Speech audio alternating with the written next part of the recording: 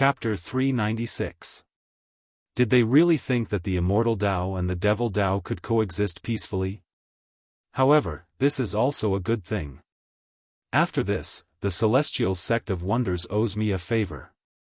After thinking for a while, Feng Zichen suddenly smiled.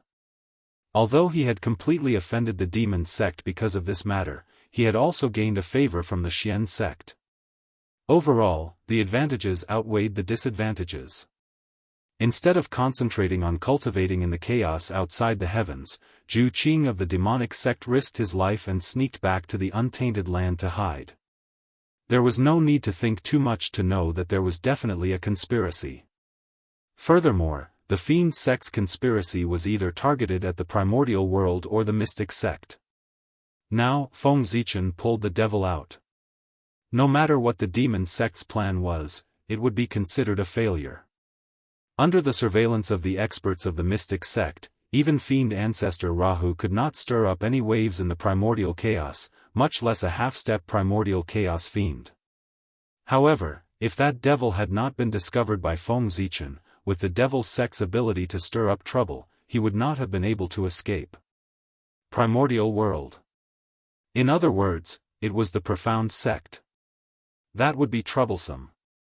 If he discovered them in advance, he would be able to stop his losses in advance, and he might even be able to counter the evil sect. As such, the Xian sect naturally owed Feng Zichen a favor. As for the price of offending the demonic sect, it was nothing compared to gaining a favor from the Xian sect. In the end, this world belonged to the celestial sect of wonders. In comparison, the demon sect was just a loser.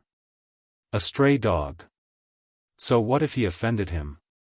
Needless to say, Feng Zichen had a feud with the demon sect many years ago. Now, he had even refined demon ancestor Rahu's supreme treasure, the Stupa Pagoda, into the 18 levels of hell. It could be said that they had formed a deadly feud. Therefore, when facing the demon sect, his interests were aligned with those of the Xian sect. Whatever the demon gate wanted to do, it was always right for them to destroy it. He watched as the 6 sages headed to the chaos beyond the heavens to track down the demonic path's titans. Feng Zichen knew that even if the sage could not catch up, the devil would not be able to appear in the primordial world for the time being. Therefore, he no longer paid attention to the primordial world and focused his attention on the 18 levels of hell. At this moment, the 18 layers of hell had been completely born. They were shaped like inverted pagodas. One layer after another, they extended towards the depths of the netherworld realm, towards the bottom of the 9 underworlds. That hell was incomparably deep, and the deeper one went, the darker it became. There was no light at all, and it was extremely horrifying. A strange aura pervaded the air. Furthermore, the periphery of the infernal realm was shrouded in a dark red light, which was abnormally ferocious. It was formed from the baleful aura of heaven and earth, and it could corrode everything. It could prevent outsiders from getting close to hell, and it could also prevent evil spirits from escaping. It was the first layer of defense of hell. In the infernal realm, there were countless torture platforms with all sorts of torture instruments on them. There was a rich variety of torture instruments, which summed up all the torture methods of the great desolate Aeon. It was very frightening. The 18 levels of hell were different from the 18 levels of hell. In later generations, the 18 levels of hell created by the Buddhists were not divided according to levels, but according to different types of crimes. Depending on the sins one committed, one would enter different hells. Therefore, the 18 levels of hell of the Buddhist sect did not have a hierarchy and were completely equal. However, Feng Zichen's 18 levels of hell were different. His hell completely followed the idea that the deeper the sin, the greater the suffering. Therefore, each level of hell was more terrifying than the last. Of the 18 levels of hell set up by the Buddhist sect, Feng Zichen only took a fancy to the number and name of the 18 levels. The rest were nothing to him. After all, the philosophy of the Buddhist sect, they did not cultivate in this life, but focused on the next life. It was really unpleasant. Therefore, Feng Zichen made changes to the 18 levels of hell. He integrated the hell set up by the Daoist sect in the future into it. For example, the Tendon Hanging Prison, the Yuang Prison, the Fire Pit Prison, the Fengdu Prison, the Blood Pool Prison, the Skinning Prison, and so on. It made the 18 levels of hell even more terrifying. The 18 levels of hell did not represent 18 tortures, but 18 worlds. There were thousands of tortures in them, and they were all unimaginably cruel. Otherwise, how could they intimidate the common people? Moreover, the hell set up by Feng Zichen could extract the origin of ghosts on every level. The mistakes made by all living beings were both big and small. Naturally, they could not stay in hell forever to be punished. Once the sentence was over, they would naturally reincarnate. However, the sentence was not easy to control. Feng Zichen might as well not set a sentence. He would directly let hell extract its origin. When its origin was exhausted, the sentence would be considered over. This way, he could save a lot of manpower and strengthen the origin of hell. It could be said that he could kill several birds with one stone. In this way, the 18 levels of hell have been established.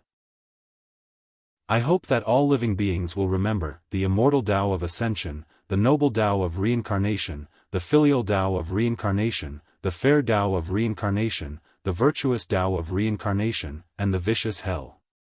In the future, if you want to become an immortal and attain the Tao, you still need to cultivate more merit.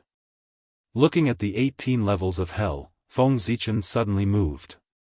He used the great Tao mantra again to persuade all living beings to be good. The fundamental purpose of hell was to warn all living beings and make them be good to heaven and earth. Even pulling people into hell to be punished was to deter all living beings in the primordial world. It was not to punish for the sake of punishment. This was the foundation of hell. It could not be messed up. Otherwise, hell's foundation would be unstable and it would be in danger of being overturned at any time. Don't deceive your heart in life. Who will be spared by the gods and ghosts? Good and evil will be repaid in the end. It's only a matter of time. In the end, Feng Zichen even composed a song for all living beings to remember in their hearts and recite at all times. As soon as Feng Zichen finished speaking, a gust of cold wind suddenly blew in the primordial world, blowing on all living beings. It was eerie. It was as if an evil ghost was whispering in their ears, causing them to involuntarily recall their trip to hell. Their bodies could not help but tremble in fear. We never forget His Majesty the Ghost Emperor's words. Immense fear assaulted them. All living beings hurriedly knelt on the ground and shouted in a trembling voice.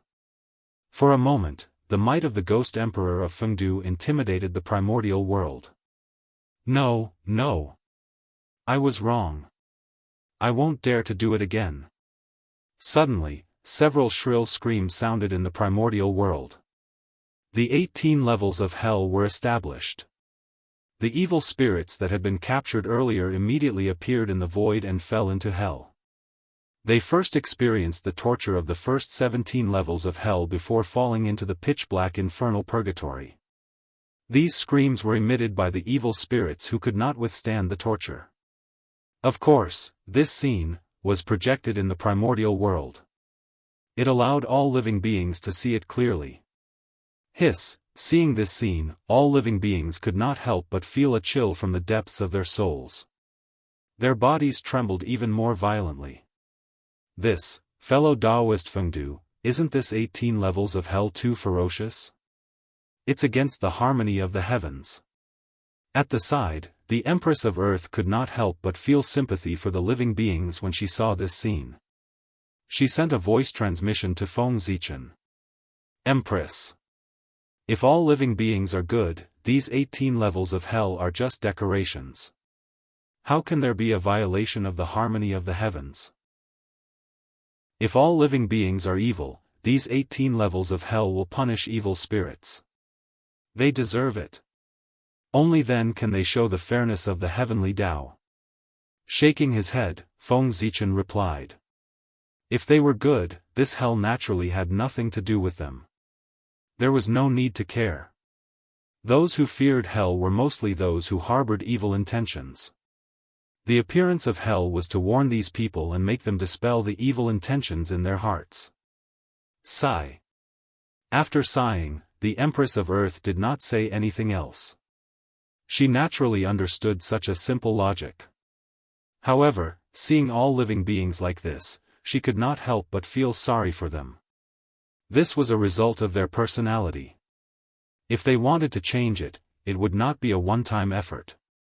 Boom boom boom, as the evil spirits entered the infernal purgatory, wisps of black gas surged out from the depths of hell and merged with the 9 dragons' emperor robe on Feng Zichen's body, increasing his power by a little.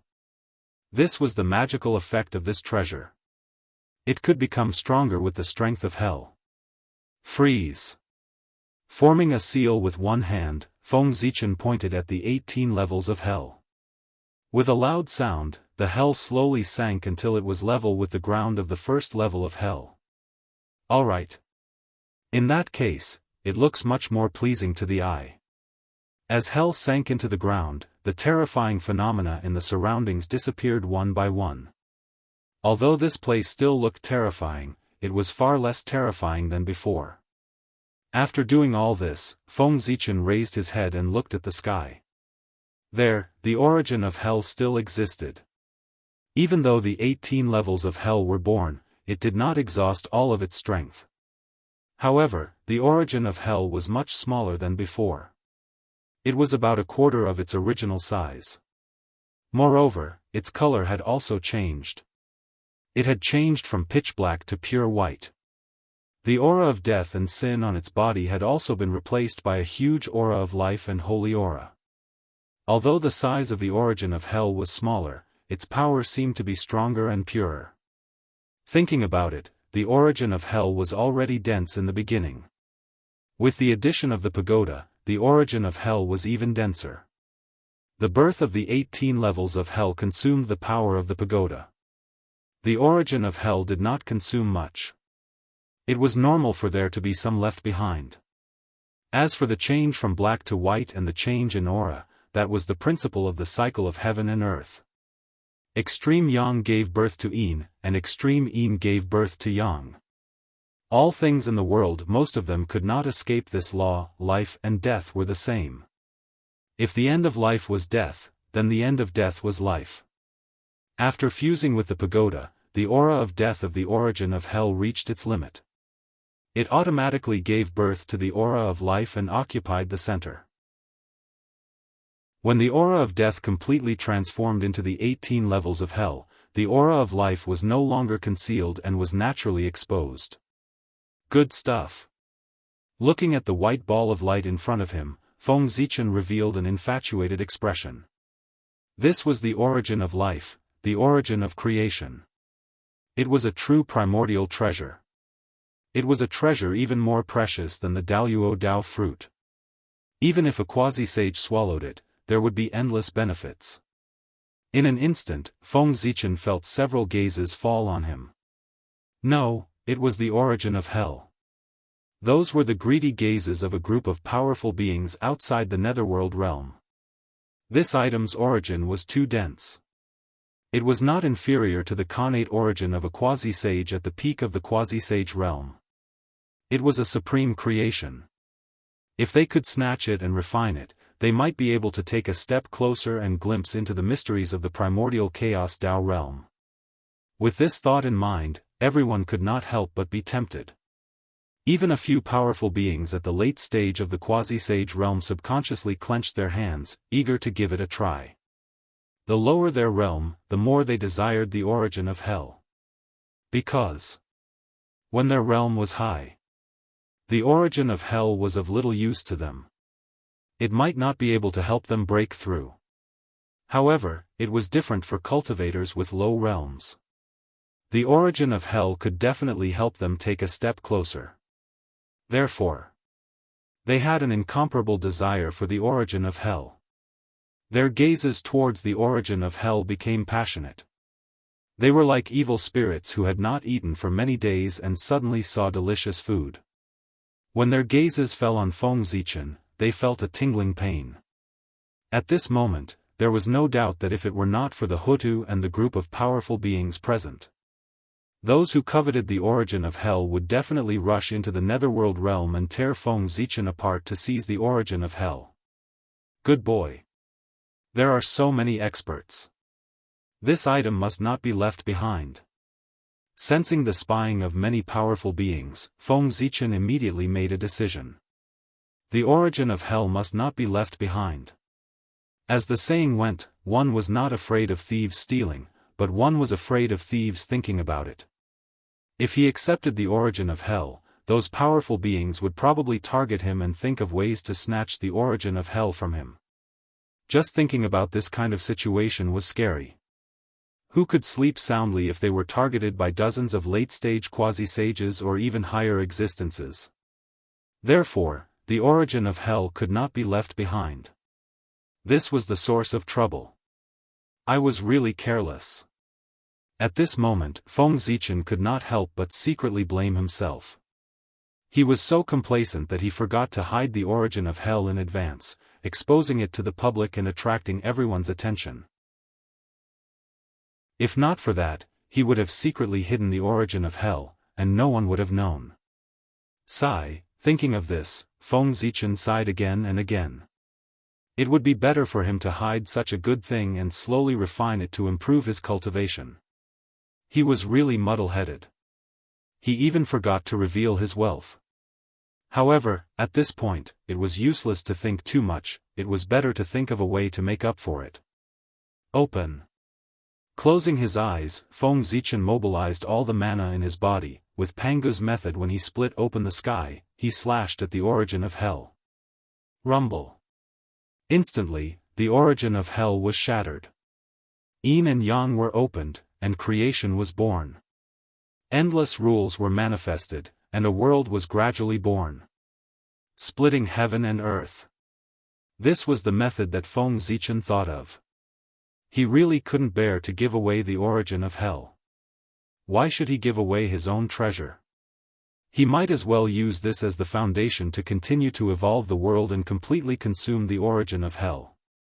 In this way, the origin of hell would be gone. No matter how much everyone coveted the origin of hell, they couldn't go to the netherworld and take away a world, right?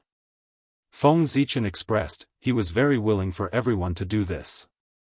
In that case, it wouldn't be Feng Zichen who dealt with them, but the will of the netherworld that was comparable to a saint. Open. Open. Open. Then, Feng Zichen used his finger as a sword and waved it 5 times at the origin of hell before he stopped. 5 dazzling sword lights flew out of his hand with boundless Daoist rhymes. They slashed the newborn world and divided it into 6 pieces. Rumble. The rules of heaven and earth changed because of this, turning from 1 world into 6 worlds. Fengdu 6 days. What Feng Zichen wanted to do was to open up Fengdu 6 days. It was rumored that there were 6 heavens above Fengdu Luo Mountain. The Emperor of Fengdu set up 6 heavenly palaces here as the headquarters to manage and test ghosts. Among them, there were 6 heavenly ghosts and gods. As the subordinates of the Emperor of Fengdu, they were to protect the supreme dignity of the Ghost Emperor.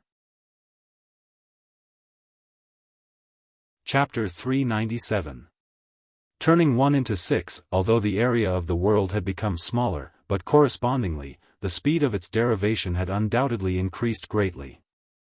In less than 100 years, the vast and boundless sky of the 6 directions appeared in the sky above Fengdu Luo Mountain, which was the highest point of the netherworld. Boom! The moment the 6 heavens were born, in the primordial world, above the 9 heavens, Zhouxing shone brightly. Streams of origin power drooped down and poured into the netherworld. One could see that. After the starlight fell into the netherworld, it merged with the source of extreme Yin, forming the shadows of dim stars that appeared in the sky above the netherworld. First, the great sun appeared and hung in the sky. The sky was pitch black, but it strangely emitted light, illuminating the dark netherworld. That was the sun of the underworld.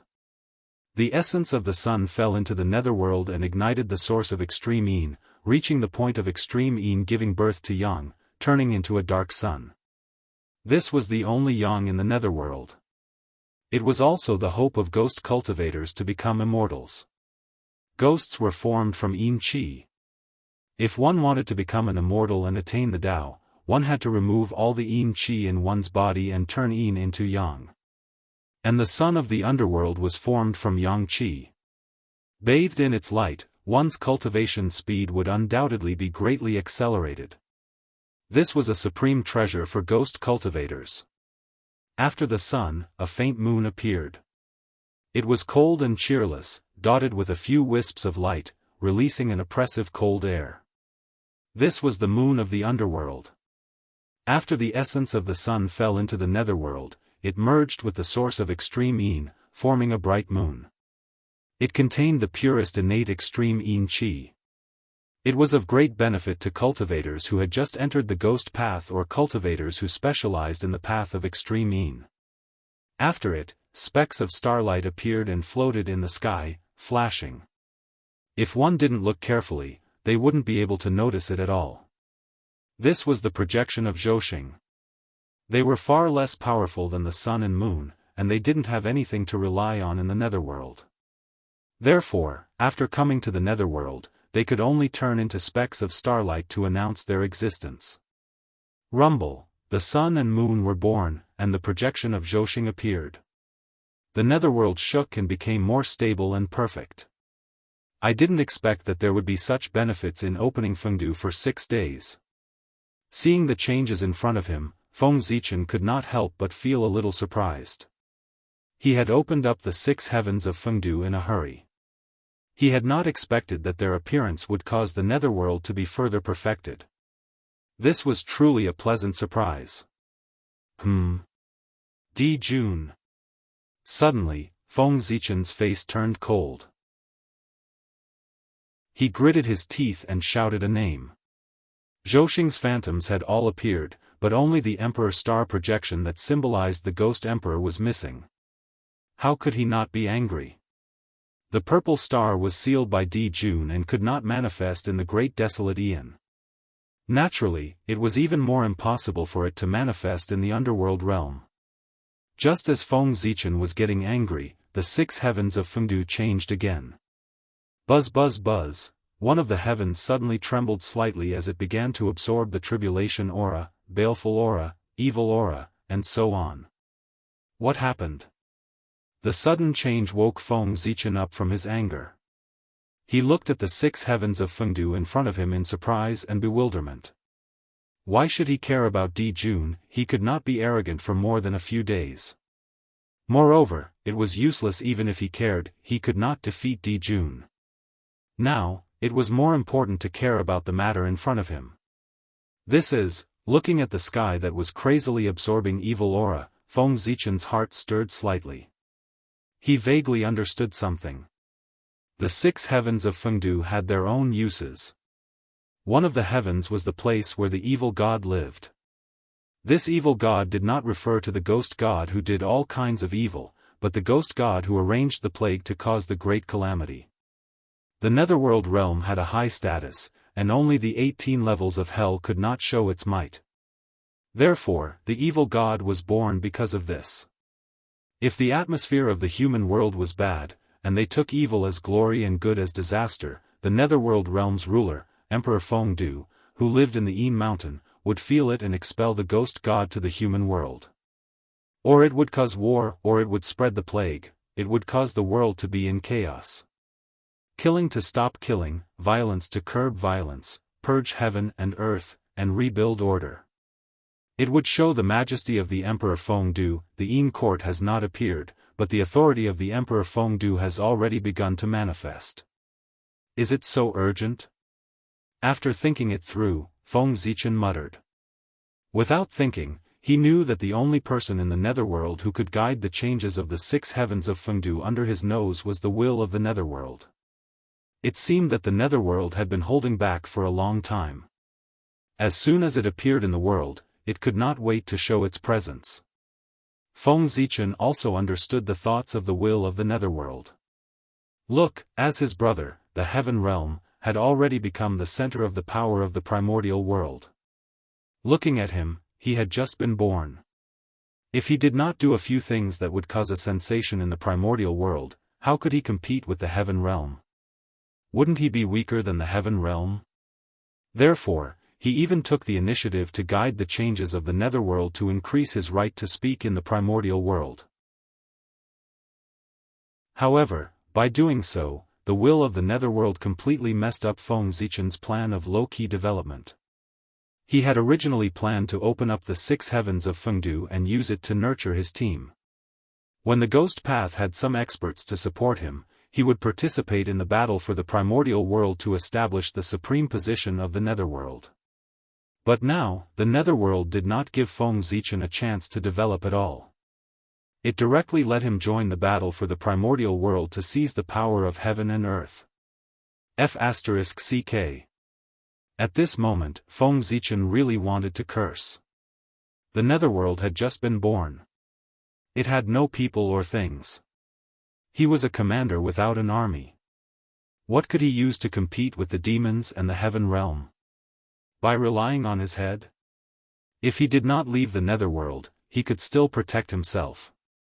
Once he left the netherworld, he probably did not need Di Jun to make a move.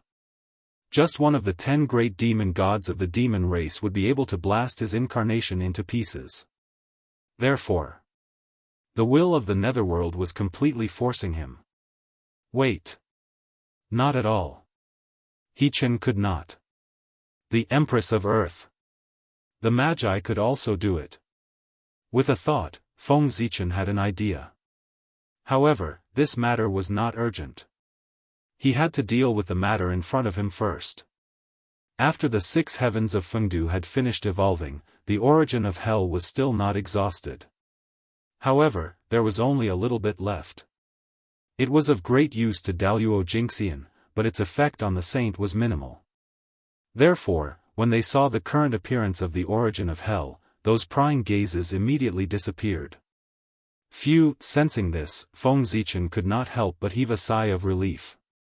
He really could not feel at ease being remembered by so many powerful figures. After all, no matter how strong his strength was, his essence was still Daoist Jingxian. Therefore, he did not intend to leave behind such a small amount of the origin of hell. Go! As he spoke, Feng Zichen waved his hand and sent the small ball of the origin of hell into the ground of Yin Mountain, fusing with the origin of Yin Mountain. Immediately, under Yin Mountain, a magical world was slowly born. That was Fengdu Hell. As everyone knew, there were 19 levels of hell. This Fengdu Hell was the legendary 19th level of hell. Those who were powerful and wreaked havoc in the world would be imprisoned in Fengdu Hell and would never be reincarnated. That's right, it was a human, not a ghost. This was a hell specially targeted at Daoist Jingxian. As long as there was a Daoist Jingxian wreaking havoc in the primordial world, the great emperor of Fengdu could suppress him in Fengdu Hell and never be able to escape until the primordial world was destroyed. Although the 18 levels of hell were strong, in theory, they could suppress Daoist Jingxian. However, it was a hell targeted at the dead.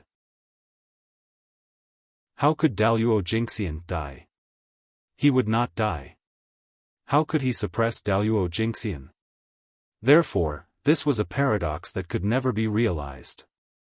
This was the birth of Fengdu Hell. In Fengdu Hell, there was no trace of pre-celestial qi, no rules of heaven and earth, and no concept of time and space. There was only endless silence and despair. There was also endless darkness.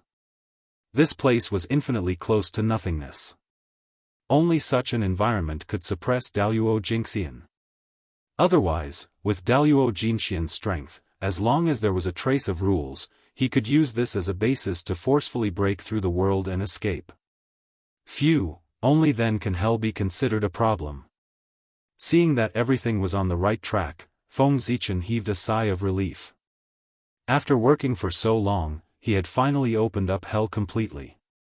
This also meant that it was time to reap the harvest. Rumble. In the sky, the gaze of the heavenly Tao appeared. The black and yellow merit gathered, it surged towards Feng Zichen in a mighty manner. Although the merit obtained from opening up hell was far inferior to the merit obtained from turning the earth into reincarnation, it was still about 10%. It was almost comparable to the merit obtained from establishing the three pure ones. Speaking of which, the merit obtained from establishing the three pure ones was actually not much.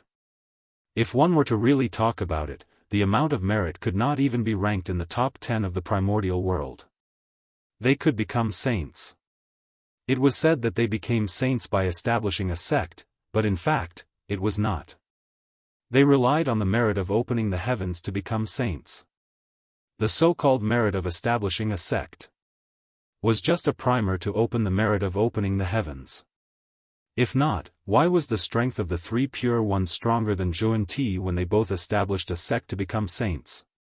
It was because the way the two became saints was completely different. Boom! Merit entered the body. Feng Zichen's cultivation was soaring.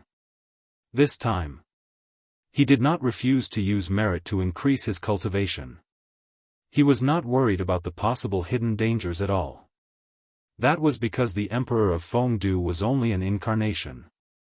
Using merit to increase his cultivation did not affect his main body at all. He could also use this opportunity to see the pros and cons of using merit to increase his cultivation. In that case, how could Feng Zichen not do it?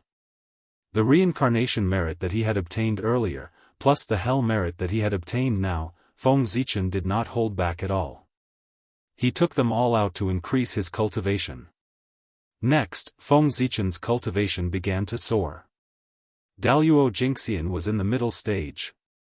Daoist Jingxian was in the late stage. Daoist Jingxian was in the great perfection. The early stage of the quasi-saint, the middle stage of the quasi-saint, the late stage of the quasi-saint. In a short moment, with the help of merit, Feng Zichen's cultivation advanced from the early stage of the Daoist Jingxian to the late stage of the quasi-saint, becoming a great magician. Only then did he stop the momentum of his advancement. However, the remaining merit was not enough to advance him to the level of the great perfection of the quasi-saint. Even so, it was shocking enough. Although the quasi-saint and Daoist Jingxian were in the same realm, they were two completely different existences. The former had already begun to transcend the river of time and space, while the latter was still struggling in the river of time and space. The difference was obvious at a glance. It was like the difference between heaven and earth. What is that? Originally, everyone thought that it was over, but they didn't expect that the changes weren't over yet. They saw an origin suddenly droop down from the tunnel, forcefully twisting Feng Zichen's foundation, turning the earth flower on his head into an earth flower. For a moment, Feng Zichen's body changed again. Although his realm didn't increase, his aura was much stronger. He also had the temperament of the Lord of all things, transcending the gods and boundless majesty. Today, the great magicians of the primordial world saw a scene that surprised them. A Taoist priest who had just entered the Daoist Jingxian had crossed 5 small realms and 1 big realm in a short moment, becoming a great magician of the late stage of the quasi-saint. Moreover, he had also bloomed the only 2 earth flowers of the primordial world. It was unheard of and unseen. His cultivation speed was so fast that it could be said to be the best in the primordial world. It was enough to be recorded in the primordial world's history books and be admired by future generations. Fast. Too fast. This was the only thought in everyone's mind. What a great creation. However, how much of his strength can he unleash if he doesn't have the experience to match up to his cultivation base? Everyone was first shocked by the speed of Feng Zichen's advancement. Then, they couldn't help but think of the drawbacks of doing so. It didn't seem like a big problem to use merit to increase 1 or 2 small realms. However, it was the first time in the primordial world that Feng Zichen crazily used merit to increase his cultivation base. The strength of one's strength came from the origin, realm, and experience. The origin represented the upper limit of one's magic power. The more profound it was, the more powerful one's magic power was. The realm represented the control of the great Tao and the rules. The more profound it was, the greater its influence on the world. Experience was combat experience. The more abundant it was, the more control one had over oneself. One could often exert the greatest advantage at the smallest price. Therefore, in order to fully exert one's strength, all three were indispensable. However, merit could only increase one's cultivation base by one's realm and nothing else. This was like a child suddenly possessing the strength of an adult. He was strong and could be said to be invincible among children, but could he be a match for a normal adult? Obviously, he couldn't. This was Feng Zichen's current situation. If he had the corresponding cultivation realm but not the corresponding strength, any quasi-sage primary stage expert would be able to compete with him. Oh! Not necessarily, after all, Feng Zichen had bloomed the flower of the earth. His strength should be a little stronger.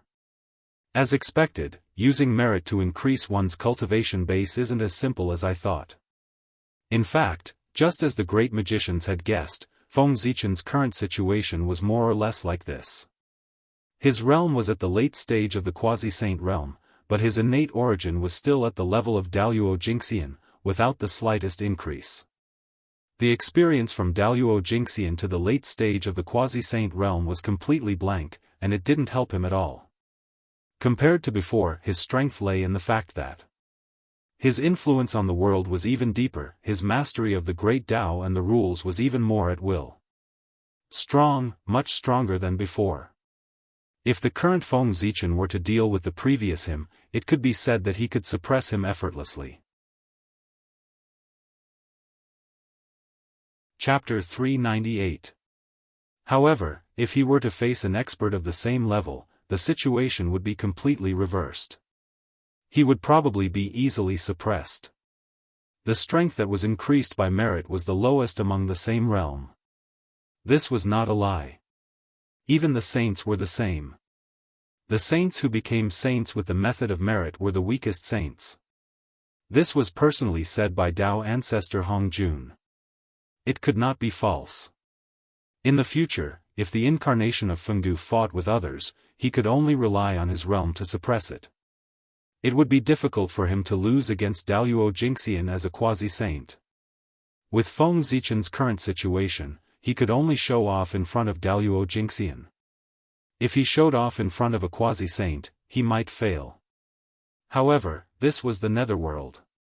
The strength he could unleash was far from what he was showing now. With the origin of hell, he could unleash strength comparable to a perfected quasi-saint. With the origin of the netherworld, he could unleash strength comparable to Daoist Jingxian.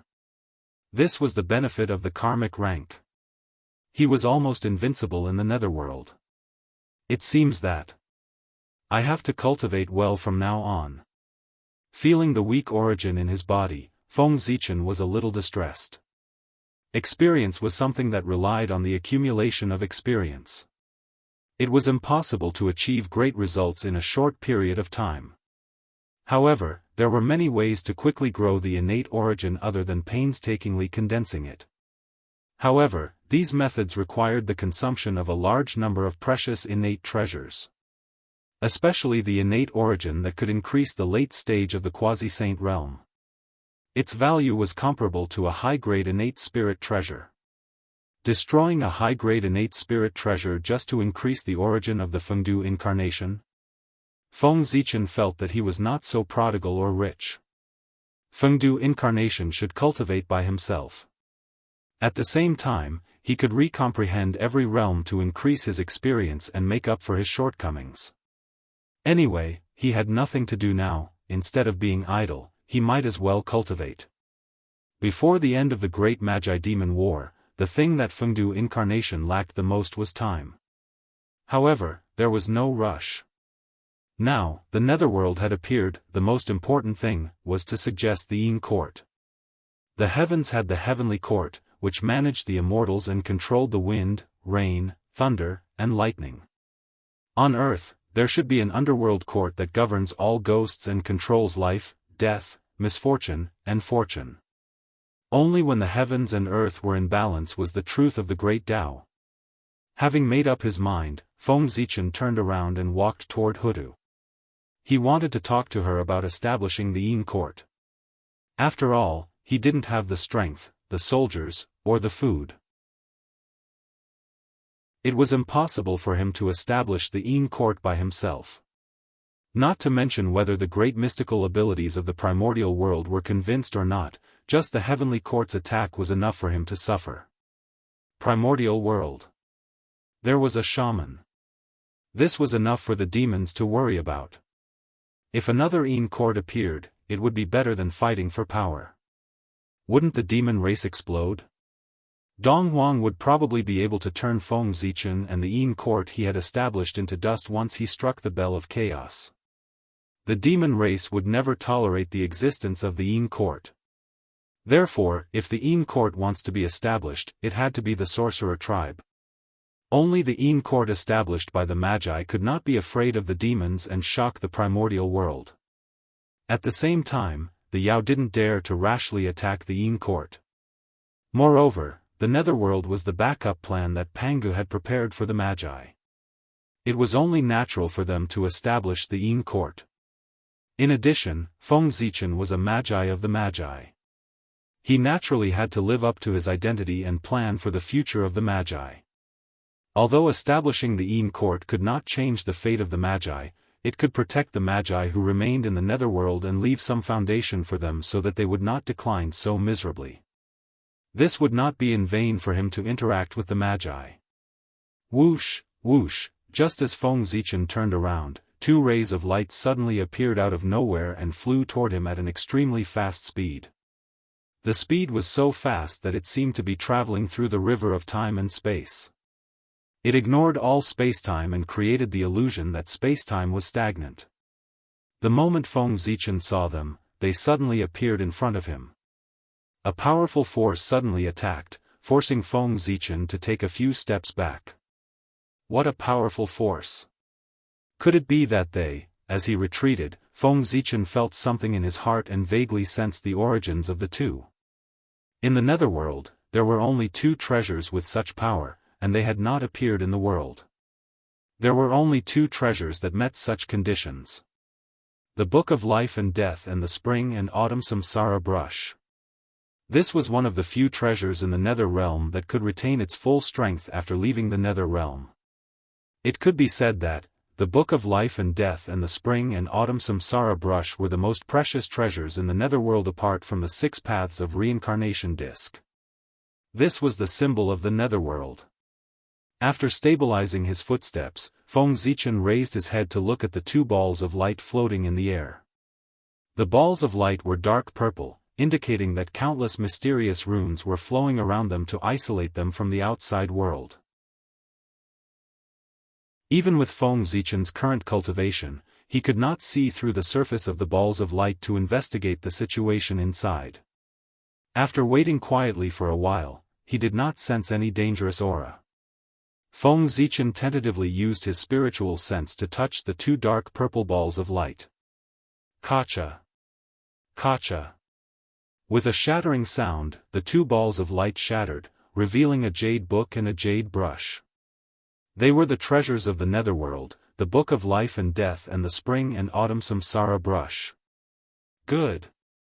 Seeing these two items, even Feng Zichen, who had seen treasures before, could not help but exclaim in surprise. The Book of Life and Death and the Spring and Autumn Samsara Brush were both supreme-grade connate merit numinous treasures. They were powerful and could be said to have endless uses. Although the Book of Life and Death was small, it recorded the information of all living beings in the primordial world under Daoist Jingxian. Their life and death, misfortune and fortune, their lifespan, and when they died were all recorded. This treasure not only involved the Tao of life and death, but also the Tao of fate. With this treasure, one might be able to see the mysteries of fate. It was truly unfathomable. Moreover, it was the human book of the 3 books of heaven, earth, and man. It had boundless luck. It was not an exaggeration to say that it was one of the top 10 connate numinous treasures of the primordial world. The spring and autumn samsara brush was also known as the judge's brush. Although it did not have as great a background as the Book of Life and Death, it was still extremely powerful. In the future, its name would resound throughout the three realms, causing people's expressions to change. With a stroke, it could change one's lifespan, change misfortune, and even determine life and death. This was a connate numinous treasure nurtured by the Tao of life and death. It had even fused with a portion of the concept of reincarnation, making it even more powerful. With a stroke of the brush, it could stir up the laws of life and death and achieve the effect of reversing life and death. Its power could be said to be terrifying.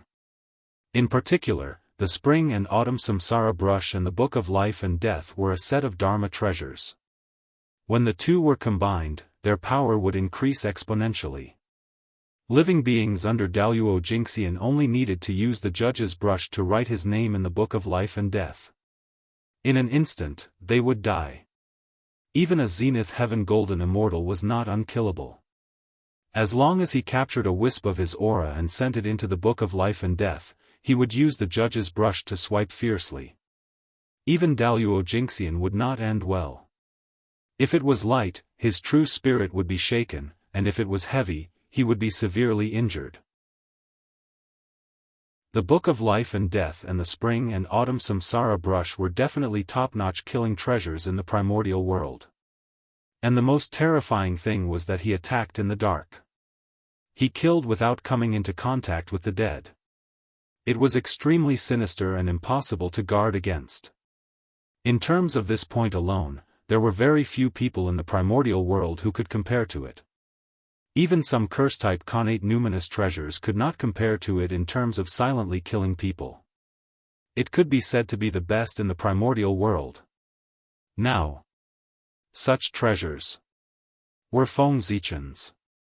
How could it not be exciting?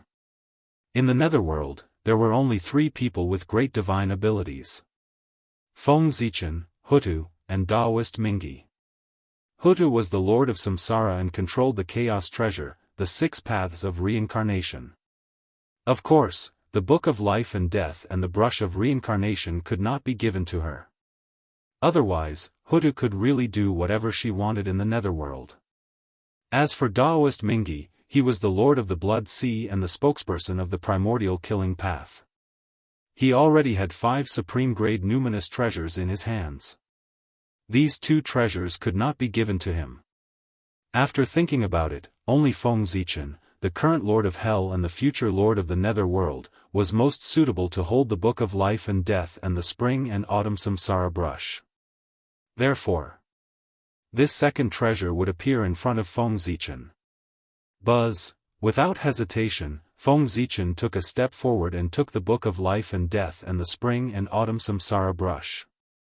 As expected, these 2 items were prepared for him. Without the slightest resistance, Feng Zichen branded them with his true spirit. With the treasures in his hands, Feng Zichen could not help but let out a hearty laugh. Previously, he was still wondering why the Book of Life and Death and the spring and autumn samsara brush had not been born after the netherworld had been born for so long. Could it be that they were not fated with him? Because of this, he was disappointed for a while. He did not expect that they did not appear because they were waiting for hell to be born. This time, Feng Zichen had fully learned his lesson from the last time. As soon as he realized that something was wrong, he used the power of the origin of the netherworld to cover up everything around him, so that outsiders could not pry into it at all. Of course, not everyone. At the very least, he could not hide it from Hutu and Daoist Mingi. These 2 people were also the supreme gods of the netherworld. If they did not have other important tasks, they would definitely be Feng Zichen's biggest competitors to become the lord of the netherworld. Because of this, Feng Zichen had not become the lord of the netherworld. In terms of control of the netherworld's origin, he was not much stronger than the 2 of them. His cover-up naturally could not be hidden from the 2 of them. But this was not important. With the birth of the netherworld, the 3 of them, who belonged to the netherworld, naturally became an alliance. Their interests were united against the outside world. Even if they did not help him, they would not undermine him. With brisk steps, Feng Zichen arrived outside the netherworld in the blink of an eye, where Hutu was. The moment he left the netherworld, Feng Zichen felt a wave of discomfort. His almost invincible strength instantly disappeared. That was the strength of the netherworld's origin. After leaving the netherworld, of course, he could not use it. After a while, Feng Zichen adapted to the sudden drop in strength. Fellow Daoist Fengdu, you're finally willing to come out. Chapter 399. Today, fellow Daoist, you have broadened our horizons. Seeing Feng Zichen walk out of the netherworld, before he could take the initiative to speak, Hutu said exaggeratedly. Actually, it was not an exaggeration. Opening up 25 top-notch upper-class worlds in a row was something that even a saint might not be able to do, and it was done so easily, as if it was effortless. This was truly shocking. Of course. These great divine abilities also knew. Feng Zichen must have used a method that they did not know. However, to be able to come up with such a method, it already proved that he was extraordinary, and definitely far surpassed them. After all, the 25 upper-class worlds were placed in the netherworld. No matter how they observed, they could not understand what method Feng Zichen had used to be able to open up those upper-class worlds so effortlessly. Of course, these great divine abilities would not know that Feng Zichen had integrated the pagoda into the origin of hell before the netherworld appeared, preparing for today's matter. It was all for this moment to amaze the world. Think about it, opening up 18 top-class upper-class worlds in one go, how incredible was this? To be able to do this, how extraordinary would he be? He must be a great expert that was beyond imagination. Thinking about it, even if he was not a primordial chaos expert, he was not far from it. Of course. This was only Feng Zichen's original plan. It was said that plans could not keep up with changes, and this time was no exception. With the help of the will of the netherworld, he opened up the 6 days of Fengdu and the hell of Fengdu in addition to the 18 levels of hell. This was great, he had gone overboard with his acting. However, looking at everyone's attitude, it was obvious that the effect was obvious. Regardless of whether he succeeded in pretending to be a peerless big shot, he had been labeled as mysterious. That was enough. Mysterious. Represented the unknown. Represented infinite possibilities. That was the best way for him to hide his true identity. Fellow Daoist Hutu, you must be joking. That was all the power of the will of the netherworld. Poor Wei was just taking advantage of the situation. Of course, she didn't have to spend too much effort. After thinking for a while, Feng Zichen said humbly, pushing everything onto the will of the netherworld. Fellow Daoist Fengdu is really modest. When the crowd heard this, they naturally did not believe it. If all of this was really led by the will of the nether realm, then how could Feng Zichen obtain so much merit? The heavenly Tao was fair. The amount of merit that would be bestowed would depend on the amount of contributions one had made. There was no favoritism. Based on Feng Zichen's merits, it was not difficult for them to guess his role in this matter. Naturally, they did not believe his words. No one believed him. Feng Zichen didn't explain much. What he wanted was for everyone to fill in the blanks on their own. Only his own imagination was the most invulnerable. However, there were so many people here that Feng Zichen couldn't discuss the establishment of the Yin court with Hutu. Yin court. This was a major event that could affect the development of the primordial world. Of course, the more secretive it was, the better. It was impossible to announce it to the world. If someone with ulterior motives were to find out about this, it would be hard to avoid variables. Especially after the heavenly court found out, they would be prepared in advance. The effect of the birth of the Yin court would undoubtedly be greatly reduced. The birth of the Yin court required the element of surprise in order to achieve the greatest effect. Before Di Jun and the others established the heavenly court, they did not publicize it. Instead, they developed it in secret. After obtaining the Dao ancestors' consent, they made it public. Feng Zichen was such a low-key person, so he would not publicize it. Therefore, he started chatting with everyone here. Boom, boom, boom, suddenly, a huge vibration came from the sky. Then, 6 terrifying figures descended from the sky and arrived outside the netherworld. The saints had arrived. It turned out that the 6 saints had walked around the chaos outside the sky and did not find the devil. They knew that if they continued to stay here, they would not be able to find any traces of the devil. Thus, they returned to the primordial world. However, since they had already come out, the saints could not return empty-handed. Thus, they set their sights on the netherworld. Back then, when the heaven realm appeared, the cultivation of the 6 saints was not the strongest. They were on the same level as the Khanate god fiends. They did not have an overwhelming advantage. They were even inferior to the Eastern Emperor Tai Yi. The demon race was powerful. In addition, the Eastern Emperor Tai Yi suppressed the primordial world. They had their eyes on the heaven realm, so no one dared to compete with them. Even the 3 pure ones had to avoid them. Therefore, the heaven realm belonged to the demon race. Outsiders had no chance to interfere, even after becoming a saint. Now that the netherworld, which was on the same level as the heaven realm, had appeared, they naturally could not stand by and watch. They could not interfere in the heaven realm, but they could not miss the netherworld. Now was different from the past.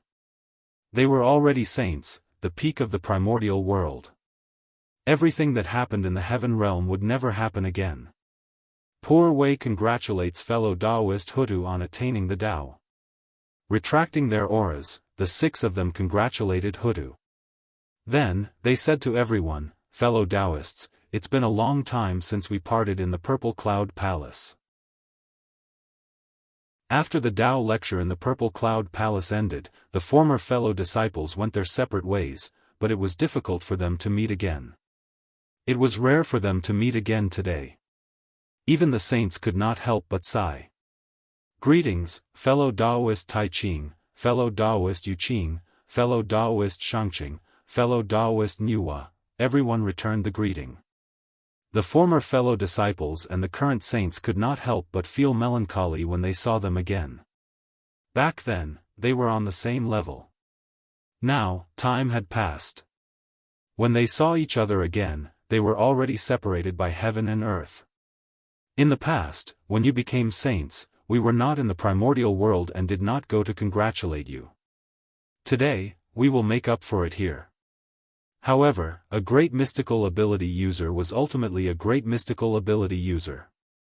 In an instant, he adjusted his mentality and even teased the Grand Pure One and the others. Congratulations, fellow Daoists, on attaining the Dao. After saying that, everyone laughed out loud. Even the Grand Pure One, who was usually indifferent, was the same. This laughter was incomparably candid, and it contained a sense of freedom.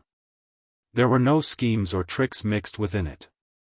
The saints had not been so relaxed for a long time. For a moment, everyone seemed to have returned to the days when they first listened to the Tao in the Purple Cloud Palace. That was a period of days without worries. Everyone only had the Tao in their hearts, and there were not many conflicts of interest. Unfortunately, everything could not go back. The past was destined to be the past. After the laughter, what was left was melancholy. Humans. They would always live in the way they hated the most. Inexplicably, everyone present was enlightened, and their state of mind actually improved slightly.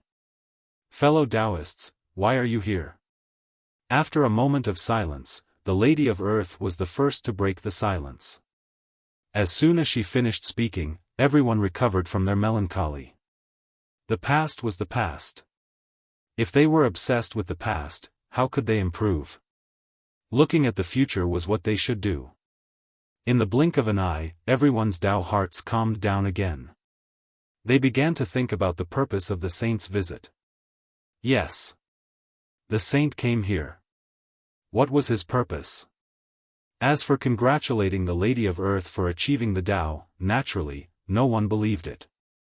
If they really wanted to congratulate the Lady of Earth for achieving the Dao, why did they do it earlier?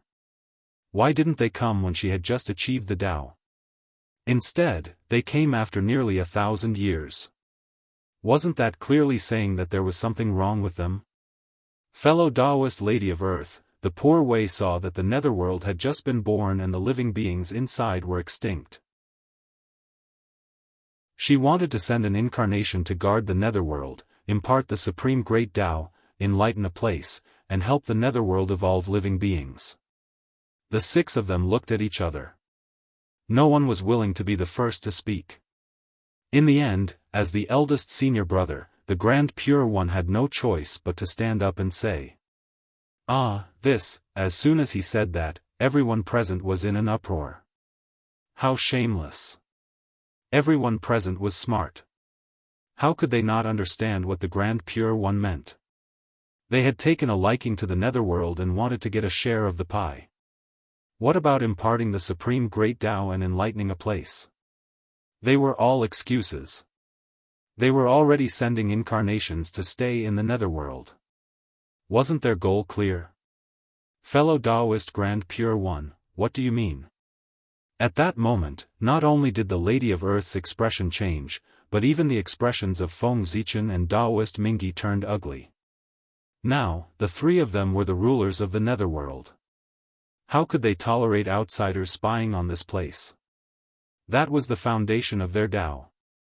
Even if the saint wanted to touch it, they would dare to risk their lives. Stopping me from achieving the Dao is worse than killing me. It was the #1 enemy of the primordial world. If the saint's incarnation entered the netherworld, would the world still belong to them? Moreover, they did not dare to touch the heaven realm, but they dared to touch the netherworld. What did that mean? Were they looking down on the netherworld? The Grand Pure One did not say anything. Instead, he took a step forward. At the same time, the other 5 saints also took a step forward. That posture, it was obvious, he wanted to use his power to suppress others. You, the Lady of Earth, are only one person, but we have 6 people. If you don't agree, we will fight our way in. What can you do? Fellow Daoist, are you bullying me because I'm alone?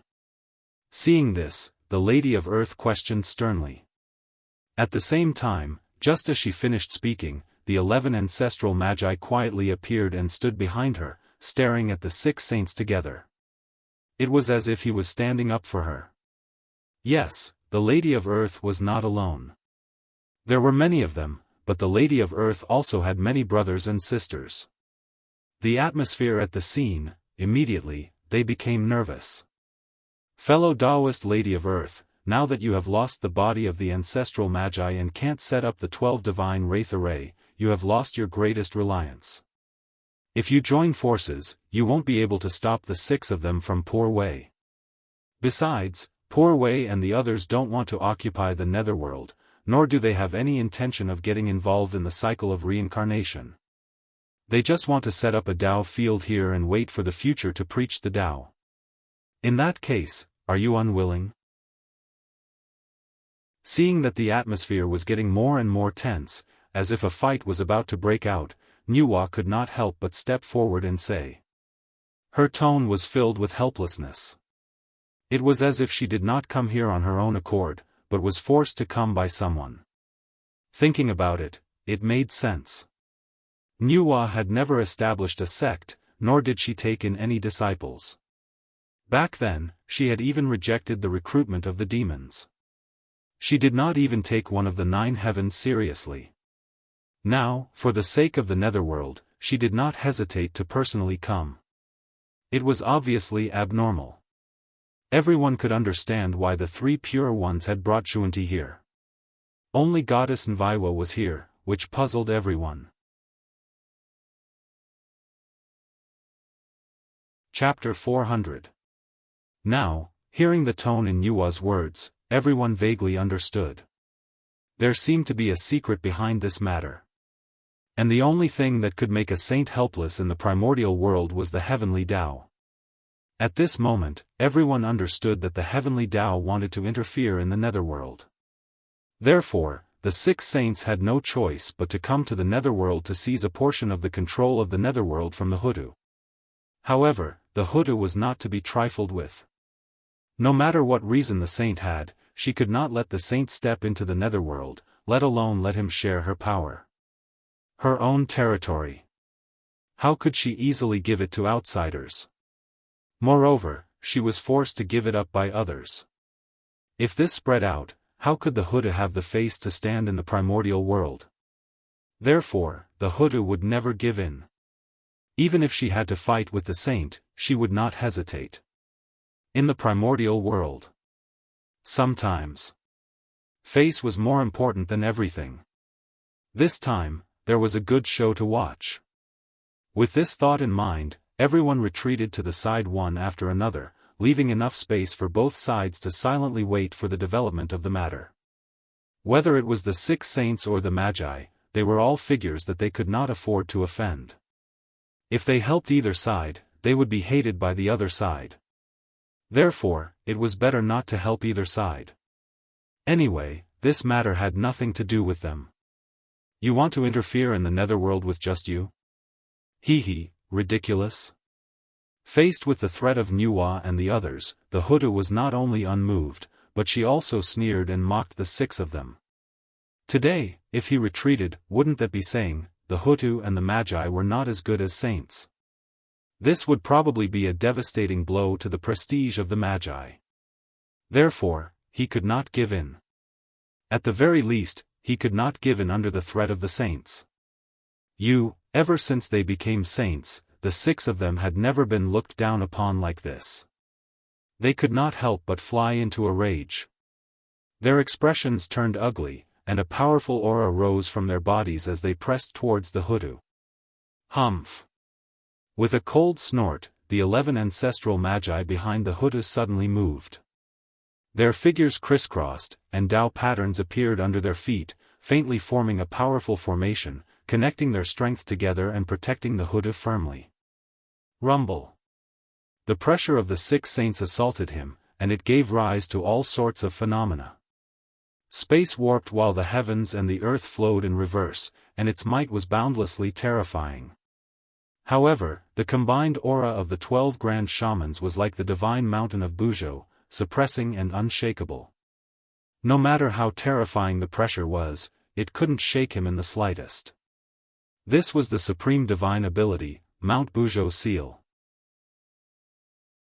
This was the supreme supernatural power that the 12 ancestors of sorcery had learned from Mount Buzhou. Of course, the Mount Buzhou seal mastered by the 12 ancestors of sorcery was different from the Mount Buzhou seal mastered by Feng Zichen. Feng Zichen's Mount Buzhou seal was formed by the fusion of Mount Buzhou's seal and the origin of the earth. It could barely display a trace of Mount Buzhou's divine might. However, the Mount Buzhou seal of the 12 ancestors of sorcery was different. This divine ability could be called the projection of Mount Buzhou, and its power was so strong that it could even suppress the primordial chaos Daoist Jingxian. Even a saint couldn't withstand this divine ability without using the power of the heavenly way. The power of this divine ability was enough to be ranked in the top 10 of the untainted land, and was far from what Feng Zichen could compare with. This was the talent of the 12 ancestors of sorcery. The advantage of Pangu's bloodline was something that Feng Zichen couldn't envy. Mount Buzhou was formed by Pangu's spine. The 12 ancestors of sorcery were formed by Pangu's blood essence. There was a connection between the two. In addition, after the 12 ancestors of sorcery cultivated the Tao of gods and demons, they had a deeper understanding of Pangu's bloodline. After that, they drew the geomancy map of the primordial world and had a clearer understanding of the primordial world and Pangu's body. The accumulation of this series of insights caused the 12 ancestors of sorcery to sublimate. They used the 12 divine wraith array to deduce Pangu's body and turned the Tao runes of Mount Buzhou for their own use. They achieved this supreme divine ability that could be said to be invincible in the primordial world. Of course. Was he really invincible in the primordial world? That might not be easy to say. However, among the suppression-type divine abilities, the Mount Buzhou seal was indeed the best. This divine ability was a surprise that the 12 ancestors of sorcery had prepared for the demons. They had originally planned to use it on Tai during the decisive battle between the Magi demons and suppress him along with the Bell of Chaos. This way, the demons would not be afraid. However, they did not expect that the plan could not keep up with the changes. Under the pressure of the 6 saints, the 12 ancestors of sorcery had no choice but to reveal their trump cards in advance and use the supreme divine ability of the Mount Buzhou seal to resist the pressure of the saints. Just as Nuwa had said earlier, without the 12 divine wraith array, if the 12 ancestors of sorcery did not use their trump cards, they would not be a match for the 6 saints. After all, it was not 1 saint, but 6. 12 against 1, they would definitely win. However, 12 against 6, the situation was reversed. Indeed, the Hutu did not lose the body of the ancestor of sorcery as the saints had thought. However, her bloodline had been purified and was fundamentally different from the other ancestors of sorcery. She was the most perfect sorcerer. The reason why the 12 ancestors of sorcery could form the 12 divine wraith array was that they came from the same origin and had the same aura. However, now, the Hutu was fundamentally different from the other ancestors of sorcery. Therefore, the Hutu could not set up the 12 divine wraith array. What? What a powerful divine ability. The sorcerer race actually has such a method. They've hidden it so well. In the heavenly court, Di Jun and the others could not help but be excited when they saw the sorcerer race and the saints arguing because of the nether realm. No matter the outcome of this battle, the enmity between the sorcerer race and the saints had been formed. In the future, the sorcerer race would have a difficult time. This was what the demons were looking forward to. In this case, how could Di Jun and the others not be happy? Unfortunately, the changes in things were often unexpected. The sorcerer tribe's sudden display of a supreme divine ability gave them a huge fright. The aura of this divine ability was exactly the same as that of Mount Buzhou. It was like a projection of him, sacred and great, able to suppress everything.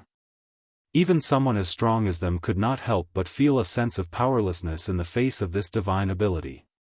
It could be seen how powerful this divine ability was. Among them, Yuitai felt it the most. The moment he saw the seal of Mount Buzhou, he had a bad feeling. It was as if this divine ability was specially prepared for him. Even the Donghuang bell, which had been unchanged since ancient times, began to tremble as if it had sensed danger. This is sudden inspiration. This divine ability is used to deal with me. Vaguely, Tai Yi seemed to have understood something. The seal of Mount Buzhou was originally prepared by the sorcerer race to deal with Tai Yi. It was fine if he did not appear in the world. At that time, the secrets of heaven were chaotic and no one could see through it. Tai Yi could not detect the sorcerer race's goal. Chapter 401. However, once he appeared, the heavenly secrets were immediately clear. Tai Yi vaguely sensed the danger in advance. The change in Tai Yi and the East Emperor Bell naturally attracted the attention of the surrounding people. Hiss, the Magi are so scheming. Di Jun, Tai Yi, Fu Shi, Kuanpeng, and the others were all top figures of the primordial world. They could be said to be extremely intelligent. After thinking about it carefully and comparing it to Tai Yi's situation, he understood the Magi's plan. His expression could not help but turn ugly, and he felt a lingering fear in his heart. If the 6 saints had not threatened the Magi and forced them to use their trump cards today, Tai Yi would have been in danger during the battle between the Magi and the demons. There was no need to doubt the power of the Mount Buzhou seal.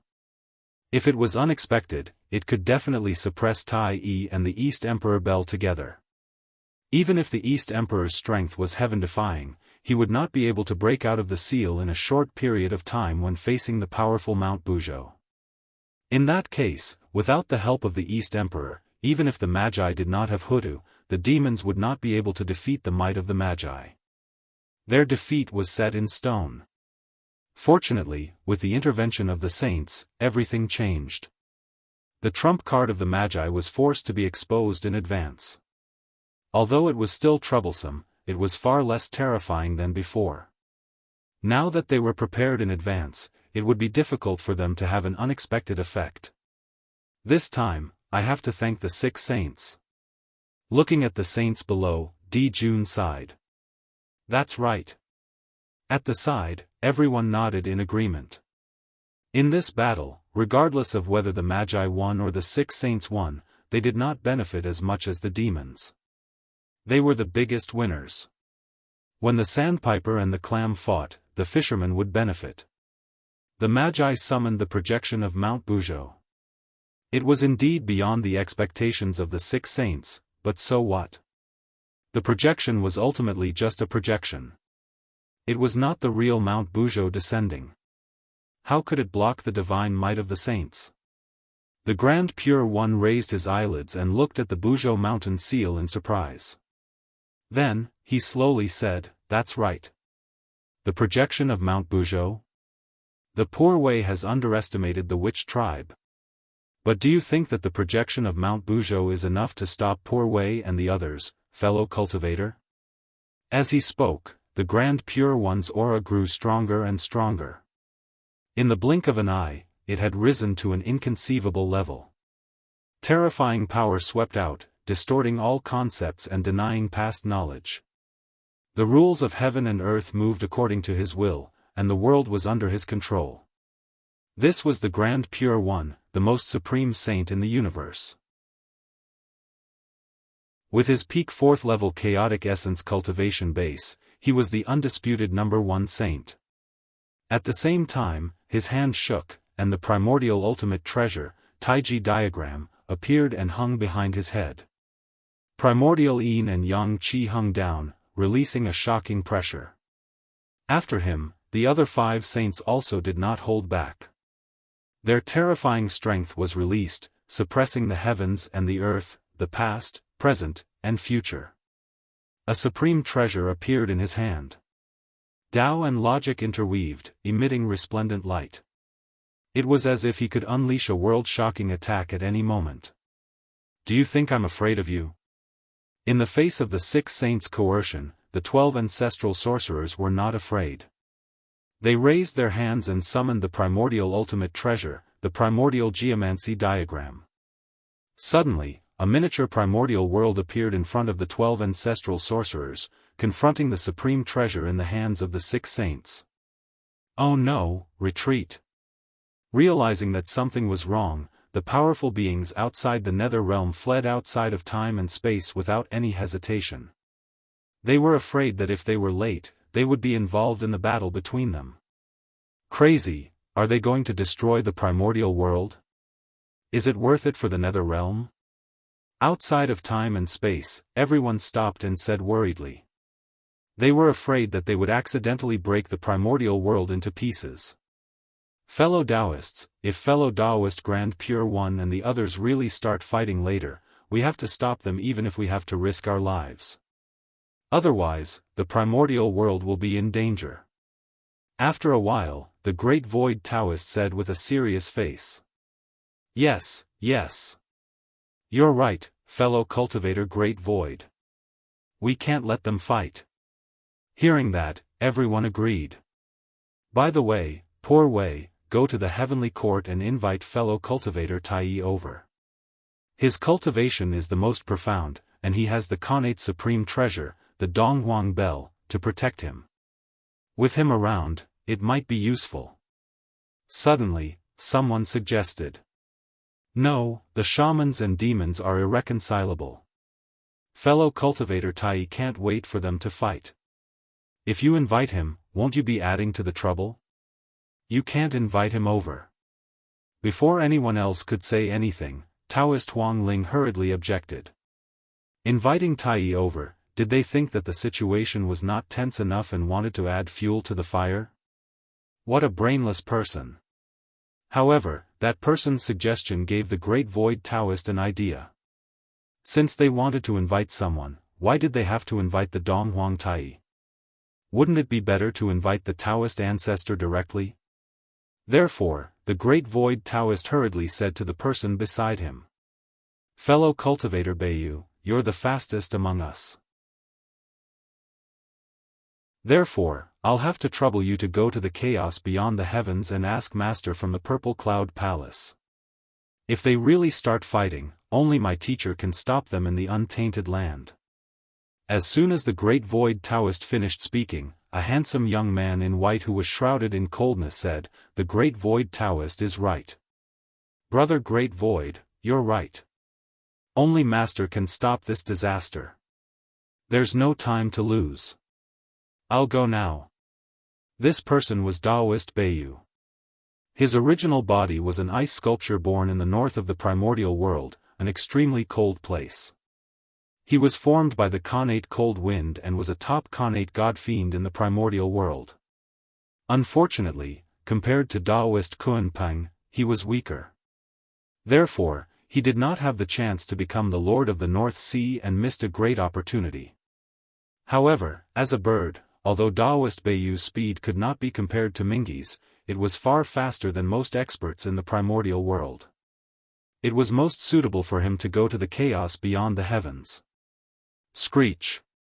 A white light flashed, and Daoist Beiyu's figure disappeared. He had already gone to the chaos beyond the heavens. Sigh. I hope fellow cultivator Beiyu can make it in time. After sighing, the great void Daoist continued to look outside the netherworld realm with a worried expression. Please don't fight. In theory, the heavenly Tao could be said to be omniscient and omnipotent to the primordial world. However, there were always exceptions. For the saints, and the great divinities, although the heavenly Tao had the power to destroy them, it could not pry into their thoughts. For example, the heavenly Tao could not know whether the 6 saints would fight with Hutu and the others. Because it could interfere with the saints' actions, but it could not affect their hearts. It had no way of knowing what the saints were thinking, nor could it deduce. This was the disadvantage of having no feelings. The complexity of the human heart, how could the heavenly Tao understand it? Therefore, at this time, Tao ancestor Hongju needed to appear. Compared to the heavenly Tao, he understood the human heart better.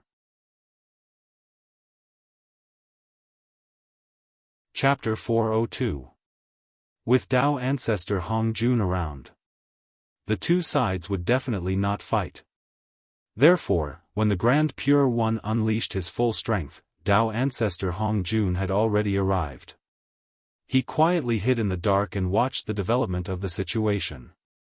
Otherwise, it would be too late to wait for Daoist Beiyu to go to the Purple Cloud Palace and invite him over.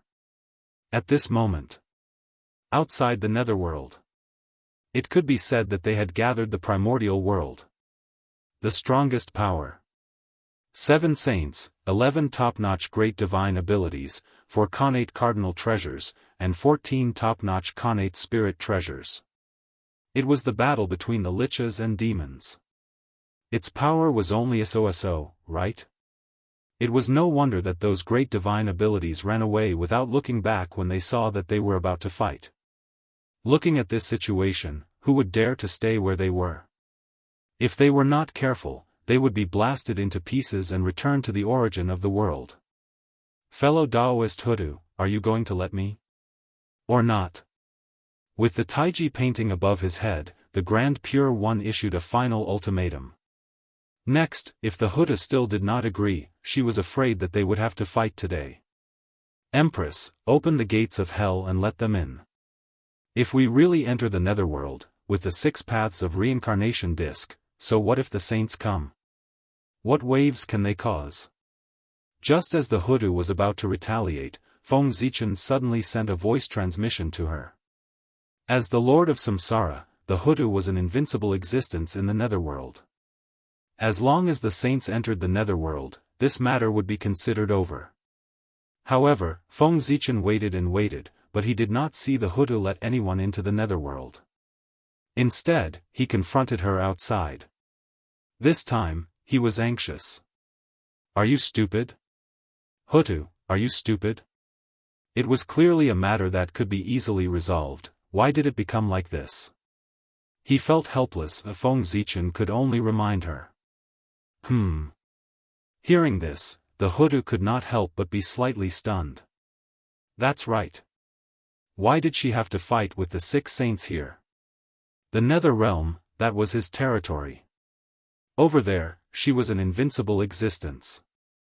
As long as the saints entered, wouldn't they be at her mercy? He's really out of his mind.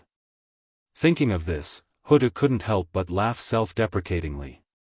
She was so angry that she actually gave up on her biggest advantage and competed with him at a complete disadvantage. Then, Hutu gave up the idea of fighting with the 6 sages and put away her magical power. The prehistoric geomancy map once again disappeared into the void, and the seal of Mount Buzhou also slowly disappeared. Fellow Daoists, you wish to preach in the netherworld? All right then. Hutu couldn't ask for more. With that said, Hutu smiled faintly and waved her hand to open the gate of hell. Then, she stepped aside and opened a path. Fellow Daoists, please. His tone was full of urgency and urging, as if he was worried that they would not come. His attitude changed so quickly that it left everyone dumbfounded. Hutu's sudden change not only stunned the 6 saints, but also the onlookers who were watching from the sidelines. Earlier, they had wanted to fight to the death. Why did Hutu suddenly give in? Moreover, she gave in so much that she almost gave the Nether Realm away. There was a trap. There was definitely a trap. For a moment, everyone fell into deep suspicion. This, Hutu suddenly became so straightforward that the 6 saints couldn't help but hesitate. They were afraid that there was a trap and didn't dare to go forward easily. Why? When I asked you to come in, you insisted on coming in. Now that I've let you in, you're hesitating instead. What does this mean? Are you afraid? Seeing that the 6 saints didn't move for a long time, the smile on Hutu's face disappeared. Instead, she mocked them with a mocking expression. You, after being humiliated like this, the heavenly lord of primordial beginning was immediately furious. He raised the Pangu banner and was about to hit Hutu. Fellow Daoist Yuqing, please stop. Seeing that Hutu had taken a step back and made things turn around, he didn't expect that the heavenly lord of primordial beginning would suddenly raise the Pangu banner. This wouldn't do.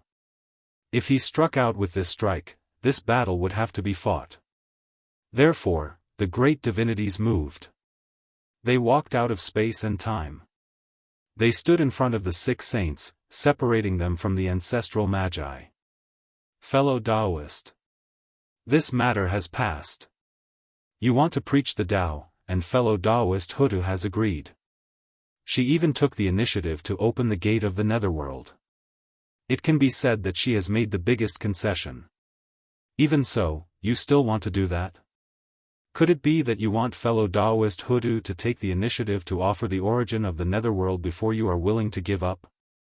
In front of the Grand Pure One, the Great Void Taoist said with some displeasure. The saint had gone too far in this matter. Even these great divinities couldn't stand it anymore. They couldn't help but come forward to make peace. And who was the Great Void Taoist? He was a powerful person who could cultivate to the great perfection of the sage-to-be realm by relying on his own hard work. He even touched a trace of the true essence of the primordial chaos Tao realm. One could tell that his background was not inferior to the 3 pure ones and the others. This kind of person was not far from the legendary primordial chaos Daoist Jingxian realm. Perhaps one day, when the opportunity came, it would be done. Therefore, his attitude, even the Grand Pure One had to pay attention to it. Even if they didn't care about his attitude, the weight of the great divinities present was enough to move them. They were the 3,000 guests of the mortal world. Among the many connate god-fiends of the primordial world, the 3,000 top ones all had the aura of primordial chaos. If they offended all of them, they would be in big trouble in the future. Fellow Daoist, please calm down. We were too rash. The Grand Pure One took back the Taiji painting and apologized. Fellow Daoist Hudu, Poor Wei, and the others have offended you today. Please forgive us. After speaking to everyone, the Grand Pure One said to the Hudu apologetically. Humph. Fellow Daoist Grand Pure One, is there anything else? If there's nothing else, then leave. The netherworld is too small to accommodate great gods like you. With a cold snort, the Hudu began to chase them away. Originally, becoming a saint was a joyous occasion, but they had ruined it. How could the Hudu not be angry? Fellow Daoist Hudu. What do you want for you to agree to let Poor Wei and the others preach the Tao in the netherworld? As if he didn't hear the Hudu's words, the Grand Pure One continued to ask. Obviously, he had not given up on the netherworld. This was a mission given to them by the heavenly Tao. If they could not complete it, who knew what would happen? Therefore, even if there was a slight possibility, the Grand Pure One was unwilling to give up. Originally, the birth of the 6 paths of reincarnation should have evolved according to the will of the heavenly Tao. However, with the interference of Pangu's will, everything had nothing to do with him. The heavenly Tao was completely excluded. The number 1 treasure in the primordial world had nothing to do with the heavenly Tao. That was fine. After all, Pangu had interfered. However, as the netherworld, which was the death world of the primordial world, was not under his control. This was intolerable. Therefore, no matter what, he wanted to get involved in the netherworld and put the netherworld under his sight.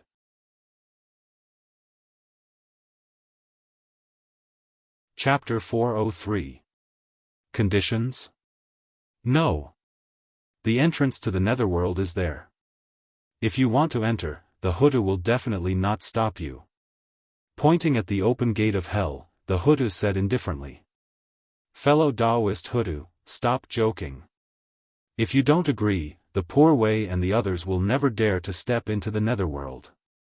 Shaking his head helplessly, the Grand Pure One replied with a bitter smile. Outside the netherworld, the 6 of them joined forces. The Hudu was definitely no match for them. However, if they entered the netherworld, it would be the complete opposite. They were definitely no match for the Hudu. Therefore, this netherworld, they could not enter. Then there's nothing I can do. The Hudu understood that the heavenly Tao entering the netherworld was a general trend. It could not be stopped. Even the tunnel would not stop it. Because the heavenly Tao was the true controller of the primordial world. As a part of the primordial world, the netherworld naturally could not escape the control of the heavenly Tao. This was the inevitable outcome. Even if the Hudu did not agree now, it would definitely happen in the future. Therefore, her resistance at this moment was actually meaningless. However, the Hudu was naturally unwilling to let the saint interfere just like that. Therefore, she planned to stop the saint appropriately so that she could gain some benefits from it to make up for her losses. Since she could not stop the general trend, she would think of a way to gain some benefits. This was not too much. It was what she should do. She could not let the Hudu suffer, right? But she did not expect that the saint would be so domineering. After coming to the netherworld, he directly forced the Hudu with a tough attitude. It was as if he would suppress her if she did not agree. How could the Hudu tolerate it? No matter who it was, they wouldn't be able to tolerate it. Therefore, the Hudu was angry. He didn't care about the plan anymore. He just went head-on with the sage. Now, in the hearts of the 6 saints, they were also filled with regret. The reason why they were so strong was that they did not want to pay an excessive price. They planned to use forceful methods to force the Hudu to agree. This way, they would save a lot of benefits. But who knew that they were strong, and the Hudu was even stronger. She looked like she was going to fight to the death. Dao ancestor Hong Jun, who was hiding in the dark, could not help but shake his head when he saw this. It was originally a simple matter that could be solved by paying a price, but because of their greed, it became complicated. Now, even if they wanted to take a step back, Hutu would not easily agree. Otherwise, if word of this got out, wouldn't people say that Hutu was afraid of the 6 saints? This was a great humiliation in the untainted land. Anyone who cared about their reputation would not tolerate it.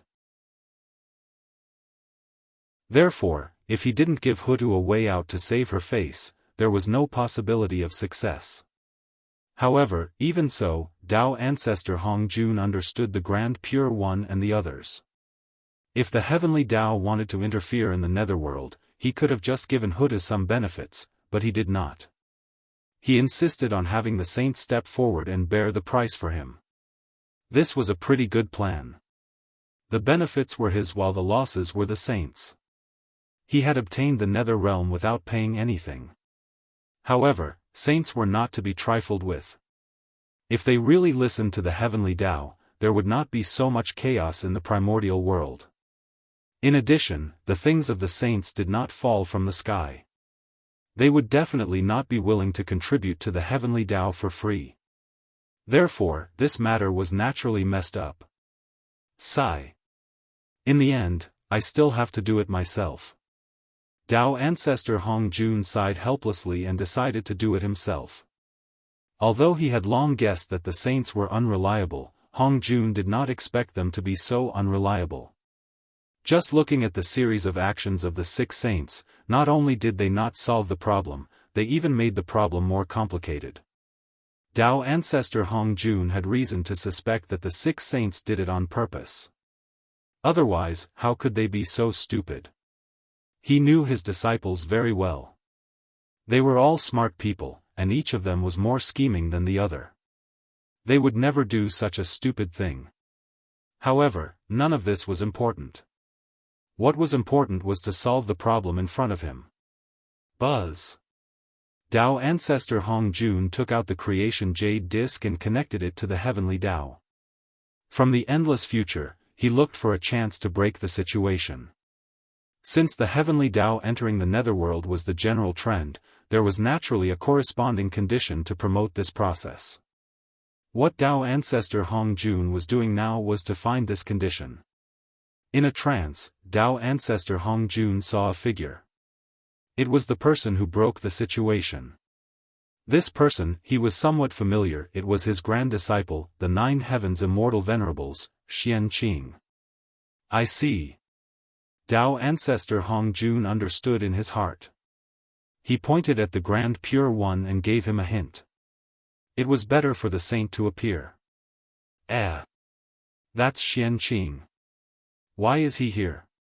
The Grand Pure One glanced from the corner of his eye and actually saw Xianxia's figure in the netherworld. He could not help but be shocked. When did he run in? It was when Hutu turned into reincarnation.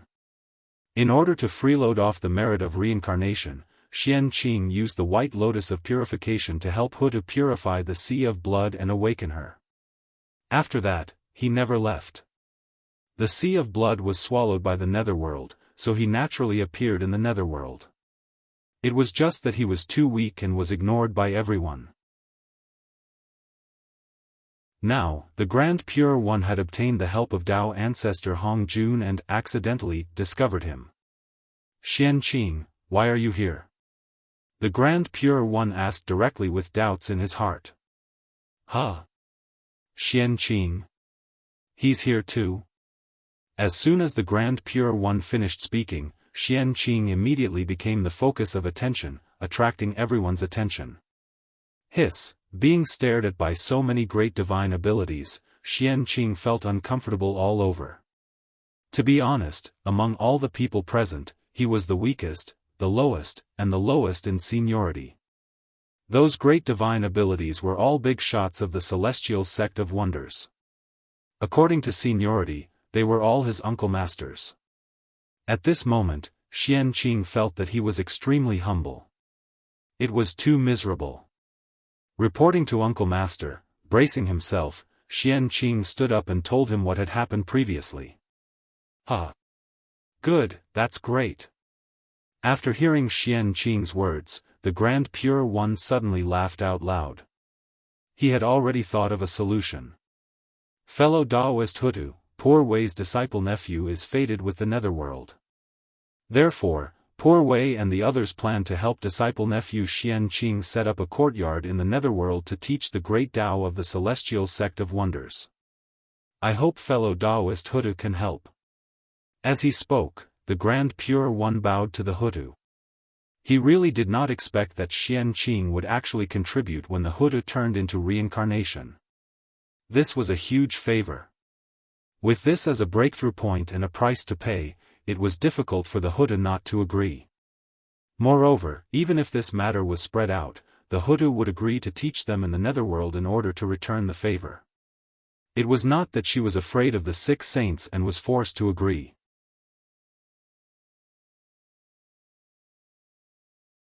Chapter 404.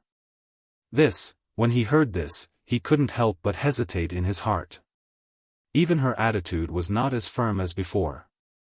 Originally, according to her plan, no matter what the saint said, she would not agree. However, when it came to Xianqing, this matter was different. The Lady of Earth had not forgotten that it was Xianqing who activated the White Lotus of Purification. Only then could she comprehend the meaning of reincarnation from the destruction of the lotus.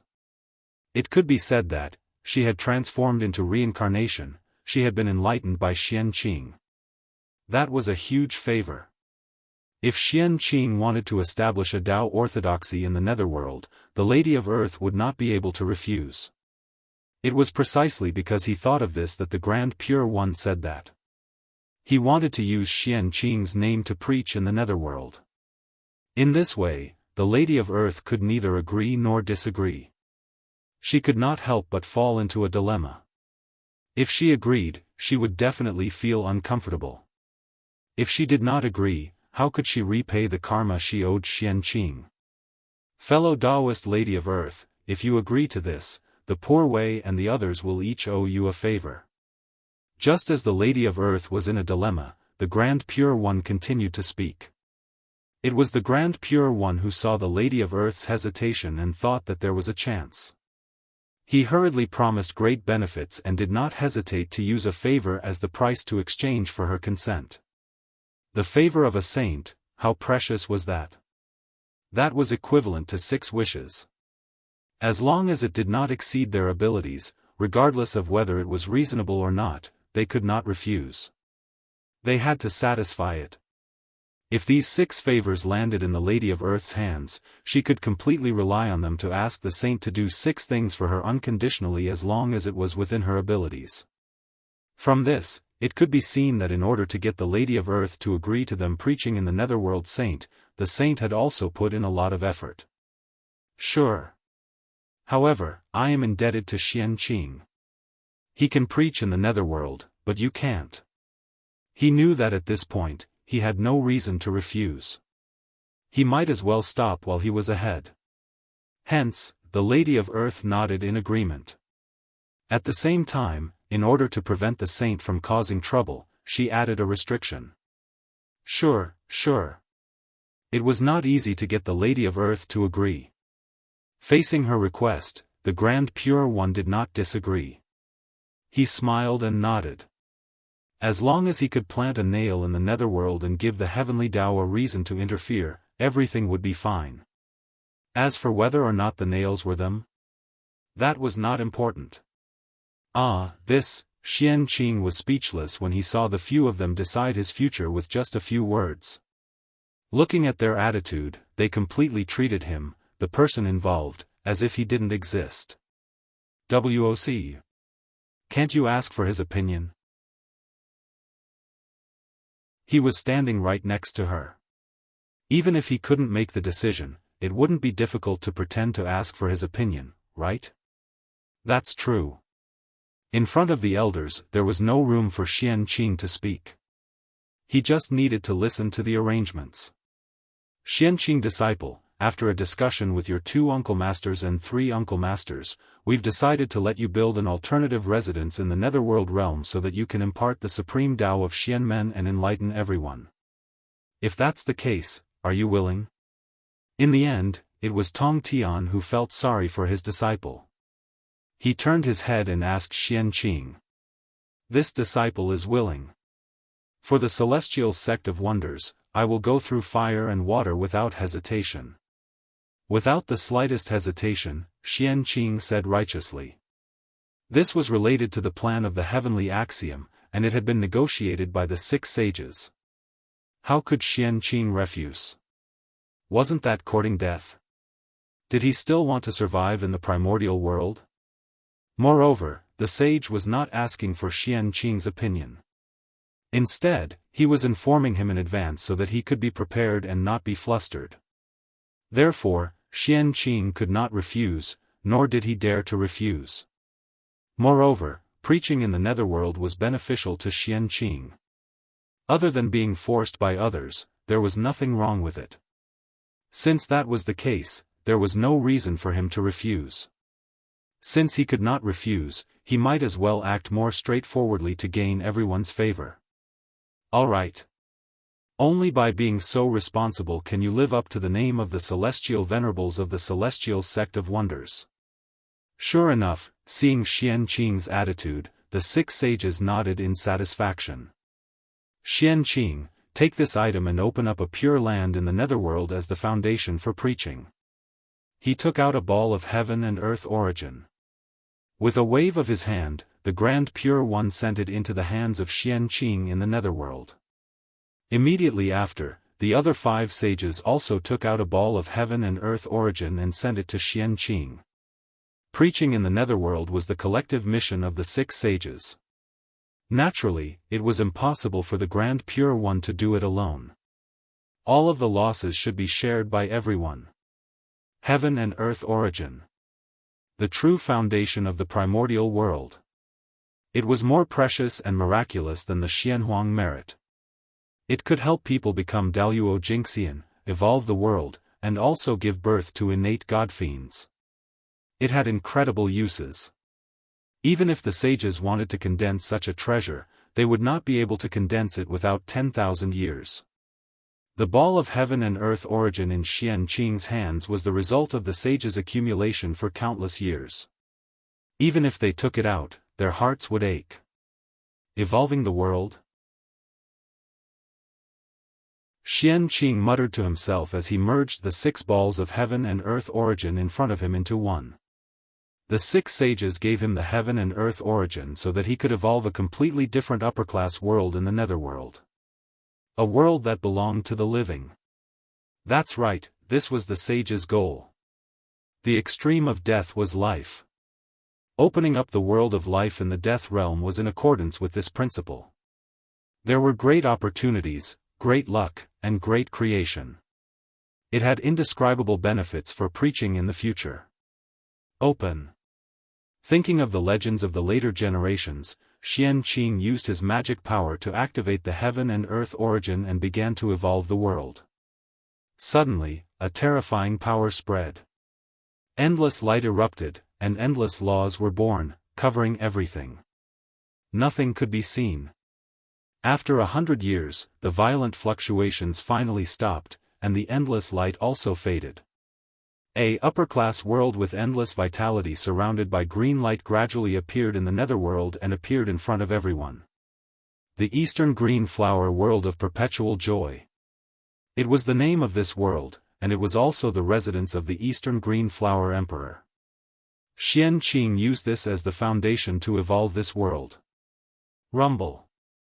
The Eastern Green Flower World of Perpetual Joy was born, and there was a sudden change in the netherworld. Boundless deathly aura was boiling, and it caused huge waves. Vitality was born from the deathly aura and rushed toward the Eastern Green Flower World of Perpetual Joy. Qinghua, in the first place, had the meaning of life. Now, a world full of vitality suddenly appeared in the netherworld.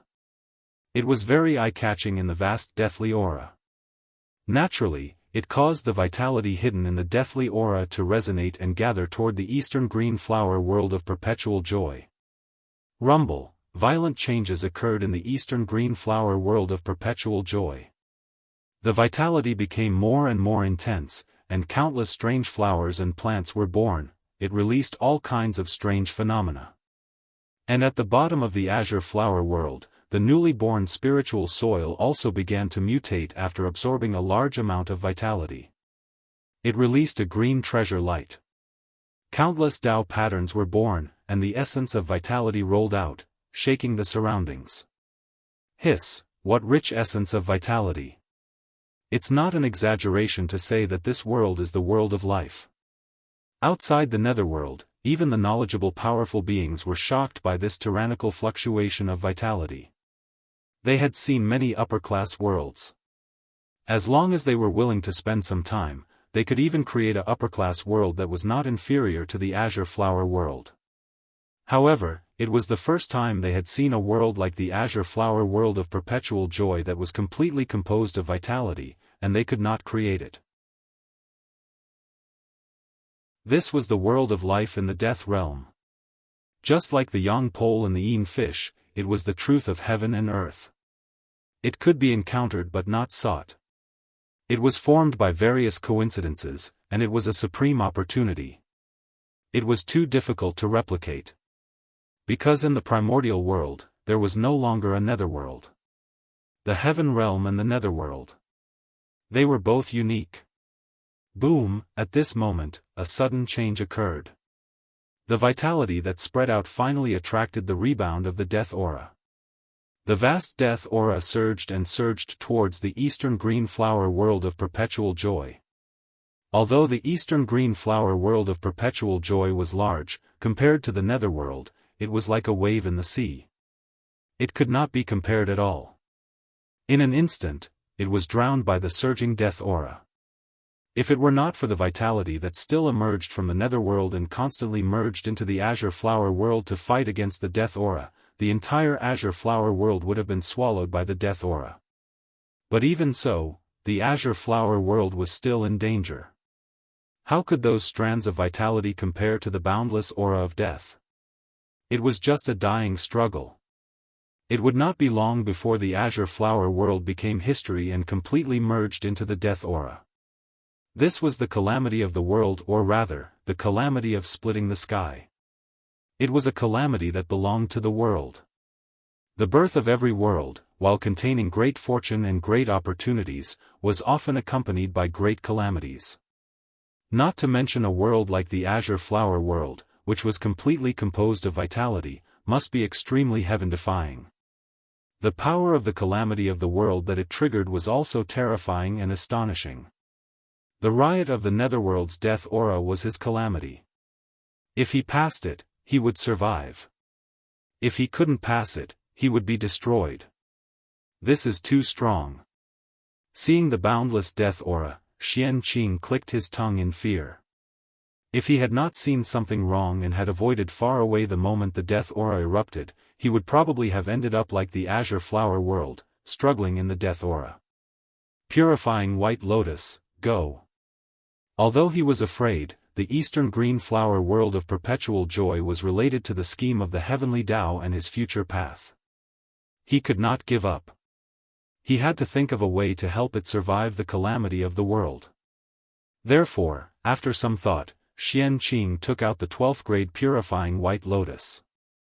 This was the strongest magic treasure on him, and at the same time, it was his strongest method. If it was useless, he really had no other way. However, Xianxia knew very well that he would not fail. The so-called calamity of the world was just a formality. It was scary but not dangerous. The eastern green flower world of perpetual joy was born according to the will of the heavenly Tao. It was his method to interfere with the netherworld. If this world was destroyed, all the previous efforts of the heavenly Tao would be in vain. If that was the case, how could the heavenly Tao allow it? The birth of this world was inevitable. Xianxia obeyed the orders of the heavens. How could he fail?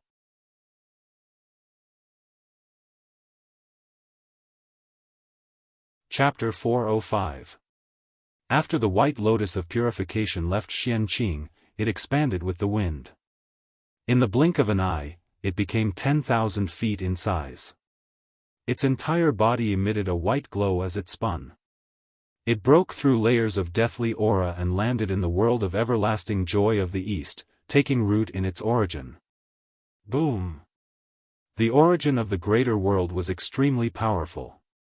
Even the weakest one was stronger than Daoist Jingxian. Not to mention, for a top-tier greater world like the world of everlasting joy of the East, its origin was definitely not weaker than the great Abhijna. Hence, under the influence of the world's origin, the power of the grade 12 White Lotus of Purification was completely unleashed. The light of purification swept out like flowing water, enveloping everything. As a result, the surrounding space was illuminated into a vast expanse of whiteness. Sizzle, with the protection of the White Lotus of Purification, the world of everlasting joy of the East stabilized instantly. The deathly aura came into contact with it again. Before it could get close, it was purified by the light of purification that enveloped it. The White Lotus of Purification could purify all the filthy aura in the world. The deathly aura was also a type of filthy aura. It could not escape its purification. After the deathly aura was purified, it turned into the purest origin aura and integrated into the growing world of everlasting joy of the East to accelerate its evolution. This was also one of the abilities of the White Lotus of Purification. Otherwise, why would it be called one of the 10 great primordial spiritual treasures of the primordial world? Very good. As expected of the celestial sect of wonders. In the dark, Elder Hongjun saw this scene and nodded his head in satisfaction. This grand disciple was much more reliable than the sages. It was all thanks to him that they were able to complete the task entrusted by the heavenly axiom. If not for him, it would be troublesome this time. Reward. Great reward.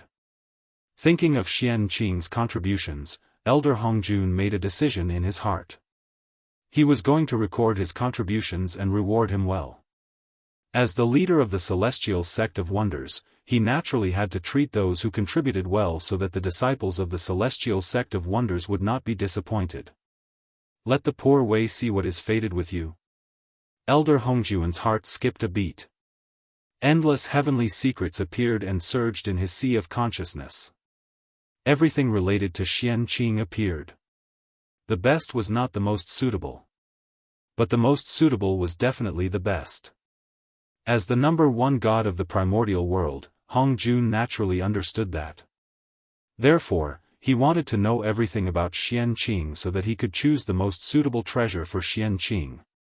Luckily, Pangu covered up all the secrets of heaven on Feng Zichen, including his connection with Xianqing.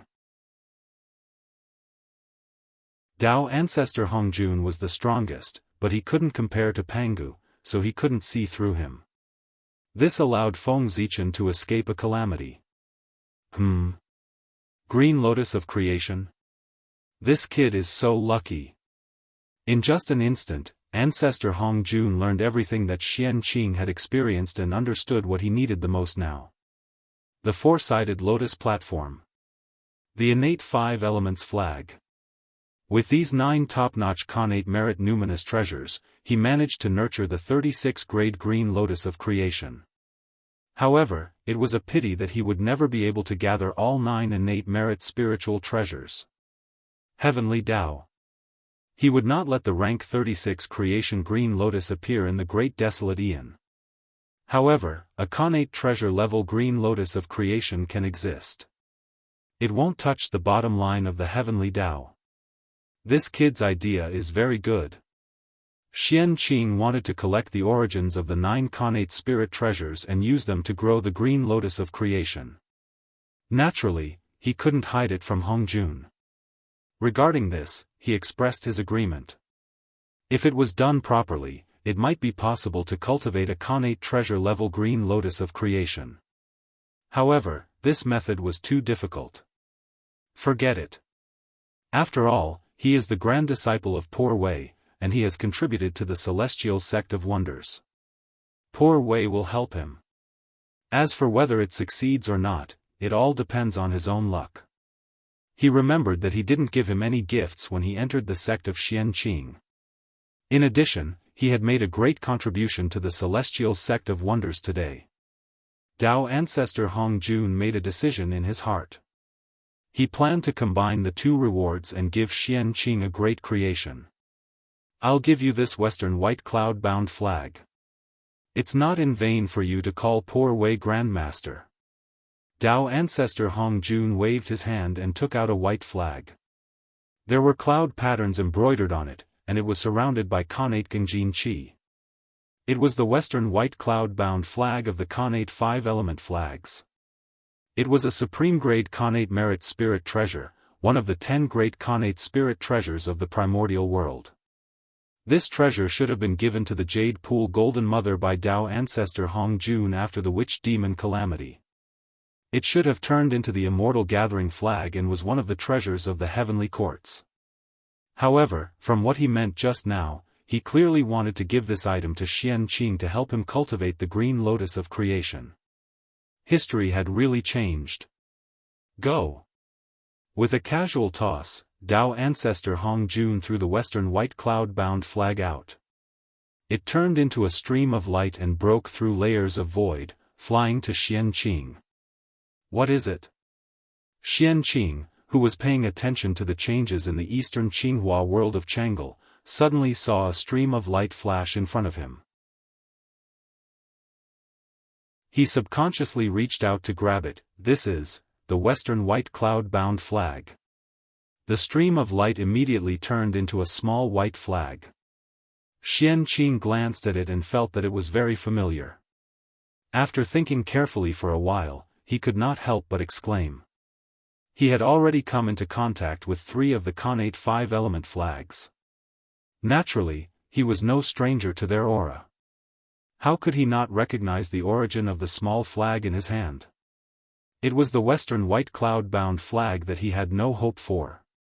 This treasure was in the hands of Dao ancestor Hong Jun. Xianqing could not come into contact with it at all, let alone extract a wisp of Khanate origin. However, what was unexpected was that Xianqing had already given up hope. This treasure actually appeared in his hands on its own initiative. What a pleasant surprise! Grand disciple Xianqing thanks the ancestral master. After putting away the Western white cloud-bound flag, Xianqing hurriedly bowed to the void. It was obvious that this treasure must have been given to him by Dao ancestor Hong Jun. It should be a reward for his actions this time. There's no need to thank me. You deserve it. Before Xianqing could bow, a voice suddenly sounded in his ears. Even so, Xianqing still insisted on bowing. Seeing this, Dao ancestor Hong Jun did not stop him. After waiting for a while, Xianqing relaxed when he did not hear any sound. I've really earned a lot today. Touching the treasure flag in his hand, Xianqing still could not hide the excitement in his heart. The green lotus of creation was about to be formed. It's just that this item is the supreme treasure of the heavenly court. If I take it, will I be tainted with karma? In the end, thinking of the significance of this treasure in the future, Xianqing could not help but be a little worried. The immortal gathering flag. As the name implied, he knew the function of this treasure. There was definitely a great karma. But immediately, he seemed to have thought of something and put it behind his mind. This treasure was given to him by Dao ancestor Hong Jun. Even if there was any karma, it should be counted on him. What did it have to do with him? Moreover, as the Dao ancestor of the celestial sect of wonders, the #1 expert in the world, the most ancient living being of the primordial world, he would not cheat a junior and give him a problematic spirit treasure, right?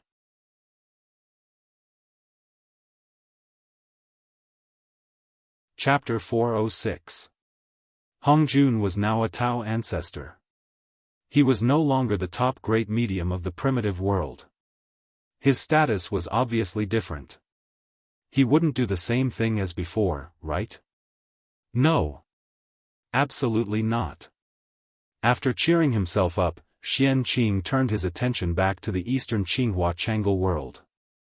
At this point, he could only believe in the character of Tao ancestor Hongjun. After all, if the Tao ancestor really wanted to cheat him, he had no other choice but to accept it silently. The gap in strength was too big. With the protection of the pure white lotus, the eastern Qinghua Chang'e world gradually gained a foothold in the netherworld.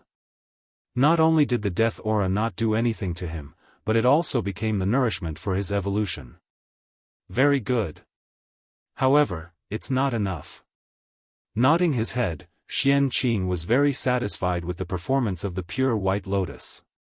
But he was not satisfied with the evolution of the Qinghua Chang'e world. Unlike the 18 levels of hell, this was a greater thousand world that he opened up on his own. Therefore, it was not supported by the will of the netherworld. There were all kinds of difficulties in opening it up. It was not as fast as the 18 levels of hell. Even with the help of the origin of heaven and earth, it was still the same. Go! With a thought, Xianxia took out the white cloud boundary flag and waved it at the boundless death aura. Whoosh! Suddenly, a bright white light bloomed, and the connate Gengjin Qi surged out. One after another, it crushed the death aura that was rushing toward the Qinghua Chang'e world. After the death aura was crushed, it was directly absorbed and purified by the pure white lotus. It saved the time of entanglement, and the speed of the Qinghua Chang'e world's development was greatly accelerated. It's useful. Seeing this, Xianxia's eyes lit up. He simply threw the white cloud boundary flag into the Qinghua Chang'e world and let him and the pure white lotus work together.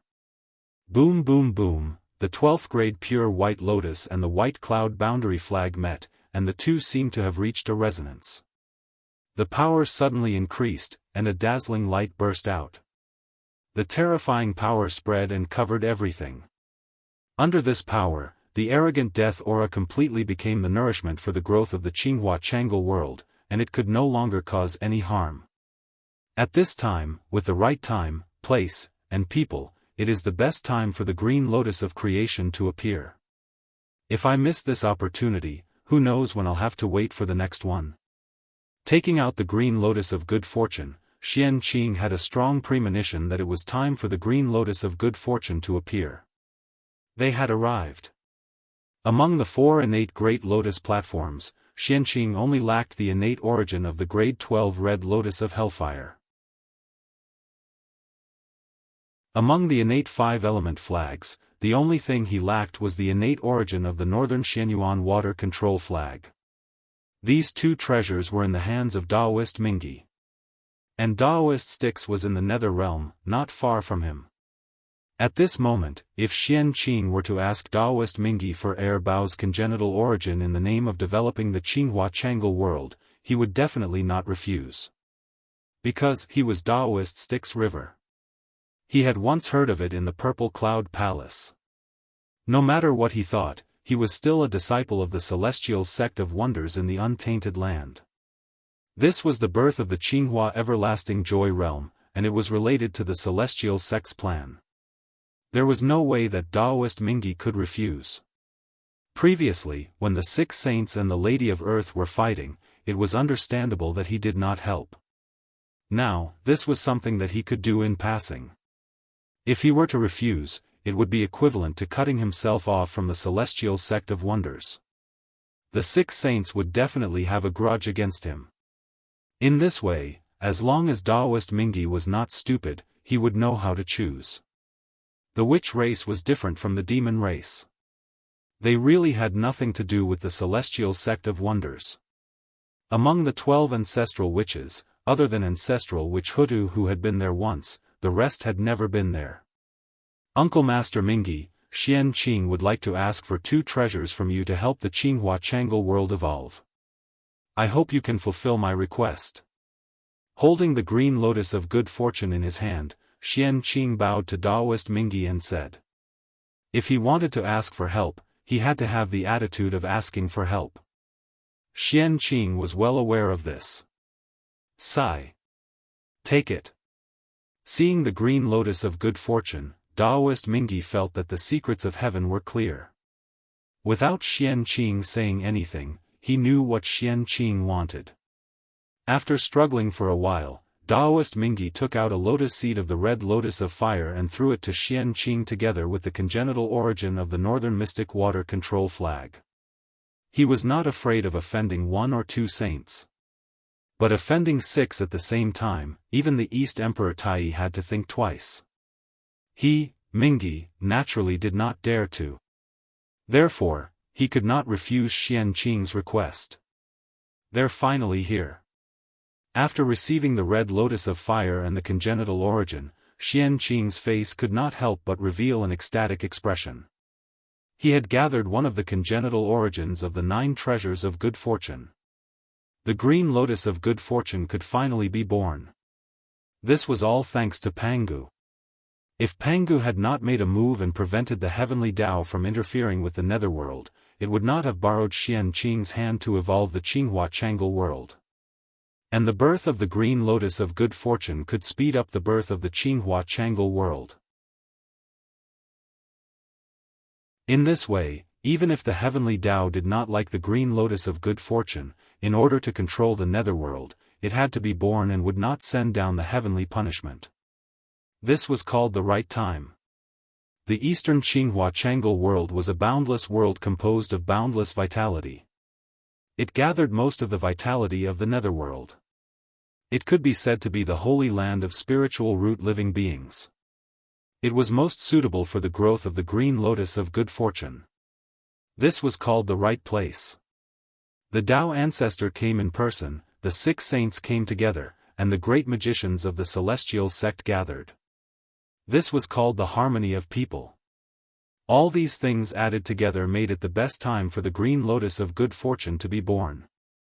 If he missed this time, it would be difficult for him to encounter a second time in his life. Thank you, Uncle Master Mingi. I will definitely repay you generously in the future for helping me. After calming down from the ecstasy, Xianqing thanked Daoist Mingi.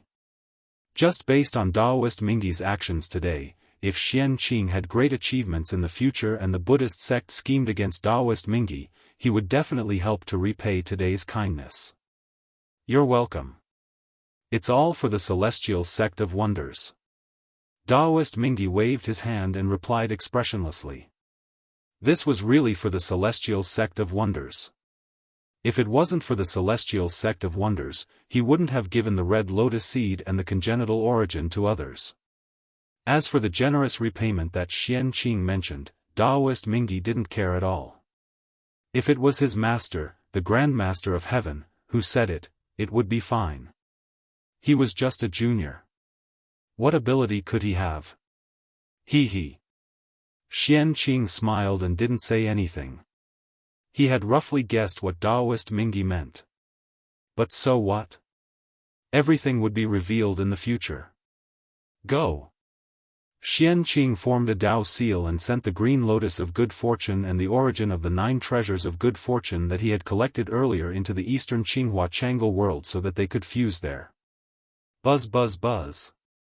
Sensing the aura of the same origin on the green lotus of good fortune, the white lotus of purification and the white cloud-bound flag trembled inexplicably and released wisps of origin that gathered towards him.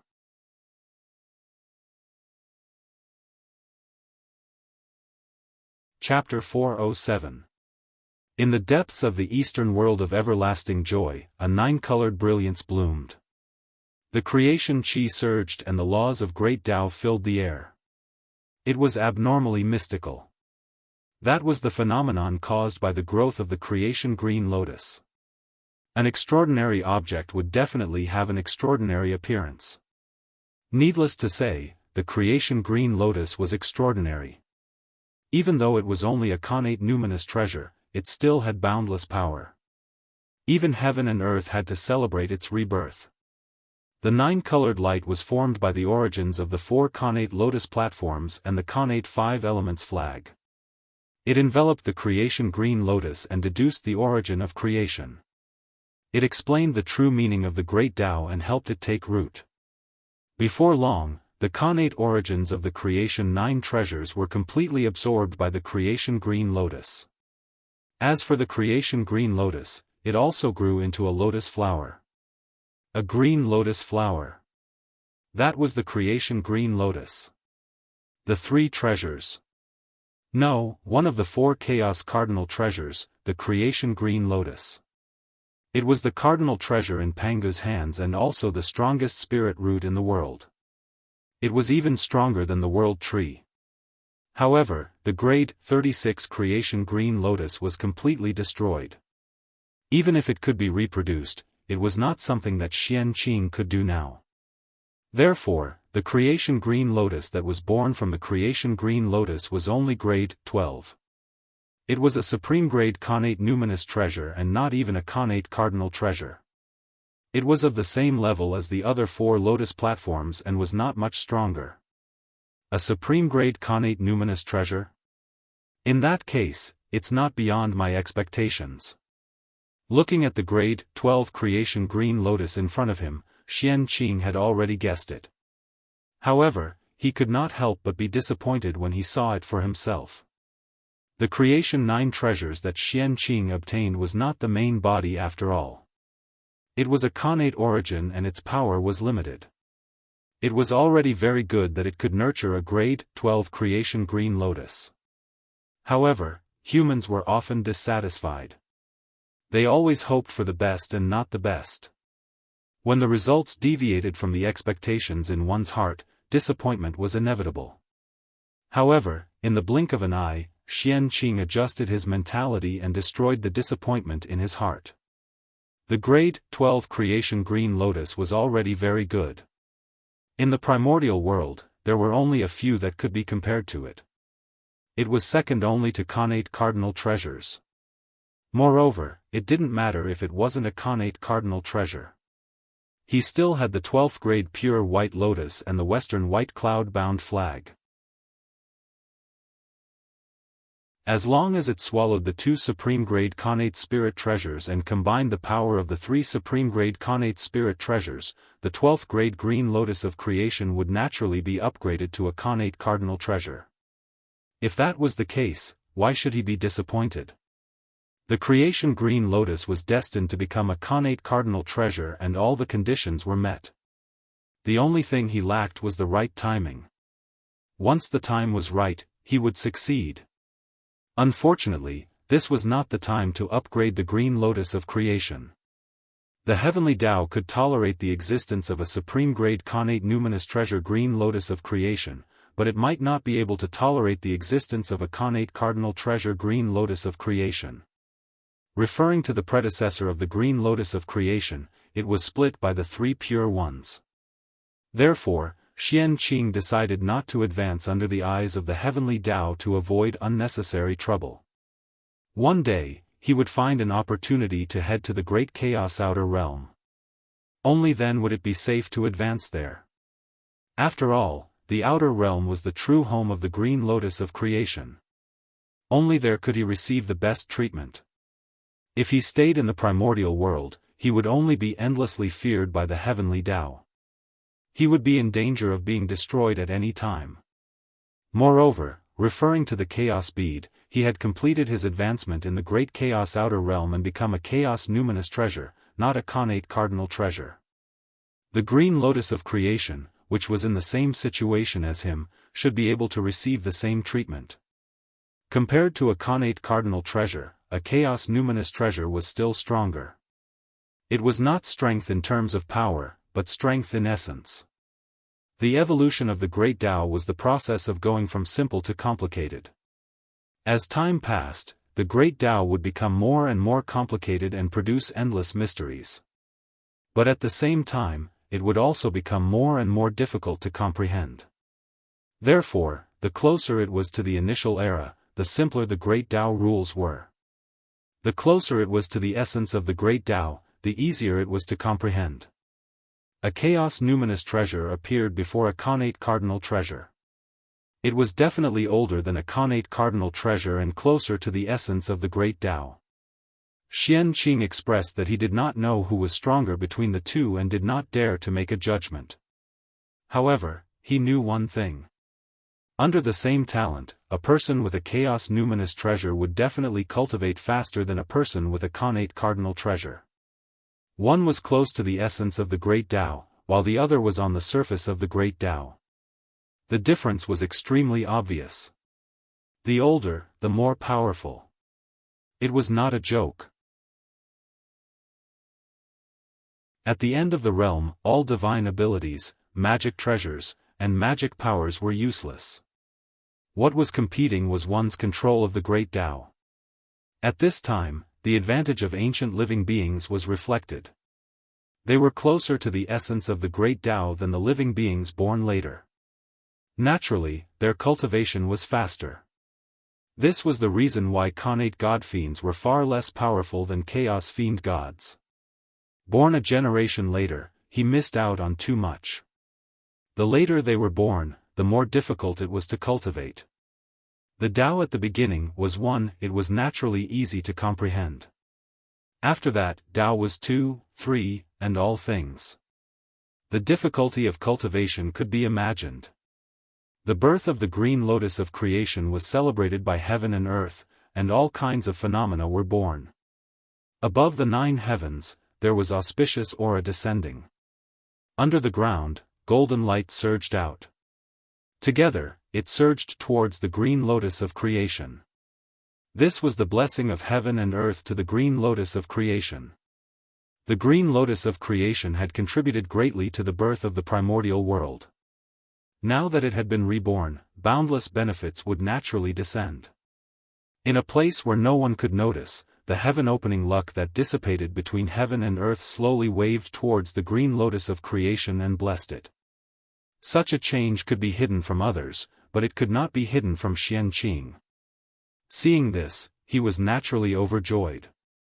The more heaven-opening luck, the greater the hope of attaining the Tao. How could he not be happy? However, while he was happy, he could not help but feel worried. There was a limit to the heaven-opening luck. How much luck could there be that dissipated between heaven and earth back then? Most of the heaven-opening luck was still left on some heaven-opening artifacts.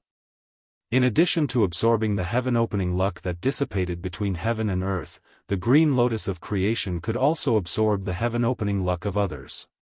For example, the connate 4 great lotus platforms, the connate 5 element flags, these connate spirit treasures formed from the fragments of the green lotus of creation. The heaven-opening luck originally belonged to the green lotus of creation. It was only after it shattered that it was scattered on these connate spirit treasures. But now, the green lotus of creation was reborn, so the heaven-opening luck naturally had to be taken back. It was just that its level was too low now, and the heaven-opening luck it could absorb was limited. That was why it did not attract the attention of others. However, once the green lotus of creation advanced, it could accommodate more heaven-opening luck. The owners of those treasures of creation were not fools.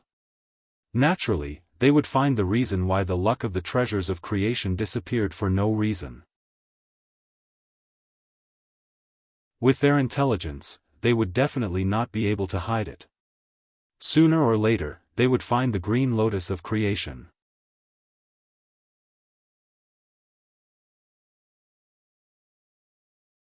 Chapter 408. When that time comes, Xianxia was in big trouble. Thinking about the owners of the 9 treasures of destiny, one would know how terrifying this force was. It would not be an exaggeration to say that it could overturn the primordial world. Therefore, if the creation green lotus wanted to advance into a chaos spiritual treasure, it had to be planned at length. Rumble. Not to mention how complicated Xianxia's heart was. After the birth of the green lotus of creation, the heavenly Tao rhyme came one after another and integrated into his body. At the same time, the world of everlasting joy of the eastern Qinghua also gained some benefits from this and completely evolved. The world was completely enveloped by green light, and it was dazzling and resplendent. Moreover, it was suffused with boundless vitality and emanated the aura of creation. This green light was the light of creation. The birth of the green lotus of creation had given the green lotus of creation many benefits. The transformation of endless life force into the light of creation was one of them. Following the birth of the Viridian everlasting joy realm, the nether realm underwent another change. The entire realm was filled with an aura of perfection, and the laws of heaven and earth were abnormally active. He was even more perfect. Is it done? This unforeseen event awakened Xianqing from his absent-mindedness. He looked at the green splendor world of perpetual joy once again. Who could truly control the future? It was better to grasp the present as best as possible. There was no point in thinking too much about the matter of the good fortune azure lotus. It was better to think about it when Xiao Chen became stronger in the future. Go! Putting aside his worries, Xianqing took a step forward and arrived at the Qinghua everlasting joy realm. Qing! His eyes were full of bruises. It was a boundless green. As expected of the green splendor everlasting music world, this world was green in color. Xianqing looked around and all he could see was green without any other colors. The mountains were green, the water was green, the earth was green, and even the sun was green. It was extremely miraculous. They were all formed from the aura of creation. Every blade of grass and every tree in this world had the power of creation. If placed in the outside world, they could revive the dead and regrow flesh and bones. It could be said to be extremely precious. However, in the Qinghua everlasting joy realm, it had become an ordinary item. This showed how extraordinary this realm was. 10 directions pure land. Seeing this, Xianqing thought of another name for the Qinghua everlasting music realm in the future. The 10 directions pure land, rebirth as one wishes. This was the holy land of the mortal world after death. By coming here, one would be able to transcend. The Tai Heavenly Lord of Salvation from Misery was also known as Heavenly Lord of 10 Directions. This was where the name of the 10 Directions Pure Land came from. However, although this place was called the Pure Land, it had nothing to do with Buddhism at all. It was a proper Taoist holy land. The Buddhist Pure Land of Bliss was located in the Western Pure Land of Bliss, not in the Netherworld. Although the purpose of the two was similar, they were indeed two different places. As for who brought it up first, Xianqing had no idea. It was unknown whether Taoism copied Buddhism or Buddhism copied Taoism. Anyway, in the future, it was already very serious for two companies to plagiarize each other. Arriving at the center of the realm, Xianqing saw the 9-colored light enveloping the green lotus of good fortune. He smiled and walked up. Heavenly Tao above. Today's Xian sect's disciple, Xianqing, has established a world in the netherworld, the eastern Qinghua world of everlasting joy. I want to use this place to guide the souls of the dead to the afterlife, so that those ghosts who have no one to rely on will not suffer from hunger and cold. For those who have accumulated merit, done good deeds, understood the Tao, and achieved great merit. The poor way wants to personally guide them, ride the lotus platform of purification, scatter the auspicious light of 100 treasures, and help them ascend to immortality, attain the Tao, and transcend life and death. As soon as he finished speaking, merit descended. Bright golden light descended from the sky and completely enveloped Xianqing. It was as if he was wearing a layer of golden clothes. It was abnormally gorgeous. There wasn't much merit, not even 1,000th of the reincarnation merit. But the meaning it represented was extremely extraordinary.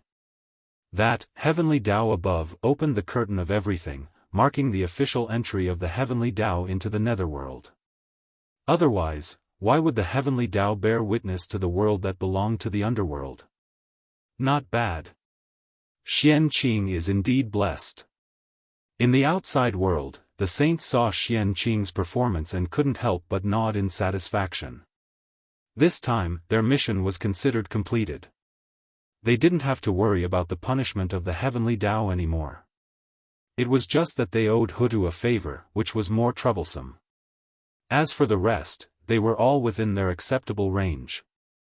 However, the 6 saints were already very satisfied with this. The price they had to pay this time was much less than expected. Rumble. One could see that the power of the heavenly Tao entered the netherworld along with the power of merit and then spread to the entire world, fusing with the rules of heaven and earth. From then on, the heavenly Tao had taken root in the netherworld. Although it couldn't completely control the netherworld, it could still interfere a little. Moreover, everything that happened in this world could be investigated by it. The only thing that wasn't affected by the heavenly Tao was the 6 paths of reincarnation disc. 6 fellow Daoists. In this case, are you satisfied? After everything was settled, Hutu looked at the 6 of them and said coldly. Fellow Daoist Hutu, please calm down. Poor Wei and the others promise that if there's nothing important in the future, they won't step into the netherworld. Since their goal had been achieved, the 6 saints' attitude towards Hutu softened as they said with a smile. In any case, it didn't mean much to them whether they came to the netherworld or not. The 6 saints wouldn't lose anything by saying some soft words to Hutu to calm her anger. Humph. In that case, then please go back, fellow Daoists. With a cold snort, Hutu sent them off. It was really infuriating to see them. Since everything was over, it was better to send them away as soon as possible so that they wouldn't be an eyesore here. Fellow Daoist Hutu, Poor Wei, and the others will take their leave first. After cupping their fists, the figures of the 6 saints gradually disappeared and left this place. In fact, there was no need for Hutu to speak. They were about to leave. Did they really think that the saints wanted to come here? Here, they sensed the long-lost danger. Although it sounded unbelievable, it really happened. Therefore, if it weren't for the heavenly Tao forcing them, they would never have approached this place. This place made them uneasy, causing them to lose the ability to control everything. Fellow Daoist Hutu, after disturbing you for so long, Poor Wei and the others should leave. After the 6 saints left, the great beings also bid farewell to Hutu. This dispute, after a long time, was started by the celestial sect of wonders. After understanding all of this, these disciples of the celestial sect of wonders didn't have the face to continue staying here. They only wanted to leave as soon as possible. Sigh. This matter has nothing to do with you, fellow Daoists. After sighing, Hutu said with understanding. She knew that although these people were disciples of the celestial sect of wonders in name, that was all they could do. They couldn't be the master of any celestial sect of wonders. In the end, they have no face. Fellow Daoist Hutu, we'll go now. We'll meet again if fate allows. With a helpless smile, everyone left one after another. After this departure, I'm afraid that we won't meet again for many years. Looking at the backs of everyone leaving, not only Hutu, but even Jun, Tai, the 6 saints, and the great beings who had been famous for a long time in the primordial world were a little absent-minded.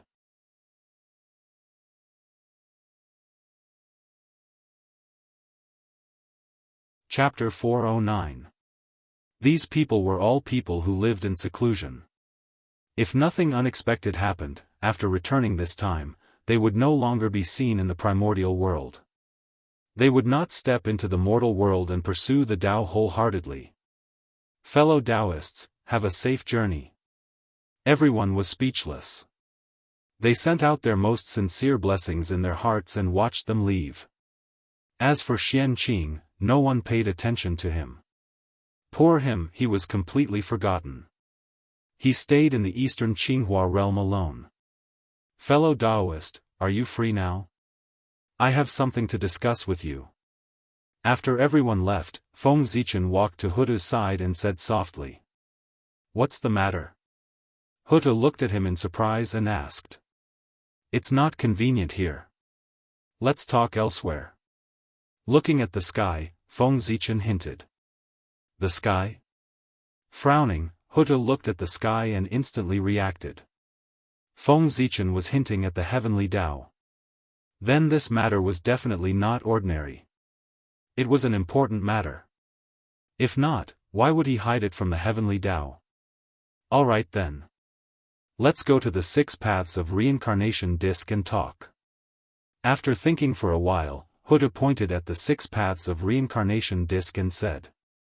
The only thing she could think of that could hide from the heavenly Tao's perception, other than Panga's hall, was the 6 paths of reincarnation disc.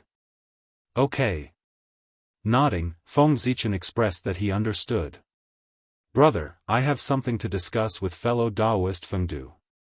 Please go to the netherworld and wait for a while. We will be back soon. Turning around, Huda said to the group of ancestral magi apologetically. It's fine. Sister, go ahead. We haven't had the time to take a good look at the birth of the netherworld. We can take this opportunity to walk around the netherworld. See what's the difference between it and the heaven realm? Shaking his head, Dijiang replied indifferently. What he said made sense. The netherworld was the world that Pangu had prepared for the Magi. It was also one of the escape routes for the Magi.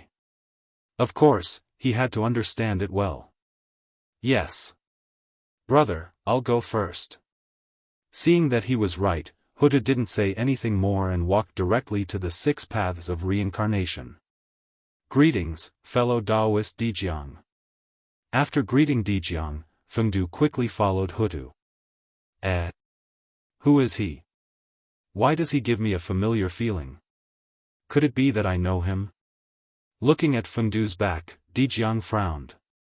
He felt that he should know Fengdu, but he couldn't remember who Fengdu was. It had to be said that Dijiang's spiritual sense was really strong. However, Feng Zichen's incarnation had undergone the baptism of reincarnation. As long as he did not take the initiative to expose himself, it would be difficult for outsiders to discover his true origin. Forget it, I won't think about it anymore. When Huda comes back, we'll ask her directly. After thinking for a long time, Dijiang still couldn't figure it out. He simply stopped thinking about it and planned to ask Huda directly later. After that, he brought the other ancestral magi and strolled around the netherworld. On the other side, Fengdu walked silently behind the Lady of Earth, constantly organizing his words in his heart, intending to persuade her to set up the Yin court. Now that everyone had left, it was time to bring up the matter of establishing the Yin court. Fengdu and the Lady of Earth discussed the matter of the Yin court for the time being. On the other hand, Feng Zichen had been in a state of excitement ever since he obtained the origin of the tunnel. When everything in the netherworld was over, he directly left Fengdu's incarnation to guard this place. He couldn't wait to leave this place and return to the ancestral land of the human race. He wanted to refine the origin of the tunnel. That was the great Taoist priests. Daoist Jingxian was invincible. The great Taoist priests who would become primordial Daoist Jingxian. In the primordial world. Who could resist his temptation? Feng Zichen didn't know about others, but he definitely couldn't. Especially since he was only a line away from the great Taoist priests. It could be said that he was within reach. That was even more impossible to endure. After refining the origin of the tunnel in his hand, he would be the great Taoist priests. Thinking about it was really exciting. Fengdu has already bloomed the flower of the tunnel. As the original body, I can't fall behind. After teasing himself, Feng Zichen took out the origin of the tunnel and directly refined it.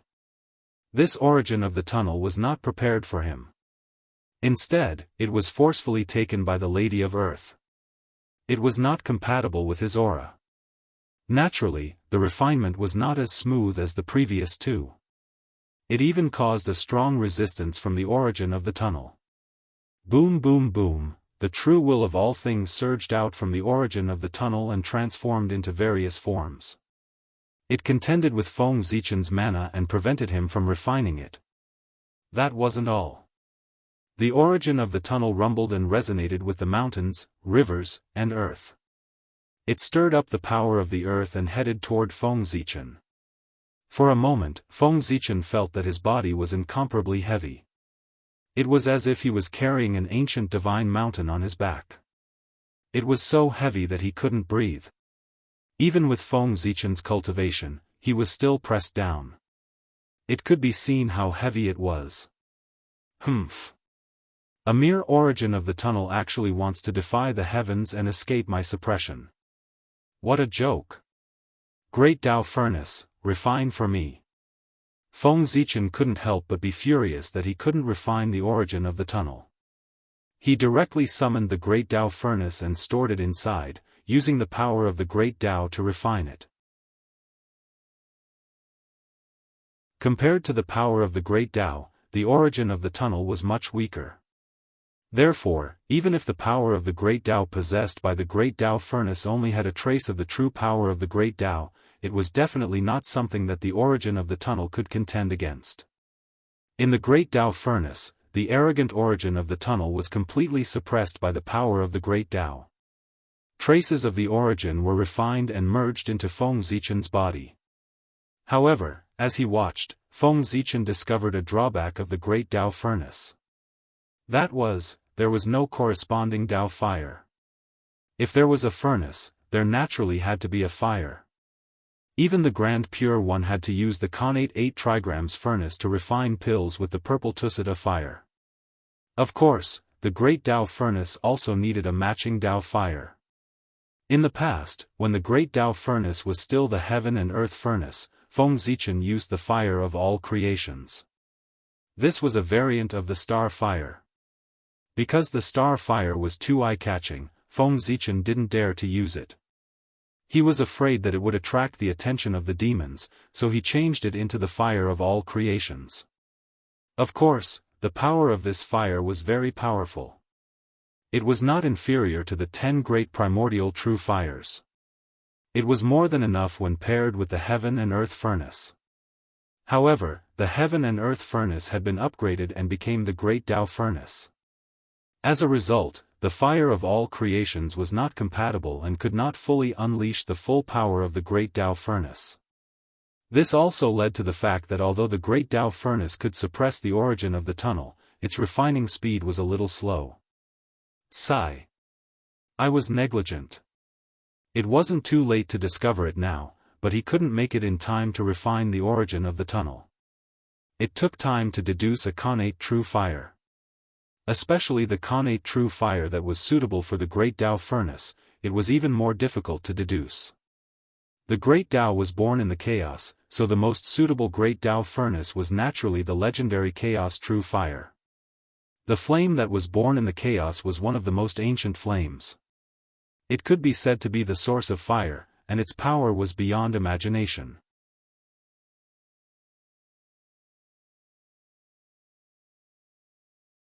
Chapter 4:10. This kind of flame was so powerful that it could be called the most powerful flame in the primordial world. It was even stronger than the 10 great primordial true fires. It was naturally difficult to deduce and had all kinds of restrictions. To be honest, with Feng Zichen's current cultivation, the possibility of refining this flame was extremely small. If not for the chaos bead, a supreme treasure related to the origin of chaos, he would never dare to deduce the flame of chaos. Because of this, fire was not something from the primordial world, but something from the chaos.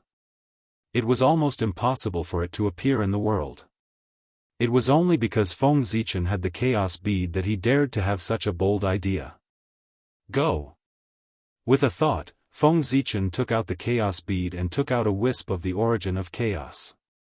He activated the power of the Tao of fire and ignited it. Immediately, the origin of chaos turned into a ball of gray flames and burned towards the Great Tao furnace. This was the flame of chaos. It looked ordinary, but it had great power. Wherever it passed, the void was destroyed, and the laws were shattered, turning back into the state of chaos. One could see its power. At this time, although Feng Zichen had not cultivated the flame of chaos, a supreme divine power, he could still use it with the help of the chaos bead. Igniting the origin of chaos with the Tao of fire, even if it was not the flame of chaos, it was not far away. Rumble. The flame of chaos fell into the Great Tao furnace, and the speed of refining the origin of the Tao immediately accelerated. The Connate Chi in Feng Zichen's body kept jumping, as if a flower was about to bloom. However, at this moment, Feng Zichen's attention was not on the origin of the Tao at all. Instead, it was focused on the flame of chaos. Countless runes flowed in his eyes, evolving into all kinds of miraculous things. They turned into two beams of divine light and entered the flame of chaos to pry into its Tao and truth. Obviously, he planned to take this opportunity to comprehend a trace of the great Tao from this ball of flame of chaos and lay the foundation for creating the supreme flame of chaos in the future. The more powerful the divine ability, the more difficult it was to create, and the higher the realm required. Although Feng Zichen's cultivation was not high, he could accumulate his foundation in advance. When his cultivation reached a certain level, he could evolve the divine ability in one fell swoop. This was to plan for the future. Just like that, time slowly passed. Pooh! One day, Feng Zichen suddenly felt a throbbing, and hurriedly woke up from his Tao comprehension. Looking up, he saw that the Daoist flower had bloomed. 3 flowers at one's prominence and 5 cheese collecting. This was the symbol of Wuxia Xianxia's perfection. At this moment, Feng Zichen had finally stepped into the realm of Wuxia Xianxia. Furthermore, his 3 flowers, they were different from the other 3 flowers. It was a true flower of Tao. Each flower bloomed with 12 grades, and they were all a noble purple color. They contained the power of heaven, earth, and man. Buzz buzz buzz, the moment the 3 flowers were formed, a certain condition seemed to have been met, and they resonated. From the unseen and untraceable place, a supreme force was directed into Feng Zichen's body. Yes. In an instant, Feng Zichen felt that he was different. It was as if he had undergone a huge change, but he could not tell exactly what the change was. Puzzled, he raised his head to take a look. Phew, what is that? When he raised his head, Feng Zichen was shocked. He saw that above the 9 heavens, a purple gold Tao wheel had suddenly appeared and was slowly rotating. So round. So perfect. Looking at the purple gold Tao wheel, Feng Zichen seemed to be shocked and could not help but praise it. That purple gold Tao wheel was too perfect. It was so perfect that nothing in this world could compare to it. It was as if everything in front of him had all kinds of flaws. That was the reason why Feng Zichen was amazed. He had seen many treasures, but none of them gave him such a perfect feeling like the Tao wheel in front of him. Even the chaos bead could not compare to it. Feng Zichen had only felt a similar feeling from Pangu. That meant that this item was infinitely close to Pangu. What was even more amazing was that there were countless runes on the Tao wheel that covered the entire wheel. It was extremely mysterious. Just looking at it would make one feel dizzy. Feng Zichen only took a slight glance and felt as if his head had exploded. Countless chaotic information filled his mind, making him feel extremely uncomfortable. He quickly closed his eyes and did not dare to look again. That was extremely unbelievable. What realm was Feng Zichen at now? Wuxia Xianxia had reached perfection. It could be said to be the pinnacle of the Tao. At such a realm, what runes could he not comprehend? Even the supreme great magic, the Connate Tao scripture, and the saints' classics were placed in front of him. Although he could not comprehend it at a glance, it was not difficult to understand its meaning. But even so, the innate runes on the wheel, not to mention understanding its meaning, just looking at it made him feel confused. He did not understand its meaning at all and even felt dizzy. This meant that the level of the purple gold wheel had surpassed that of a saint. It was an endless mysterious treasure that completely exceeded Feng Zichen's understanding. That was why he could not pry into it. Outside the innate runes, there were endless rules. They were like patterns that were imprinted on the edge of the purple gold wheel. The rules of heaven and earth were extremely similar to the rules that formed the primitive world, but they were more profound. It was like their origin, making Feng Zichen unable to see through them. After looking at it for a long time, he even felt a sense of dizziness. It was even more serious than the aftereffects of looking at the innate runes just now. After a while, Feng Zichen calmed down the restlessness in his mind and continued to look at the purple gold wheel. However, with the previous lesson, he did not dare to look at the runes and rules on it again. Instead, he looked elsewhere. This time, Feng Zichen saw silk threads, countless silk threads. Those silk threads came from nowhere and stretched out from the void. They were densely packed and tightly wrapped around the wheel. And as the wheel rotated, they became tighter and tighter. These silk threads were different from the rule runes and did not have the slightest bit of magic. Feng Zichen looked at them for a long time and did not feel uncomfortable. He continued to look at them, wanting to see their origin. At first, he did not feel anything strange. But after looking at them for a long time, he did not discover their origin and found that something was wrong. It was fine that the silk threads were entangled deeper and deeper, but as the silk threads were entangled deeper and deeper with the wheel, it began to affect the speed of its rotation. It was as if there was a huge monster at the end of the silk threads that firmly held the wheel and did not let it continue to rotate. Although this effect was very small and almost undetectable, and if not for Feng Zichen's careful observation, he would not have discovered it. But it did affect the rotation of the wheel. Perhaps he could not see anything now, but as time passed, there would be more and more silk threads firmly wrapped around the wheel, bringing him great pressure.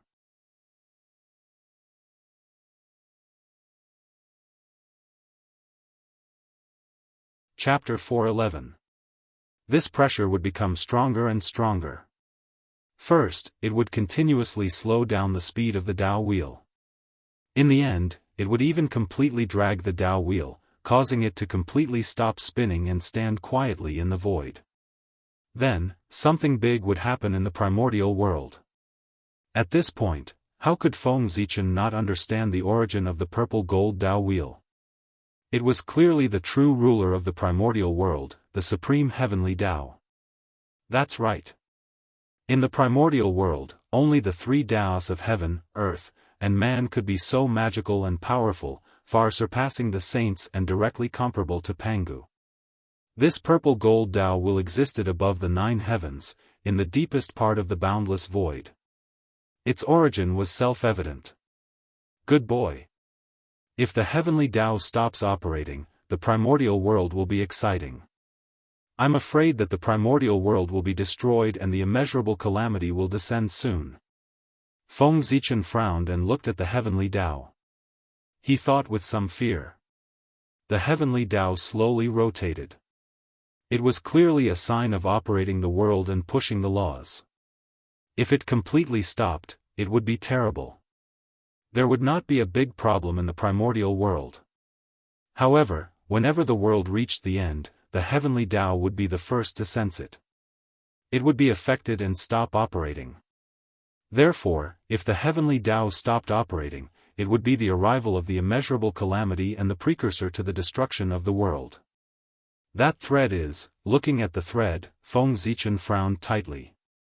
He wanted to see its origin and solve this problem for the heavenly Dao. No one could stand idly by when they saw such a major matter that concerned the survival of the primordial world. Moreover, he was a promising young man. Furthermore, he had the heavy responsibility of Pangu on him. It was even more impossible for him to ignore it. Unfortunately, even the heavenly Dao could not solve it. It was even more impossible for Feng Zichen. After looking carefully for a while, he still did not find any useful information. Khanate 8 trigrams. For some reason, a thought flashed through Feng Zichen's mind. He used the supreme mystical ability passed down by Fuxi.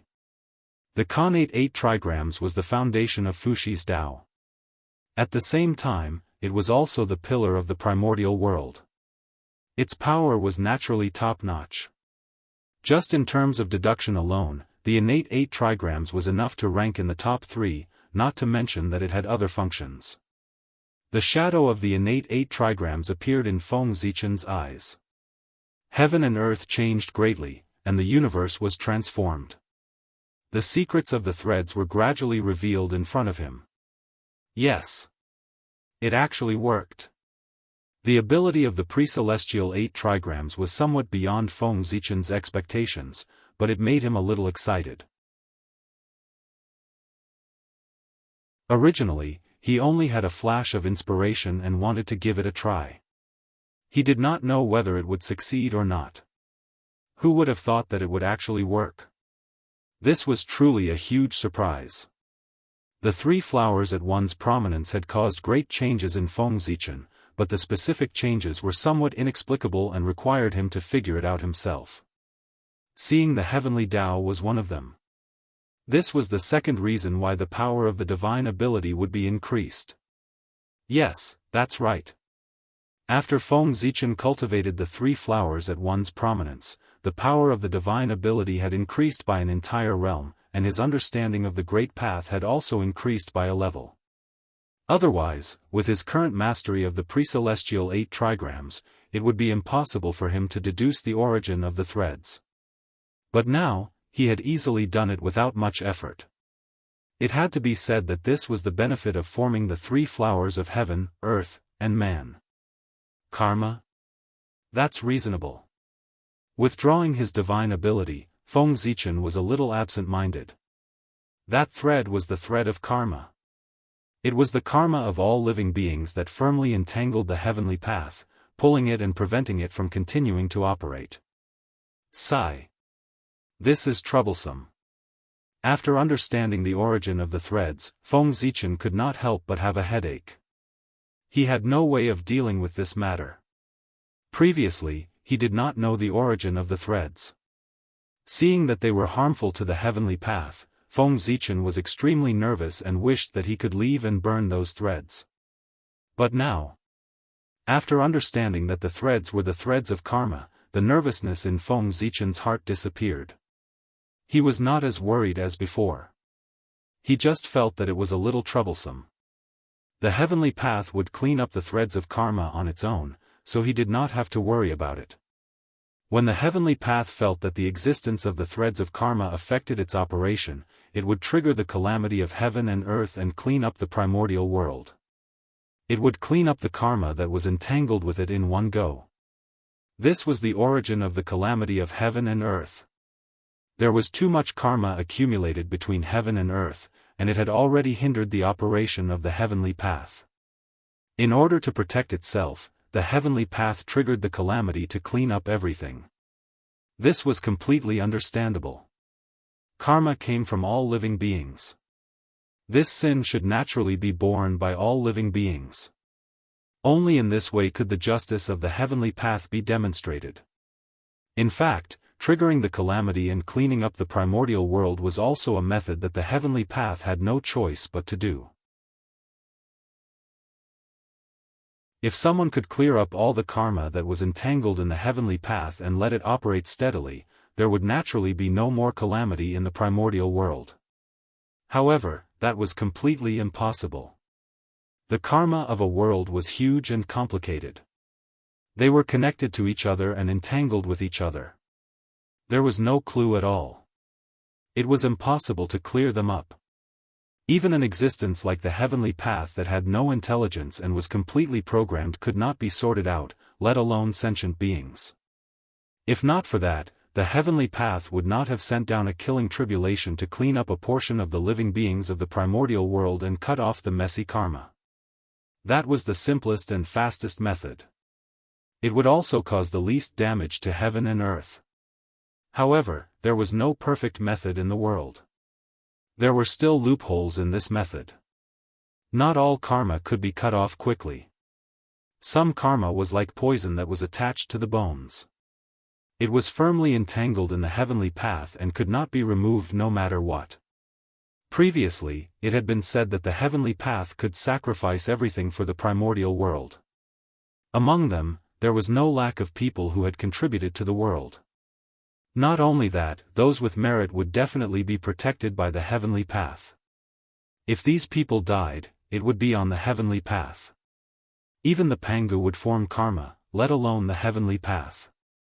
If these people died, the heavenly path would naturally be entangled in karma and could not be removed. In that case, there was quite a lot of karma on the heavenly path. It was easy to end the karma of all living beings. It was fine as long as they all died. However, how could the karma of the heavenly path be ended? Naturally, he had to let the heavenly Tao die to end everything. As time passed, the karma would accumulate and the heavenly Tao would not be able to remove it. When it could not withstand the weight of the karma, the heavenly Tao would stop operating. In that case, the immeasurable calamity would arrive. The calamity was the sin of all living beings. It was the retribution given to all living beings by the heavenly Tao. The immeasurable calamity was the sin of the heavenly Tao. It was the retribution given to the heavenly Tao by those who had died. The heavenly Tao could not withstand the weight of karma. It would naturally collapse. In that case, the world would be destroyed and all karma would be cleared.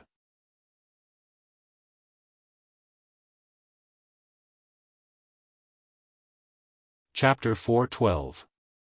In the primordial world, it was easy to survive the immeasurable calamity. Not only could Feng Zichen not think of a way to solve this matter, but even the many great divine powers and the high and mighty saints could not solve it. The only thing they could do was to cultivate hard, hoping to reach the realm of primordial chaos Wuxia Xianxia before the immeasurable calamity and transcend everything. Under the immeasurable calamity, everything would return to chaos. Nothing and everything would be the same. Only primordial chaos Wuxia Xianxia could escape. The so-called immortality of the primordial world relied on the primordial world. It could only be said that as long as the world was not destroyed, Wuxia would not die. If the world was destroyed, Wuxia Xianxia would lose his support and die. Why did the great divine powers painstakingly pursue the primordial chaos Tao realm? They did not want to die in the immeasurable calamity. After becoming Wuxia Xianxia, the only thing that could worry them was the immeasurable calamity. Although they did not know when the immeasurable calamity would come, they knew that it would definitely come. This was a calamity that all worlds could not escape. Sigh. The sins of the world should be suffered by all living beings. Under the immeasurable calamity, primordial chaos Wuxia Xianxia could survive, but countless living beings below would be destroyed along with the primordial world. Born in the primordial world and die in the primordial world. This was a cycle and also a cause and effect. Unless the primordial world could be promoted to an eternal world, it could jump out of this cycle. It's not that there's no way. Thinking of the eternal world, Feng Zichen could not help but think of a way.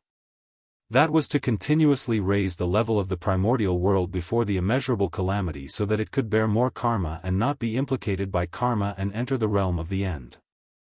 Although this method was somewhat like drinking poison to quench thirst, it was the only way Feng Zichen could think of.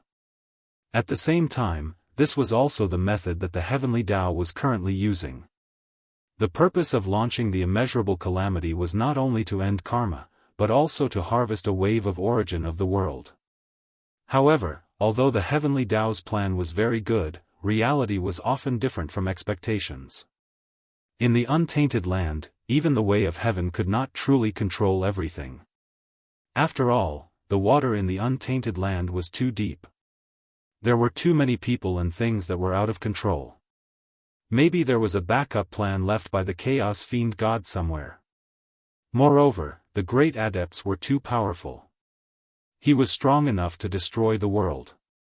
As a result, the origins that the heavenly Tao reclaimed were far from enough to make up for the damage caused to the primordial world during the battle between the great divine abilities, let alone being used for advancement.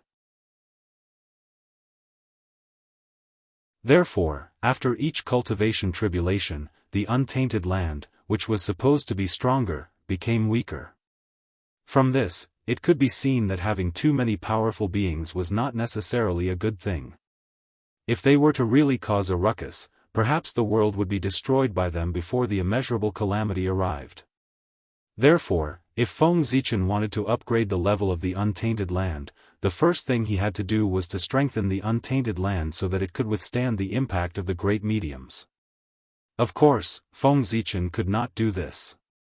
Even Tao ancestor Hong Jun could not do it. He was the Daoist Jingxian, who was still thousands of miles away from the primordial chaos Dao realm. If he wanted to do it, wouldn't he be dreaming? However, although Feng Zichen could not do it, Pangu could. The Tree of World was prepared for this. This was the backup plan that Pangu had prepared for the untainted land. Every time he thought of this, Feng Zichen admired Pangu in his heart. When the untainted land had just been created, he had seen all kinds of things in the future and left a solution. How could such a realm and such strength not be amazing? It seems that the matter of upgrading the Tree of World can't be delayed any longer. I have to hurry up and upgrade its strength to the primordial chaos Dao realm. Thinking of this, Feng Zichen had a headache. If the Tree of World wanted to support the untainted land, it had to be at least at the primordial chaos Dao realm. Otherwise, no matter how extraordinary its essence was, it would be crushed under the heavy pressure of the untainted land. It would be difficult for it to support the untainted land. But the primordial chaos Dao realm. How could it be so easy? Feng Zichen had spent so many treasures, but he had only managed to upgrade the level of the Tree of World to the half-step primordial chaos Dao realm. After that, no matter what price he paid, it was like a clay ox entering the sea. The level of the Tree of World did not change at all. It was useless. Although the half-step primordial chaos Dao realm and the primordial chaos Dao realm were only half a step apart, the difference was like heaven and earth. One was detached from everything and smiled at the changes of time. The other was still struggling in time and space. It was restricted by heaven and earth and could not transcend. It was too difficult to advance. It was not enough to rely on treasures. It needed more opportunities. What the Tree of World lacked was opportunities. It was not just the Tree of World. In the untainted land, all the great mediums who had reached this realm lacked opportunities. Once the opportunity arrived, they could be reborn and achieve the primordial chaos Dao realm that transcended everything. I wonder what opportunities the Tree of World lacks. There's not much time left for me. At this time, even Feng Zichen could not help but feel a little anxious. With the establishment of the 6 paths of reincarnation, the shaman demon tribulation was not far away. If he did not think of a way to upgrade the level of the Tree of World, when Mount Buzhou broke, the Tree of World would not be able to support the untainted land. Then, he would end up miserable. Ever since Feng Zichen obtained the seed of the Tree of World, he had received countless benefits. Moreover, these benefits were each greater than the other. It was not an exaggeration to say that he had become who he was today. However, if these benefits were really calculated, it could be said that Pangu had paid him in advance. It was his reward for cultivating the Tree of World. Originally, these benefits should have been given to Feng Zichen after the Tree of World reached the primordial chaos Dao realm.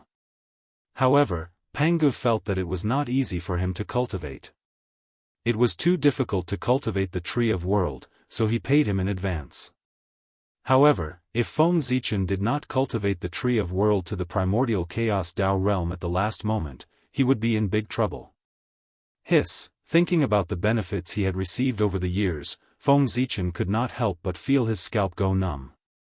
A gust of cold air rose from the soles of his feet and rushed straight to his head, causing him to shiver uncontrollably. This karma was too great. It was so great that he could not bear it. If he really wanted to settle the score, it could be said that the more glorious he was now, the more miserable his future would be. No one would be able to save him. At that time, it would be difficult for him to die even if he wanted to. Just thinking about it was terrifying.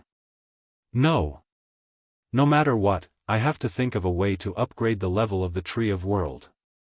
With a sudden shiver, Feng Zichen woke up from his terrifying expectations and said fiercely. He had to be afraid. If that really happened, he would have no future.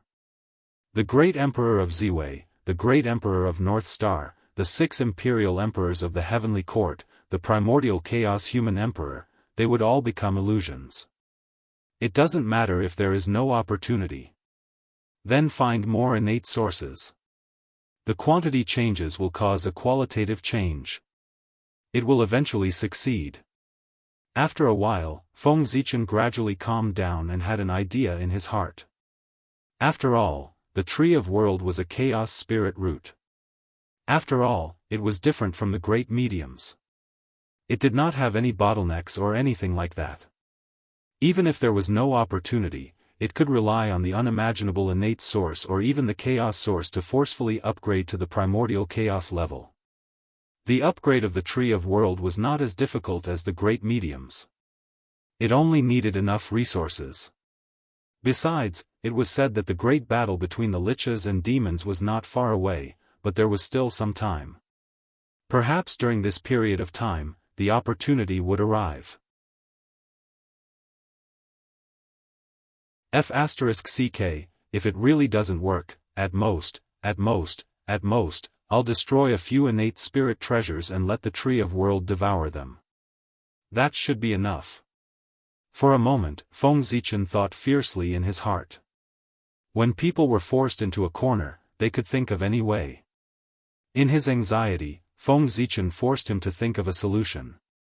Although the price to pay for this method was a little beyond imagination, it was indeed very feasible. In essence, innate spirit treasures were the same as Daoist Jingxian. They were both carriers of the great Tao of heaven and earth. The thickness of their sources was beyond imagination. If the Tree of World devoured them, it would definitely be able to upgrade to the primordial chaos level at the fastest speed. It was just that this method was a little painful to use. It could only be used as a last resort. Feng Zichen could be considered a little rich in the untainted land. But if he used this method, he would probably go bankrupt.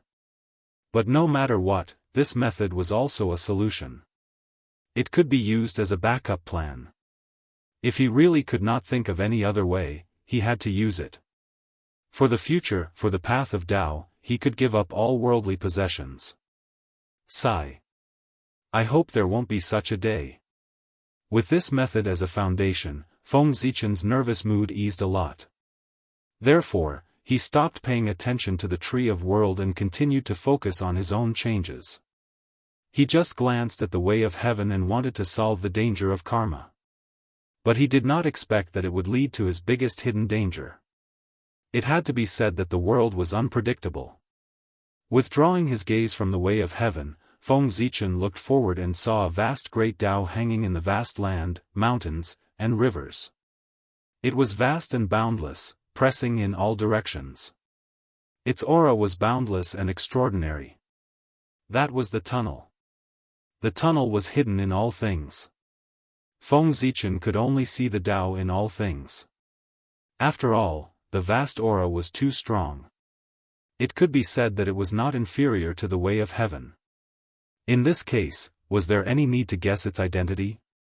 The tunnel, the mother of all things. It can command the boundless veins of the earth, mountains, rivers, and the cycle of life and death.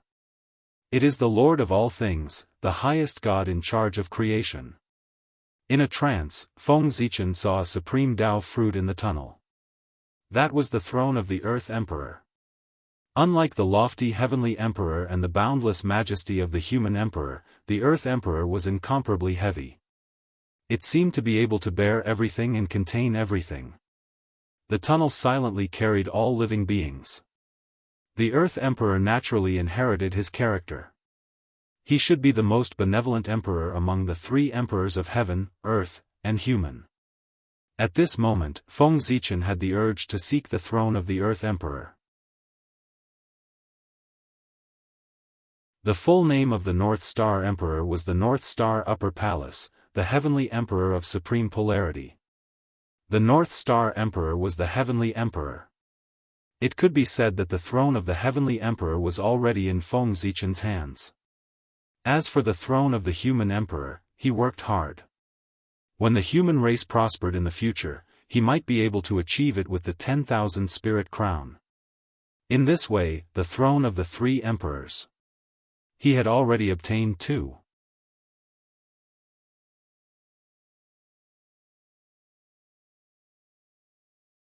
Chapter 4:13.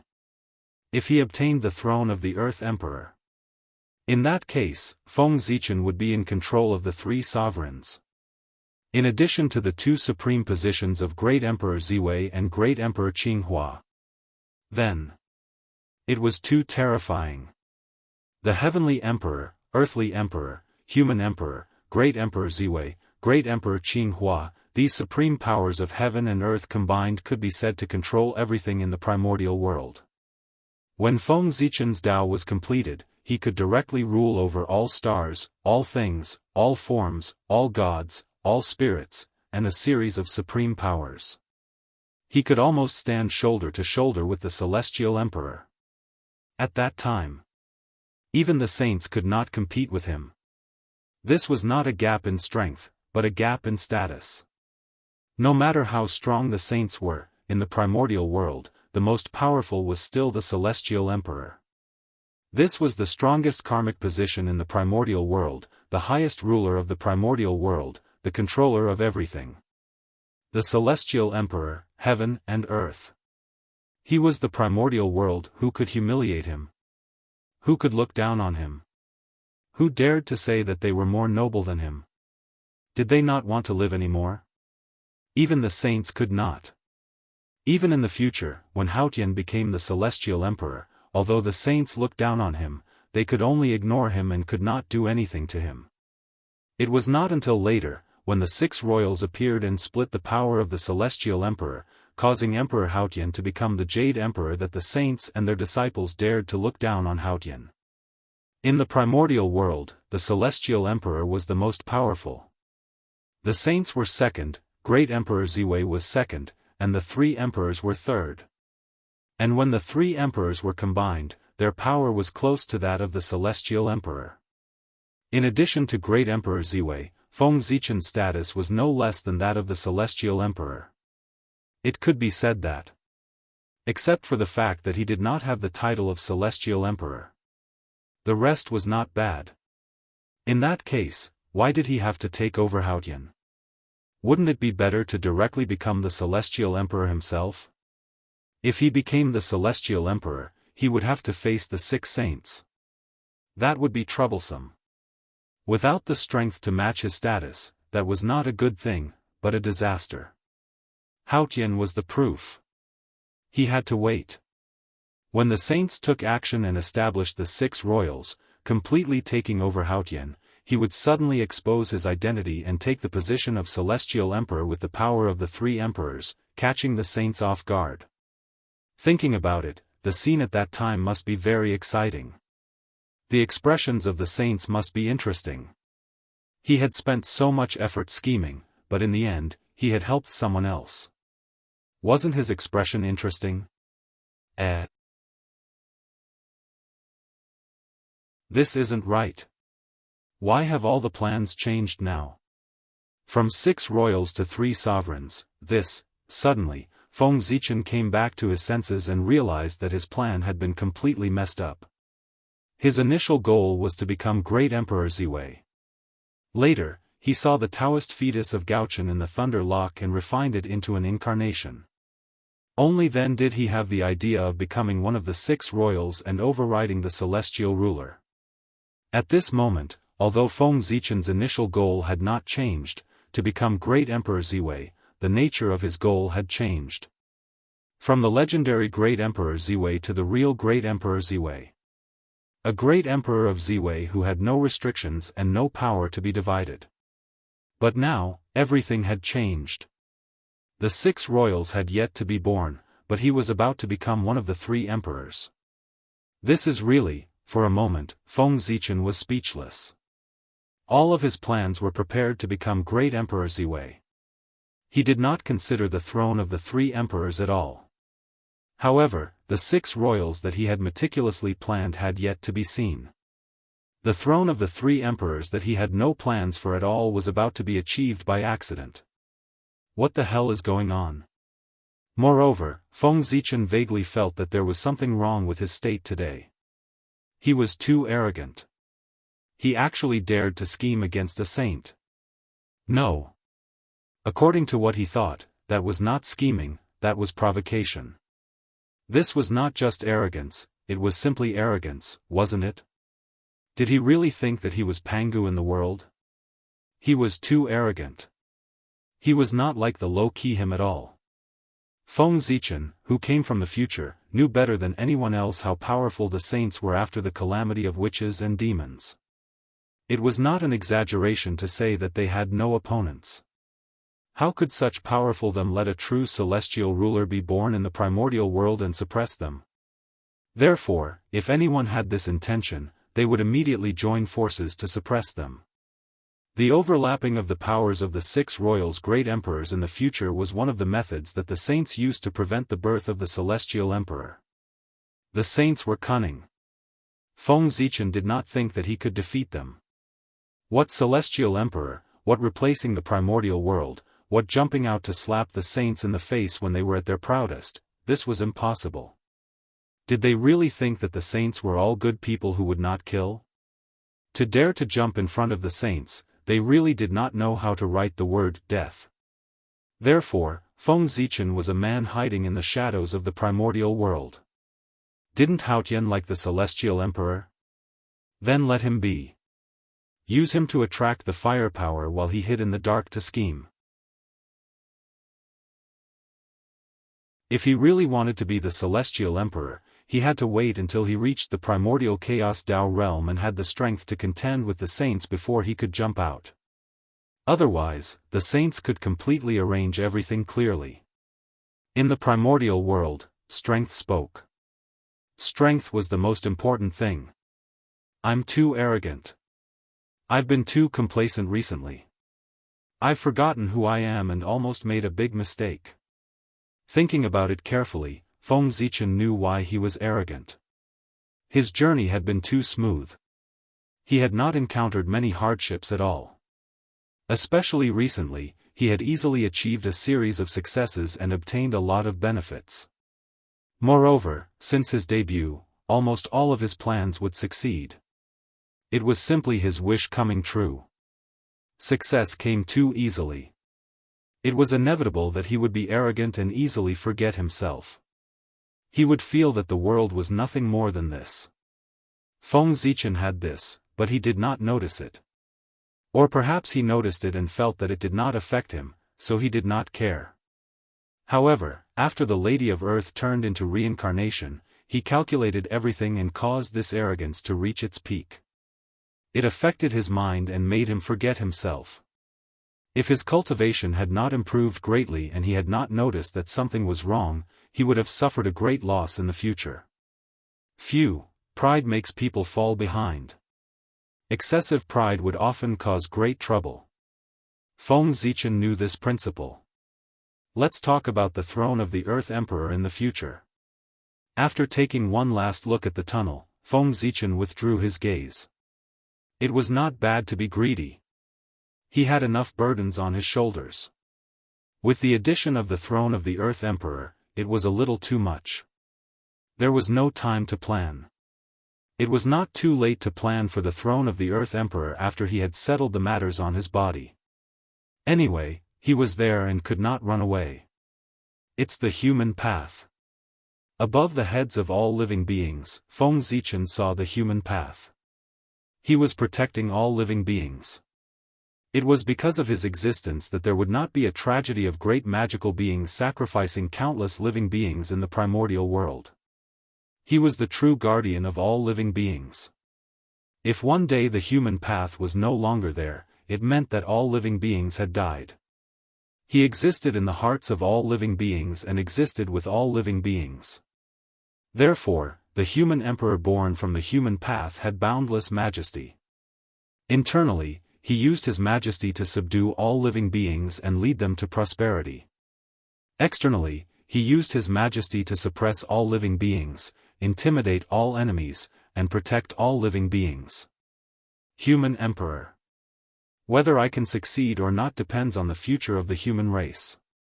In the future, if the human race prospered and redefined the human path, then Feng Zichen would naturally become the human emperor.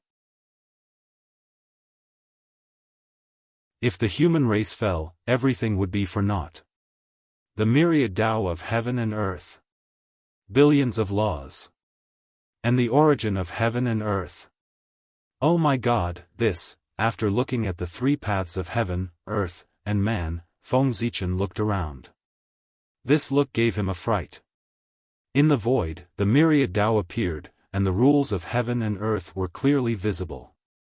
In the deepest part of the void, in the center of the primordial world, the origin of heaven and earth also appeared. Everything was clearly presented in front of Feng Zichen.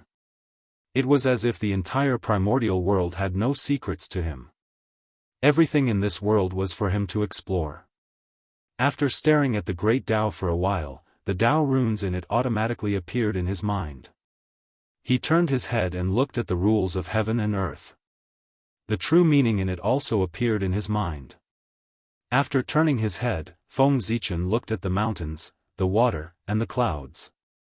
They were indeed different. In his eyes, the clouds were no longer clouds, the mountains were no longer mountains, and the water was no longer water. It was the innate Qi and the innate Tao pattern. All things were presented in front of him in their most primitive form, showing their essence. Seeing this, Feng Zichen seemed to have understood something. He first calmed his Qi and focused his mind, and then looked at the origin of heaven and earth.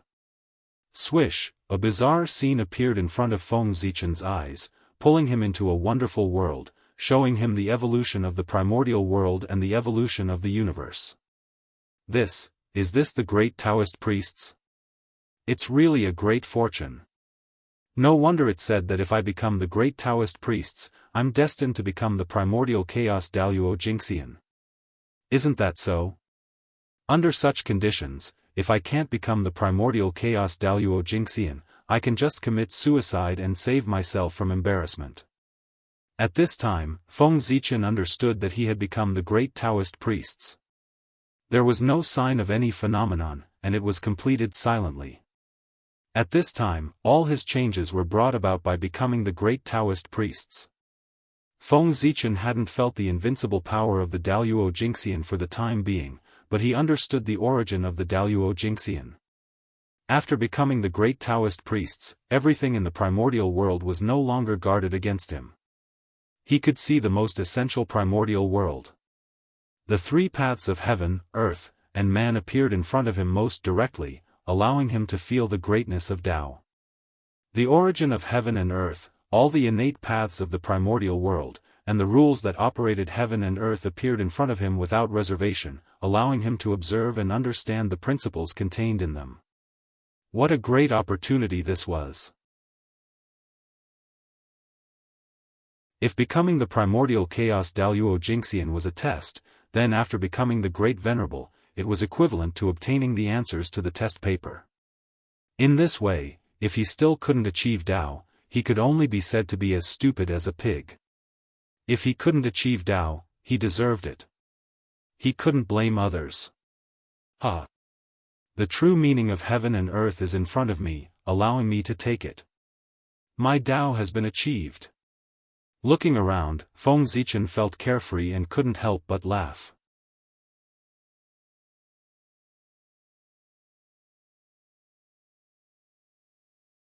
Chapter 4:14. This was the joy of being about to achieve the Tao. Achieving the Tao. 2 short words. But who knew how many heroes had been trapped? This was an unparalleled joy. It could be said that ever since Feng Zichen came to the primordial world, he had never been as happy as he was today. His path had been set. In the future, he would definitely become the primordial chaos Daoist Jingxian. This was a destiny that could not be changed or defied. From now on, it would be difficult for Feng Zichen to die even if he wanted to. Great Taoist Priests. Pangu's former title. Now, it officially belonged to Feng Zichen. His glory was destined. In the primordial world. Except for saints. Who dared to say that they would not die? No one. No matter how you dominate the primordial world, suppress the world, and amaze the past, present, and future. If you don't become a saint, you will still die when the great calamity comes. But there wasn't in the past, but now there was. It was Feng Zichen. In a sense, the title of great Taoist priests was more honorable than saints. Because saints represented the way of the heavens, but the great Taoist priests represented Pangu. With this title, as long as the name of Pangu did not completely disappear in the primordial world. Then, even if one day, Feng Zichen accidentally died, he could still use it as a basis to reappear from the ashes. This was not a resurrection, but a reappearance. A complete reappearance, a reappearance in his peak state, returning to the world. Compared to Daoist Jinxian's self-resurrection, there was still a period of low spirits. It was obviously different. Such an ability was no different from that of saints. The only difference was the difference in strength. The great Taoist priests was so extraordinary. Otherwise, how could he be called a great sage? How could he be called Pangu so respectfully? It was because he didn't have this ability before, but after he hooked up with Pangu, he naturally had this ability. Even if he didn't have it, he had to have it. Pangu's strength was unparalleled since ancient times. From this, it could be seen. Ha! Feng Zichen laughed for a long time before he gradually stopped laughing. However, he still felt incomparably carefree in his heart. He just wanted to let out a long howl to release the carefree feeling in his heart. In fact, he did so.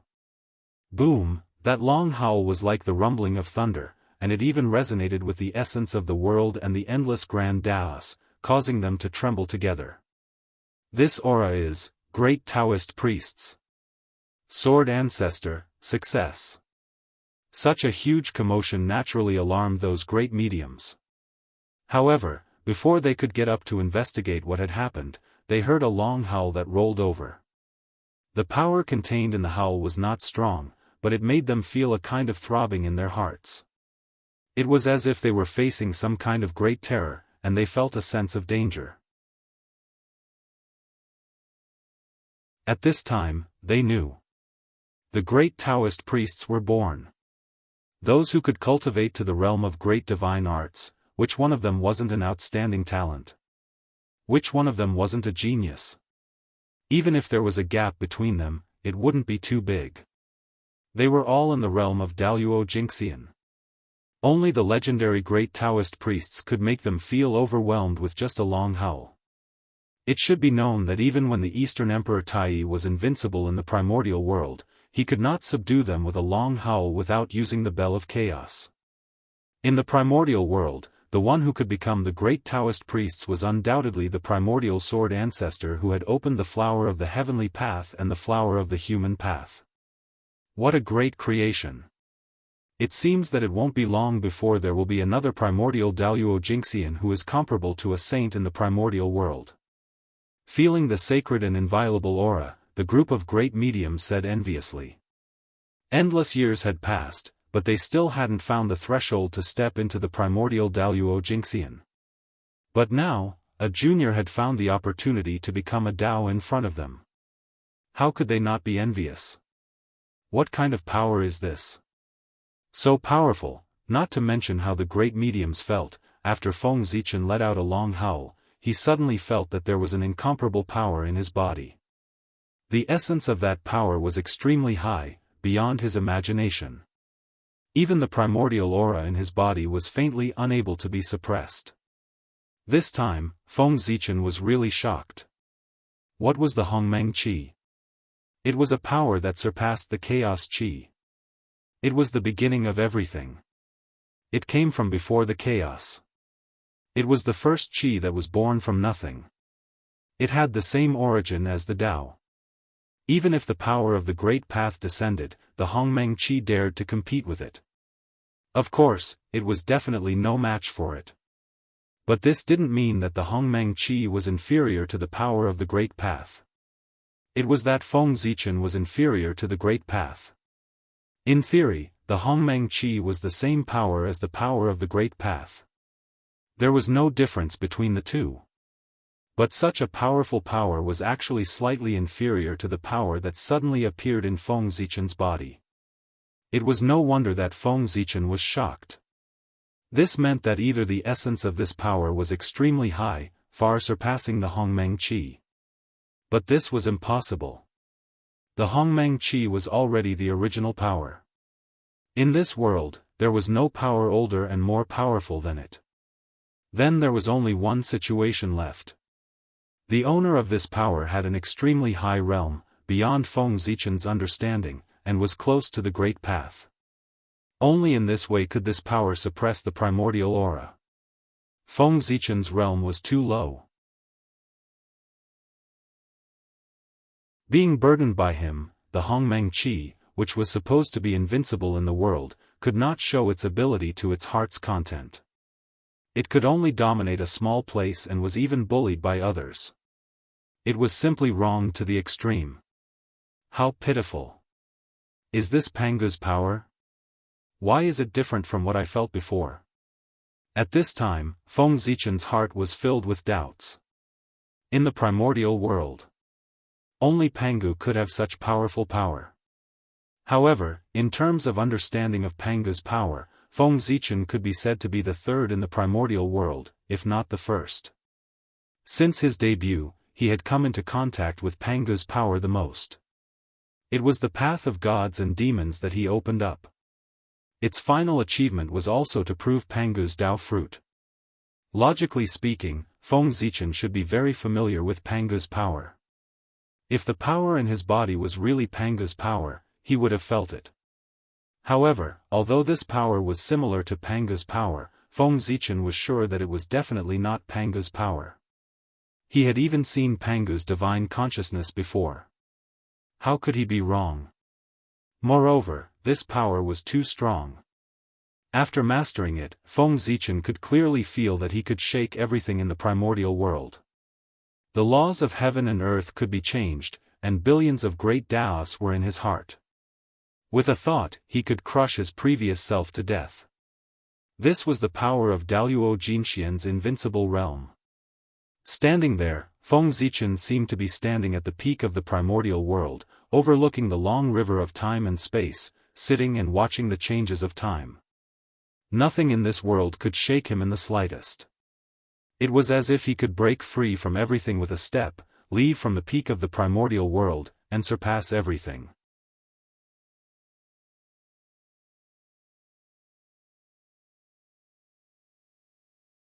Chapter 4:15. Once one's cultivation reached the great perfection of the sage-to-be, one could be said to be standing at the peak of the primordial world. One step further and one would be the legendary primordial chaos Daoist Jingxian. As for the primordial chaos Daoist Jingxian, he focused on the integration of primordial chaos. He needed to restrain the timeline, restrain his karma, and restrain everything about himself. He had to retrieve all the information about himself from the primordial world and destroy all traces of his existence. Only then could he jump out of the primordial world and become the primordial chaos Daoist Jingxian in the most flawless state. This was one of the necessary conditions to become the primordial chaos Daoist Jingxian. Only when one was unrestrained and had no connection to the primordial world could one achieve the Dao. Otherwise, how could one transcend? For the primordial world, the primordial chaos Daoist Jingxian was a transcendent. Only by transcending the primordial world could one not be disturbed by the immeasurable calamity. Therefore, the great perfection of the sage-to-be was the peak of the primordial world. Now, with the support of a strange and powerful force, Feng Zichen had an illusion that he could surpass everything and achieve the primordial chaos Dao fruit with one step. But, of course, that was impossible. How could the primordial chaos Daoist Jingxian be so easy to achieve? This feeling was just an illusion that he had suddenly obtained a powerful force and was a little bloated for a moment. He was still far from the primordial chaos. Before the shaman calamity ended, Feng Zichen could not even become a sage-to-be, let alone the primordial chaos Dao fruit that was above that. He had to go through a calamity before he was qualified to be promoted to a sage-to-be. This was the restriction of the heavenly Dao to all living beings. It did not allow too many experts to be born. Let me see where you came from. After calming his mind, Feng Zichen completely immersed his spiritual will into that force to comprehend his foundation and pry into his origin. Just as he said earlier, this force was too strong. And the power left behind by Pangu was limited after all. After a few major changes, it had been almost exhausted. Especially when the reincarnation was opened, it directly collected the entire primordial world and absorbed Pangu's power. Primordial world. Pangu's remaining power was gone. Even if it did, it wouldn't be this powerful.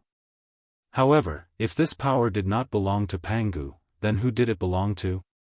Other than Pangu, who else in this world could possess such power? Roar! Roar! Roar! In a trance, Feng Zichen seemed to have heard a huge roar. Before he could react to what had happened, he suddenly woke up. This is, where? After coming to his senses, Feng Zichen found that he was no longer in the untainted land, but in a vast world. Simple and desolate.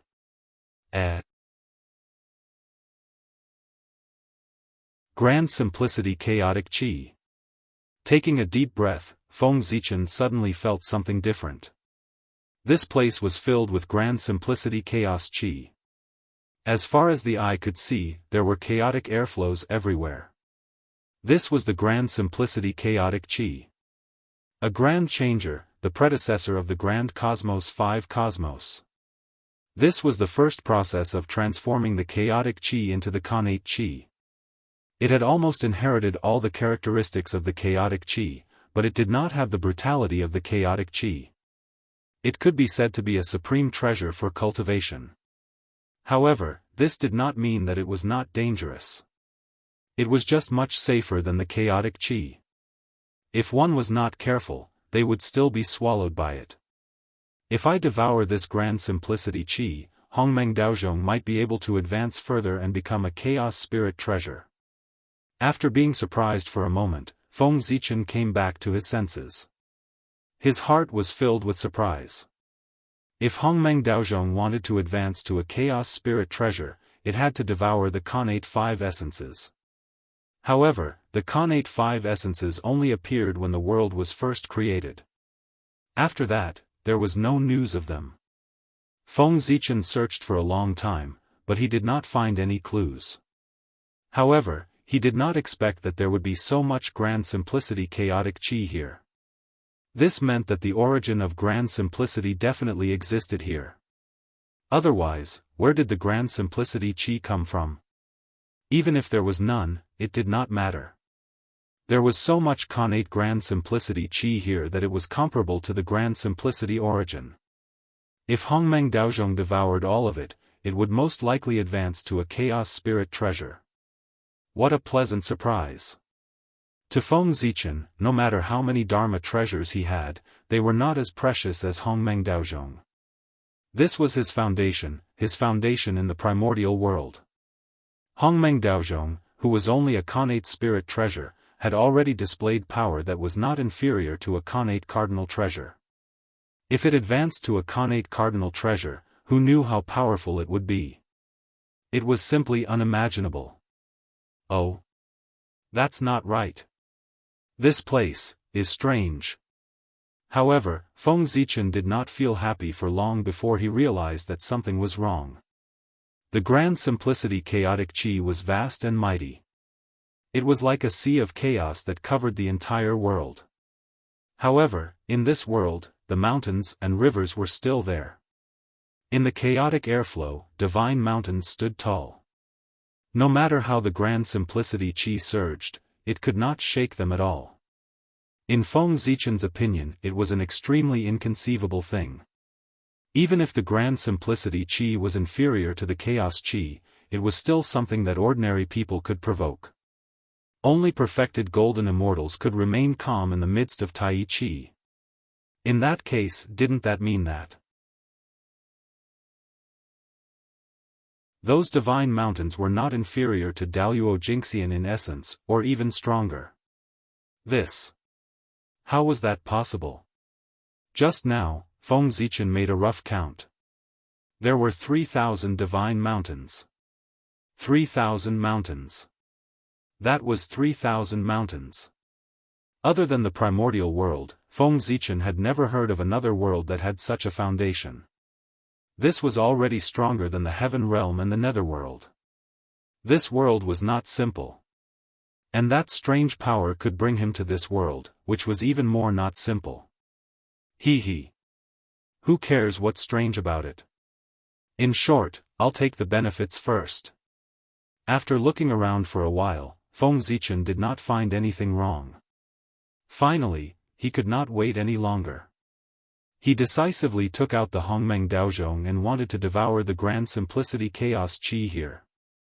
No matter how strange this place was, as long as the Hongmeng Daozhong was promoted to a connate cardinal treasure, then all the trouble would not be trouble. Clang! Feng Zichen pointed at the grand simplicity chi, and the Hongmeng Daozhong appeared from the void. Although it was only 100,000 feet tall and could not be compared to the grand simplicity chi of this world, its body was covered in ancient runes, and even the mark of a chaos demon god appeared. It trembled slightly, and the runes around its body shone brightly. The shadow of a demon god appeared and surrounded it, chanting continuously. Boom! The Hongmeng chi poured out majestically, carrying boundless power. It surged towards the grand simplicity chaos chi, wanting to devour it. At this moment, something strange happened. As if sensing danger, the previously quiet grand simplicity chaos chi suddenly erupted, stirring up boundless tides and stirring up the entire world. Buzz! Then, the huge divine mountain suddenly trembled. Then, under Feng Zichen's incredulous gaze, the vast grand simplicity chi poured directly into the divine mountain.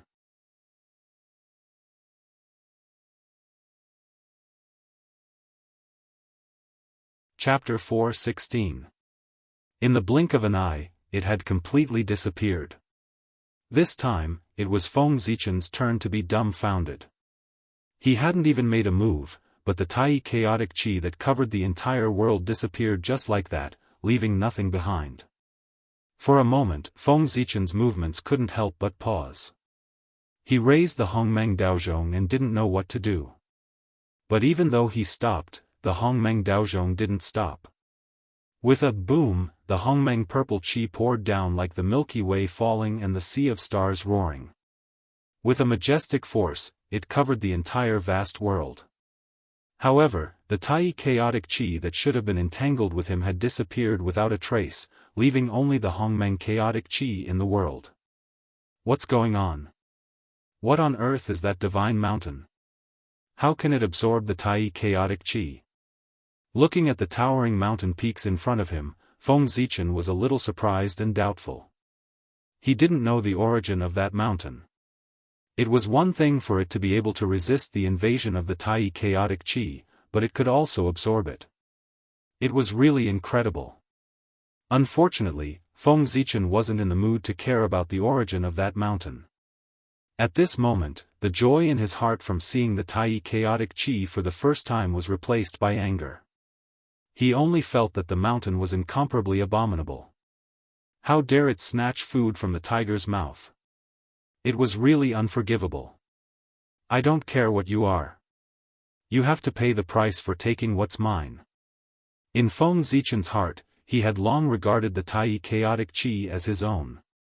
Now that it had been taken away by the mountain, how could Feng Zichen tolerate it? Making up his mind, Feng Zichen immediately raised the Hongmeng Daozhong and was about to smash it at the mountain peak. He wanted to smash it to see if the Tai chaotic chi was still there. No matter what, the Tai chaotic chi was too important to him. It was a necessary item for the Hongmeng Daozhong to advance. He couldn't give it up. If he gave it up now, who knew when he would be able to find it again next time? It was now or never. Clang! The Hongmeng Daozhong trembled slightly, and the Hongmeng chi that filled the entire vast expanse world immediately retreated. Then, the Hongmeng Daozhong suddenly expanded until it was as tall as the sky. It hung high in the sky with the mouth of the bell facing downwards, shrouding a mountain peak. Clearly, Feng Zichen wanted to refine the mountain and see if he could refine the grand simplicity chaotic chi from it. Although the mountain peak was huge and towered into the clouds, it seemed a little small compared to the current Hongmeng Daozhong. The difference between an ant and an elephant was more than enough to cover it. However, there was one thing. Feng Zichen had miscalculated. That mountain peak was obviously not easy to bully. As if sensing danger, before the Hongmeng Daozhong could cover it, the mountain suddenly trembled violently. Then, with a flash of purple brilliance, the mountain shook and transformed into the shadow of a demon god. Bang! After the demonic god projection appeared, it did not say anything. It clenched its right fist and threw a punch at the descending Hongmeng Dao bell. Clang! After that, a loud bang was heard. The primordial chaos Dao bell was actually sent flying by a single punch from the demonic god's shadow, smashing into the boundless void. What? This sudden change really gave Feng Zichen a fright. But in the end, he reacted quickly. Without hesitation, he took out the purple imperial sword and fiercely swung it at the demonic god's shadow. Whoosh! Resplendent sword light surged out like a sea of stars, vast and boundless. It was also like the Milky Way hanging upside down, falling from the 9 heavens with a majestic aura. This was the stellar sword technique. It was a unique skill that Feng Zichen created himself. It was a combination of the stellar path and the connate sword path. It represented his achievements in these two paths. Although this was not the most powerful skill that he had mastered, it was the most powerful one among the unique skills that he created himself. Its power was so great that it could kill Daoyuo Jingxian and severely injure a sage to be. Unfortunately, although Feng Zichen's skill was powerful, the demon god shadow was even more extraordinary. He smiled contemptuously, raised his right hand, and punched out again. Boom! Suddenly, a terrifying power came. It was almost endless. It swept across the entire void and directly shattered the starry sword light. And it did not slow down and went straight for Feng Zichen. Clang! At the critical moment, Feng Zichen called back the Hongmeng Daozhong from the void. It hovered above his head and blocked the terrifying attack. Chaos Demon God. He is the Chaos Demon God. After a round of fighting, Feng Zichen recognized the origin of the demon god that the mountain transformed into. Arrogant, domineering, fierce, and superior aura, as well as the charm of the great way flowing all over his body. What else could he be if not the legendary Chaos Demon God? Oh no! This mountain has turned into a demon god shadow. Doesn't that mean, the other mountains may also turn into demon god shadows? Hiss! Suddenly, Feng Zichen seemed to have realized something. He looked at the other mountains and felt the terrifying aura flowing over them.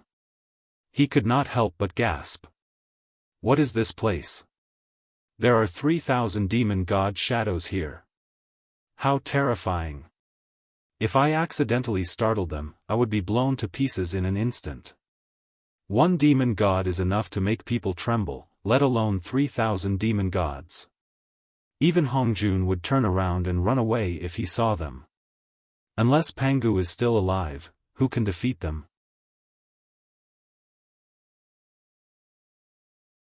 Thinking of this, Feng Zichen felt a lingering fear when he thought of what he had done just now.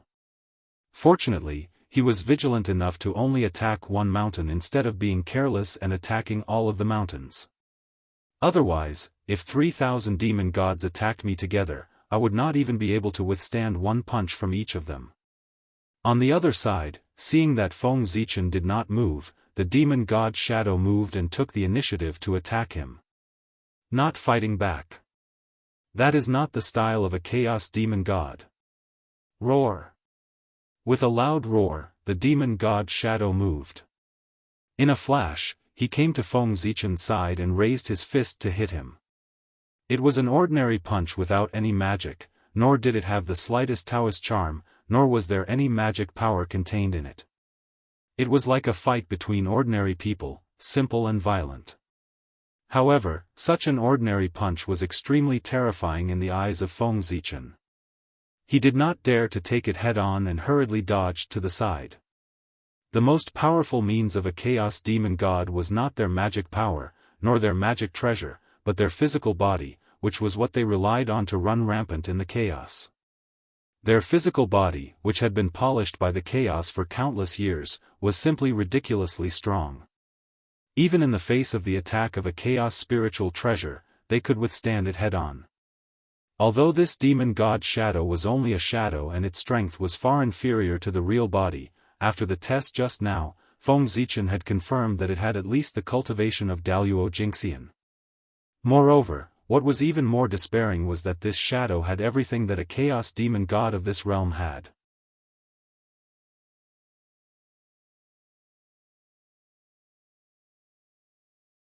Chapter 4:17. Including the physical body. In other words, the demon god phantom in front of Feng Zichen could be said to be a real chaos demon god. A demon god in the Wuxia Xianxia realm.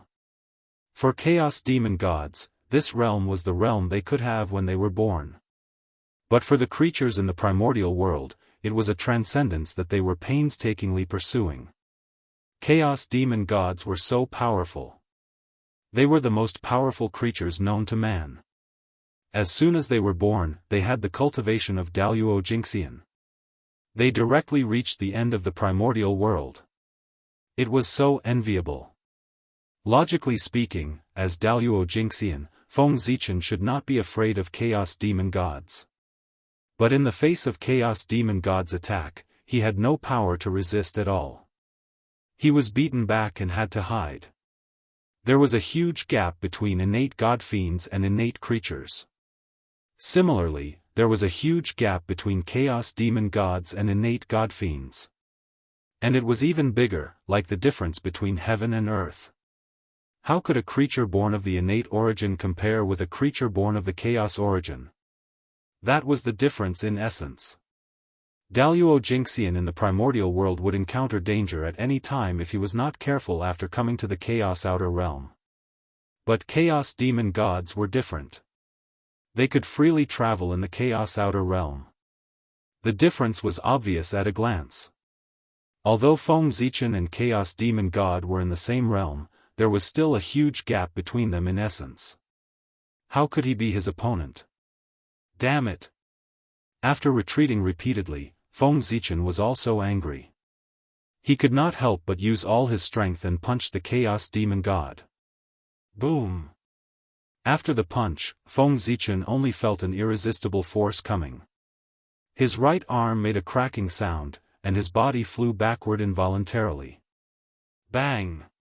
Tens of thousands of miles away, Feng Zichen smashed hard on the ground. The huge impact burst out, forming a huge pit with a radius of tens of thousands of miles around him. Hiss, this is too strong. Feng Zichen struggled to get up from the ground. He was still in disbelief. He knew that the chaos demon gods were strong, but he didn't expect them to be this strong. He defeated him with a single punch. Rationally, he did not want to believe that it was true. However, the heart-wrenching pain that came from his right arm clearly told him that it was true.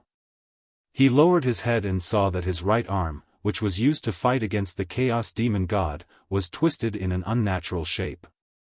Apparently, it was broken. The pain he felt earlier was caused by this. The light of creation flickered on his body. Feng Zichen tried to heal his arm, but there were wisps of murderous aura lurking on the wound, preventing him from healing.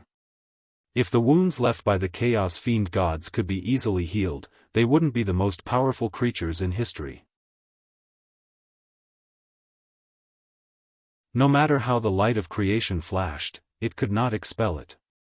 With the appearance of the murderous aura, Feng Zichen felt even more intense pain. However, how could physical pain compare to the shock in his soul? After all, Feng Zichen's physical body was not the strongest in the same realm, but it was one of the best. It belonged to a small part of the top. Otherwise, why would it be called Pangu's Dao body? But even so, it was difficult to block the punch of the chaos fiend god. That was to say, in the primordial world, no one in the same realm could block the punch of the Chaos Fiend God. How powerful would the true body of the Chaos Fiend God be? No wonder Pangu did not allow the Chaos Fiend God to step into the primordial world. Any one of them could sweep across the primordial world. In the past, Feng Zichen only knew that the Chaos Fiend God was powerful, but he did not know much about how powerful he was. Now that he had experienced it personally, he finally understood. The difference in essence caused a difference in concept. The creatures of the primordial world were not in the same dimension as the Chaos Fiend God. How could they compete with him? They could not beat him at all. Unless Feng Zichen underwent another transformation and cultivated the true body of Pangu, or stepped into the primordial Chaos Dao realm. If he cultivated the true body of Pangu, his physical body would not be weaker than the Chaos Fiend God.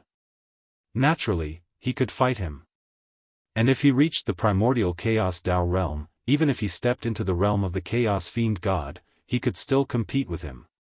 What a pity! This Chaos Fiend God is strong, but he's not smart. He doesn't have any treasures in hand. When cultivators fought, they not only relied on strength, but also magical powers and magic treasures. The phantom of the demon god had the cultivation of Daoist Jingxian, which was already extremely impressive. Feng Zichen did not believe that he still had magic treasures. Thinking of this, Feng Zichen waved his hand and summoned back Hongmeng Daozhong. Immediately, the aura of Hongmeng circulated and wrapped around his broken arm, obliterating the murderous aura. At the same time, the light of creation burst out, and his arm recovered. Then, Feng Zichen raised Hongmeng Daozhong and smashed it hard at the Chaos Fiend God. Dong! The violent impact, accompanied by the melodious sound of the bell, caused huge ripples, and directly sent Feng Zichen flying. At the same time, Hongmeng Daozhong flew back faster than it came. But the fate of the phantom of the demon god was not much better. He also flew back, and an obvious mark appeared on his body, which was left by Hongmeng Daozhong. He was injured. Speaking of which, Hongmeng Daozhong's essence was the highest and was equal to the Great Tao. Feng Zichen could not hurt the Chaos Fiend God, but he could. Again. Seeing that Hongmeng Daozhong was useful, Feng Zichen stood up, grabbed Hongmeng Daozhong, rushed to the side of the phantom of the demon god, and smashed it hard. Dong, dong, dong, dong, a series of rapid bell sounds rang. That was the sound of Hongmeng Daozhong smashing the phantom of the demon god. Previously, Feng Zichen was severely suppressed by the phantom of the demon god. Now that he had gained the upper hand, he naturally wanted to take revenge one by one. Fortunately, the phantom of the demon god did not have intelligence for some reason. In the face of Feng Zichen's attacks, it could only resist with all its might and did not know how to dodge. Otherwise, he would have escaped long ago. But even so, Feng Zichen did not feel good. When Hongmeng Daozhong hit the phantom of the demon god, the rebound force was not weak.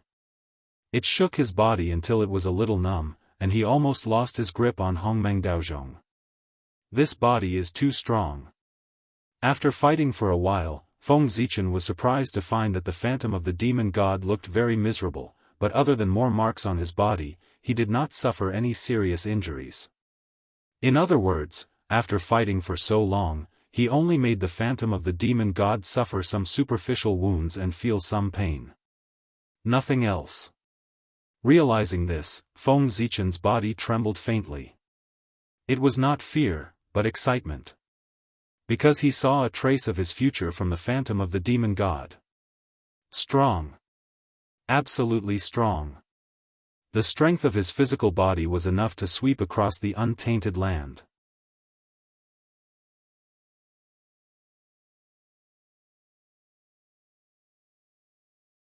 Chapter 4:18. No one was more powerful than Pangu in the world. The body of the demon god of chaos could be invincible in the untainted land. What about Pangu's body? Absolutely invincible in the untainted land. When Feng Zichen reached the primordial chaos and completed the shocking achievement of reverse refining Pangu's real body, he would be invincible in the untainted land with just his body alone. Just thinking about it was enough to make Feng Zichen excited. What's more, this was something that could be seen in the future. Feng Zichen saw such a future from the demon god Phantom.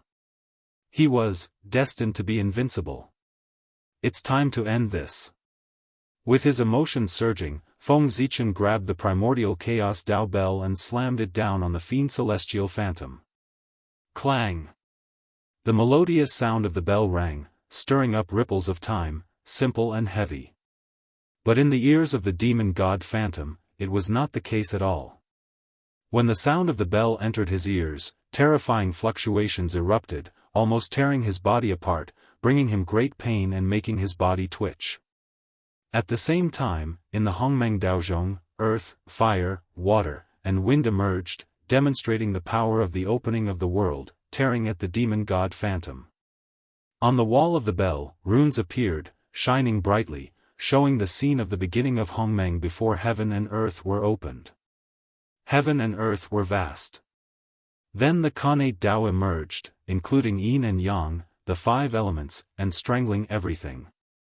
In the blink of an eye, in the Hongmeng Daozhong, various forces appeared, interweaving into various killing methods, and blasted at the demon god Phantom, wanting to completely destroy him. At this moment, under the full power of Feng Zichen, the power of the Hongmeng Daozhong was undoubtedly displayed. Terrifying power surged, and an unprecedented scene appeared. Roar! A huge roar came from the demon god Phantom, accompanied by indescribable pain. Under the crazy attack of the Hongmeng Daozhong, his already broken body was even more broken. His flesh was melting, turning into great simplicity chaotic energy, revealing white bones, making him look exceptionally terrifying. Fortunately, the demonic god's skeleton was clearly tougher than its flesh and blood. Although Hongmeng Daozhong's attack was ferocious, it did not injure his bones and did not cause any fatal damage. His injuries were not as miserable as they looked on the surface.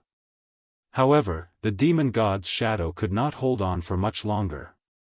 No matter how strong and hard his bones were, they still had their own limits. It was impossible for him to achieve eternal immortality. It could be seen that the divine charm that was constantly flowing on the bones was becoming fainter. The Dao glow it was emitting dimmed too. It no longer had its previous luster. Even some of the great Dao runes engraved on his bones had been obliterated.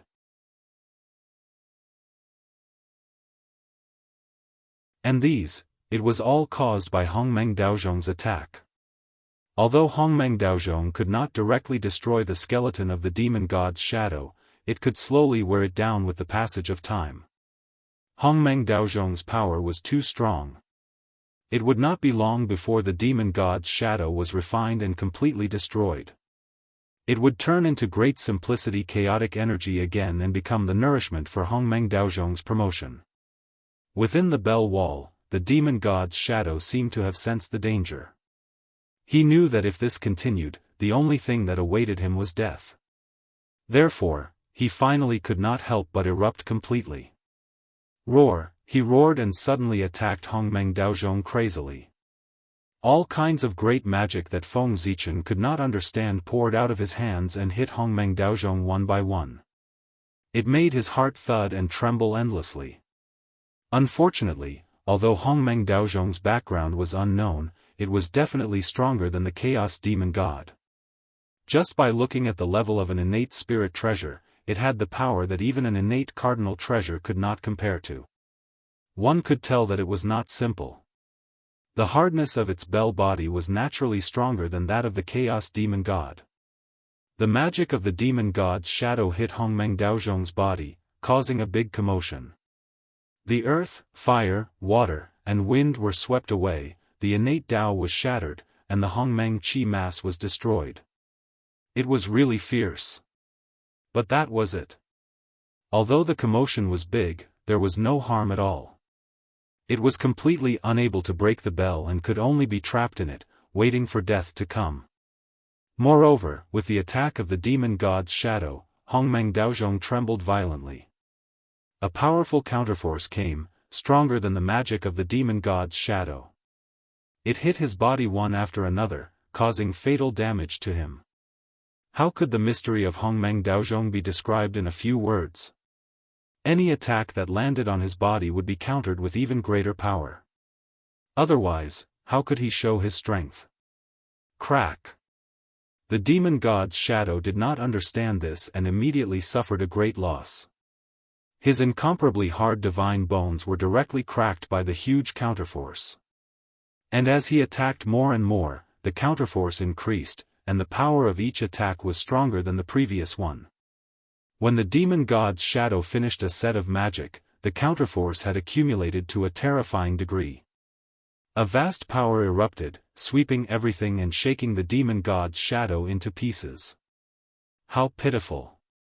The invincible demon god's shadow was actually indirectly killed by his own magic. It was really lamentable. Otherwise, Feng Zichen would have to spend a lot of effort to kill him.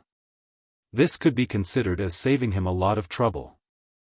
You still want to be resurrected? Disappear completely. In Hongmeng Daozhong, the demon god's shadow, which had been shattered into countless pieces, suddenly gathered into a ball and wriggled crazily, as if to reform his body. Seeing this, Feng Zichen's eyes turned cold. He took out the human emperor's seal and smashed it toward Hongmeng Daozhong. It was not easy to shatter the demon god's shadow. How could he let it recover? Wasn't this looking for trouble for himself? Dong! After a loud sound, the primordial chaos Dao Bell emitted a bright light. It was like a purple sun, and boundless primordial chaos hung down. Countless mysterious runes appeared on its body, showing the scene of the opening of heaven and earth. Boom! It was as if the sea of stars had exploded and the universe had collapsed. All kinds of connate Dao were born, mysterious and unpredictable. They surged toward the fragments of the demon god's shadow, completely drowning it and shattering it again. Dong, dong, dong, without hesitation, Feng Zichen raised the human emperor's seal and smashed it several times toward Hongmeng Daozhong. In an instant, the connate Dao was vast and mighty, showing all kinds of mysteries, and completely obliterating the demon god's shadow. At this time, Feng Zichen's arms drooped down weakly, and his body was trembling. This series of actions seemed easy, but in fact, it was a great burden on Feng Zichen. The recoil of Hongmeng Daozhong was not so easy to bear. In particular, the human emperor's seal was a connate ultimate treasure. It was even more powerful when it hit Hongmeng Daozhong. Otherwise, how could it kill the demon god's shadow? If Feng Zichen was not the master of Hongmeng Daozhong, he would have been smashed to pieces with just one blow. He would not be any better than the demon god's shadow, or even worse.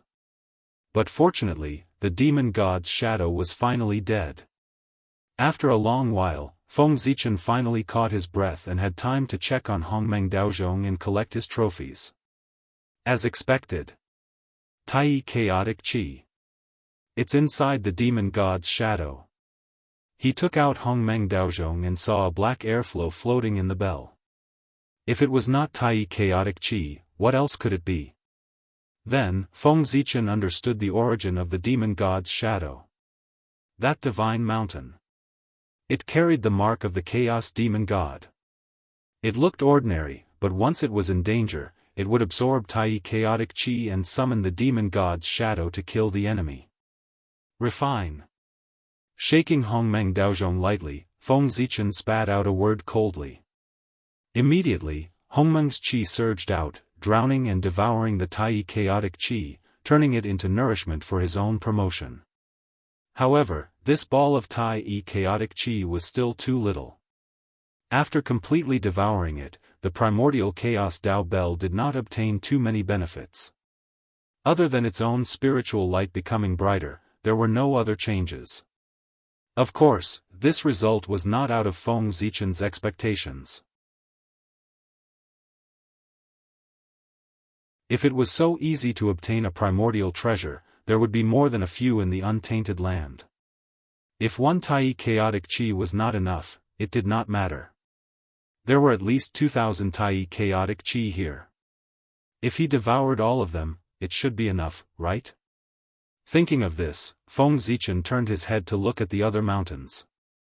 The rest of the Tai chaotic chi was hidden in these mountains. If he guessed correctly, these mountains were the same as the previous one. They were also the incarnations of the demon god's shadow. Before Feng Zichen could verify it, what happened next confirmed his guess. Among the mountains, one of the mountains suddenly shook violently, and then turned into a powerful demon god's shadow. It raised its fist and charged at Feng Zichen. Ha! Good! Perhaps because he had just killed a demon god's shadow, Feng Zichen was a little arrogant. In the face of this brazen demon god's shadow, not only did he not dodge, but he even took the initiative to attack. Boom! Feng Zichen opened his 5 fingers and clenched them toward the sky. The chi of the 5 elements flowed and turned into a huge 5-colored handprint. At the same time, the Tao of the primordial 5 elements hung down, and behind it, there were 5 terrifying demon gods' shadows. They were imprinted on the huge 5-colored handprint to enhance its power. It was the 5 emperors' great divine skill, the primordial 5 elements handprint. And it was an enhanced version, built with the 5 elements chaotic demon god as the foundation. Go! After the primordial 5 elements handprint was formed, Feng Zichen waved his hand and directly blasted at the demon god's shadow. Boom! The handprint carried the primordial 5 elements power and the rules of heaven and earth. It fiercely blasted the demon god's shadow, causing it to stagger and temporarily stop its advance. You're courting death. However, before Feng Zichen could rejoice, he saw the demon god's shadow stand up and roar with a face full of anger. It directly shattered the primordial 5 elements handprint. This, on the other side, Feng Zichen looked at this scene with a face full of shock. He did not know if he should use the great path furnace in his hand. This demon god was so fierce. It was even stronger than the previous one. The small arrogance that had been caused by killing the demon god's shadow disappeared without a trace at this moment. There was still an insurmountable gap between him and the chaotic demon god.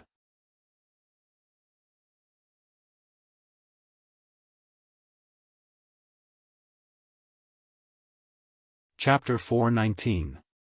With just a roar, the phantom of the demon god broke the magic that Feng Zichen was so proud of. It had to be said that it was a huge blow to him. However, it was still okay. The previous experience had already given Feng Zichen enough of a blow.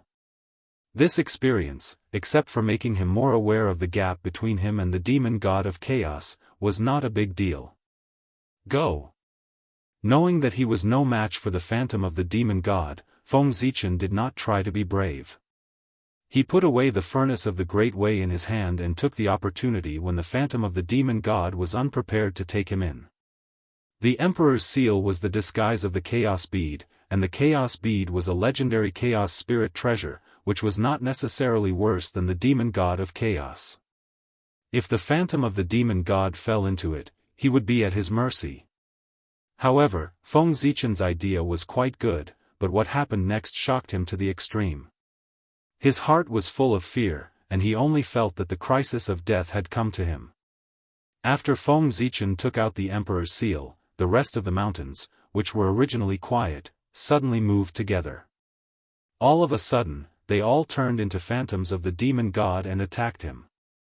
How could, seeing this scene, Feng Zichen was really shocked and angry. He quickly called back the Emperor's seal and hung it over his head. At the same time, Hongmeng Daozhong also flew out and covered him. Together with the Chaos Bead, it protected him firmly. After that, Feng Zichen did not care whether it was useful or not. He directly urged his Dharma power to the limit and hit all the great magic that he had mastered, bombarding the phantoms of the demon god with the intention of blocking their attacks. Unfortunately, it was completely useless. Those were 3,000 demon gods of chaos. Even if it was just a phantom, it was not something that anyone in the same realm could resist. What's more, Feng Zichen could not even defeat one demon god. How could he resist 3,000 demon gods? With 3,000 demon gods attacking together, except for Pangu, no one in the untainted land could defeat them. Boom! Fist seals flew over one after another. Feng Zichen's great divine ability was completely unable to resist and was shattered one by one. This included his most powerful divine ability, the heaven-opening sword art. The gap was too big. F***ck. Seeing this scene, Feng Zichen couldn't help but curse, and then he didn't know anything else. This was because he had been smashed into pieces and had completely left this world.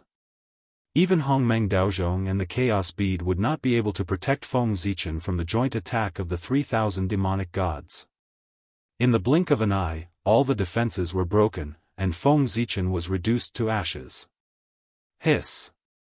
How frightening! I thought I was really going to die. In the outside world, after Feng Zichen was killed by the joint attack of the demon god phantoms, he woke up with a start. He didn't have time to think about what had happened. He jumped up and hurriedly checked his body. When he found that there was no problem, he let out a long sigh of relief.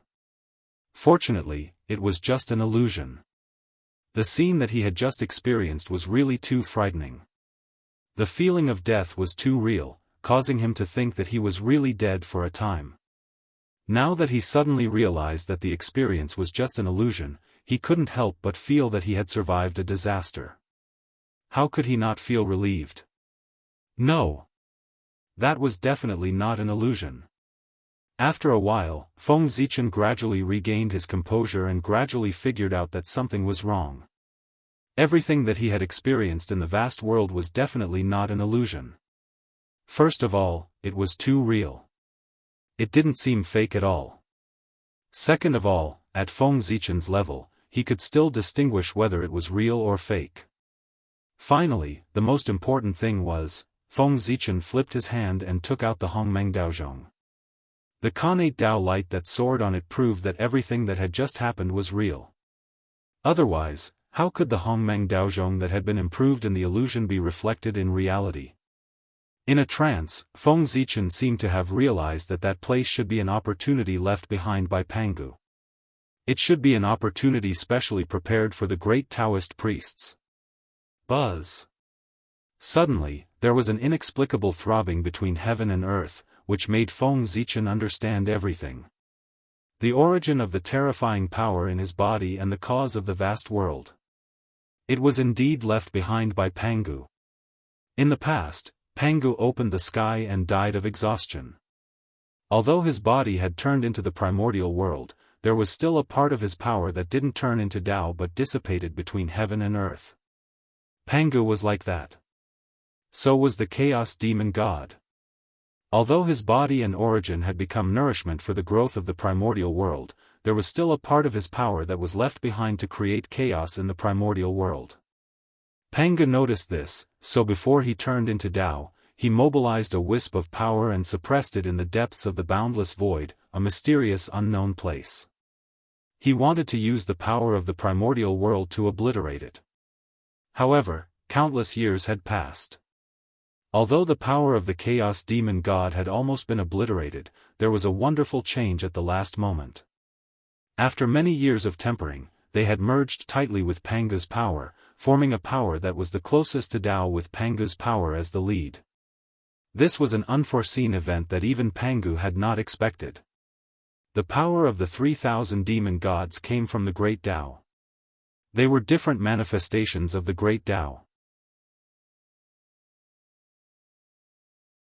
It was not an exaggeration to say that their combined power was the power of the Great Dao.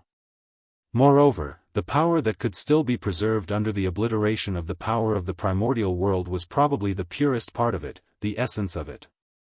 Obliteration was only obliteration if used well. If not used well, it would become a training. It was a blessing, not a disaster. It was also because of this that this power could be preserved.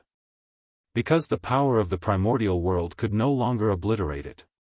The essence was too different. However, the will of the chaos demon god was completely obliterated with the help of Pangu's will. The rest, it was an extremely pure power of the great Tao.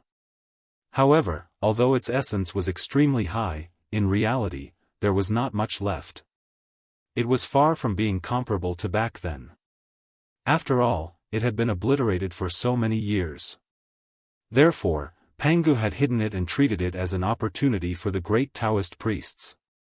Today, by chance, it was obtained by Feng Zichen and became the foundation of his Daoist Jingxian's invincibility. That's right, the so-called invincibility of the Daoist Jingxian by the great Taoist priests was due to this power. The great Taoist priests was a Dao immortal, not a realm. Without the help of external forces, how could he have unparalleled combat strength? In addition, the so-called not much power left was compared to the power of the chaos demon god. Naturally, it was nothing. However, in the primordial world, it was a power second only to the primordial chaos Dao realm. Otherwise, it would not have been used as a reward by Pangu for the great Taoist priests. Moreover, this was not the greatest use of the power of the great Dao. Its greatest use was to help its master break through to the primordial chaos Dao realm. External forces were external forces after all. Even if he could be brave for a while, he could not be unstoppable for a while. If he indulged in it, he would eventually be implicated by it. Pangu's realm was high, so how could he not understand this point? Therefore, after leaving behind the power of the great Dao, he gave it another meaning, to help others break through to the primordial chaos Daoist Jingxian. It was definitely not a simple matter to attain the Dao. It was not something that could be achieved naturally when one's realm reached a certain level. It involved all aspects. Just like back then, when Feng Zichen wanted to break through to the primordial chaos Daoist Jingxian, he had clearly reached a certain level, but because of the lack of congenital origin, he had been unable to break through for a long time. The primordial chaos Daoist Jingxian's breakthrough also involved congenital origin, and it required more than one could imagine. The saints could attain the Dao so easily not because they had accumulated enough, but because the heavenly Dao had directly imbued them, saving them the time to accumulate. However, this was not without a price. One of the reasons why saints could not break free from the heavenly Dao. Feng Zichen, on the other hand, did not have such concerns. In this world, there were not many forces better and stronger than the power of the great Dao. As for congenital origin, it was obviously not one of them. When his realm reached a certain level, Feng Zichen only needed to refine the power in his body to accumulate enough origin and naturally become the primordial chaos Daoist Jingxian. Otherwise, if he relied on his own accumulation, how long would he have to wait? In theory, if he wanted to attain the Dao, he had to accumulate dharmic powers for an immeasurable number of tribulations. From this, it could be seen how difficult it was to attain the Dao. After becoming the great Taoist priests, Feng Zichen could be said to have taken advantage of everything. The path to attaining the Dao had already been paved, and he was just waiting for time to pass. If news of this spread, countless people would be envious. As for the vast expanse world, its background was even greater. It had something to do with Pangu suppressing the river of time and space. The realms of Pangu and the 3,000 demon gods were unfathomable and beyond imagination. They had already reached a realm that could not be explored. The impact of the battle was naturally shocking. It was far from being as simple as it seemed. The process of the battle had long been deeply imprinted at the end of time and space. No one knew the beginning or the end, and it had been preserved since ancient times. It could appear in any time and space at any time. How could this be? If this battle suddenly appeared in a certain period of time and space in the primordial world, the damage would be great. It was estimated that just the aftermath of the battle could destroy the entire primordial world. Therefore, after realizing this, Pangu made a prompt decision. He directly used Mount Buzhou to suppress the river of time and space, firmly locking this period of history at the end of the river of time and space, not allowing it to appear again. Otherwise, the appearance of this battle would be a great disaster for the primordial world. Of course, Pangu had another purpose for sealing this battle, and that was to delay the return of the Chaos Demon Gods.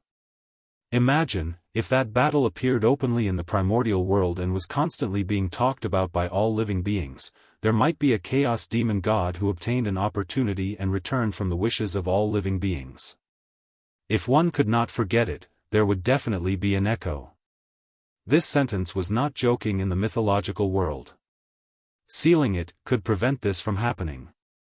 Moreover, Pangu's intention was not only that. The Chaos Demon Gods did not have a past or a future. They only had the present. However, Pangu sealed the battle of splitting open the sky and forcefully tore apart the foundation of their existence, creating a past for them.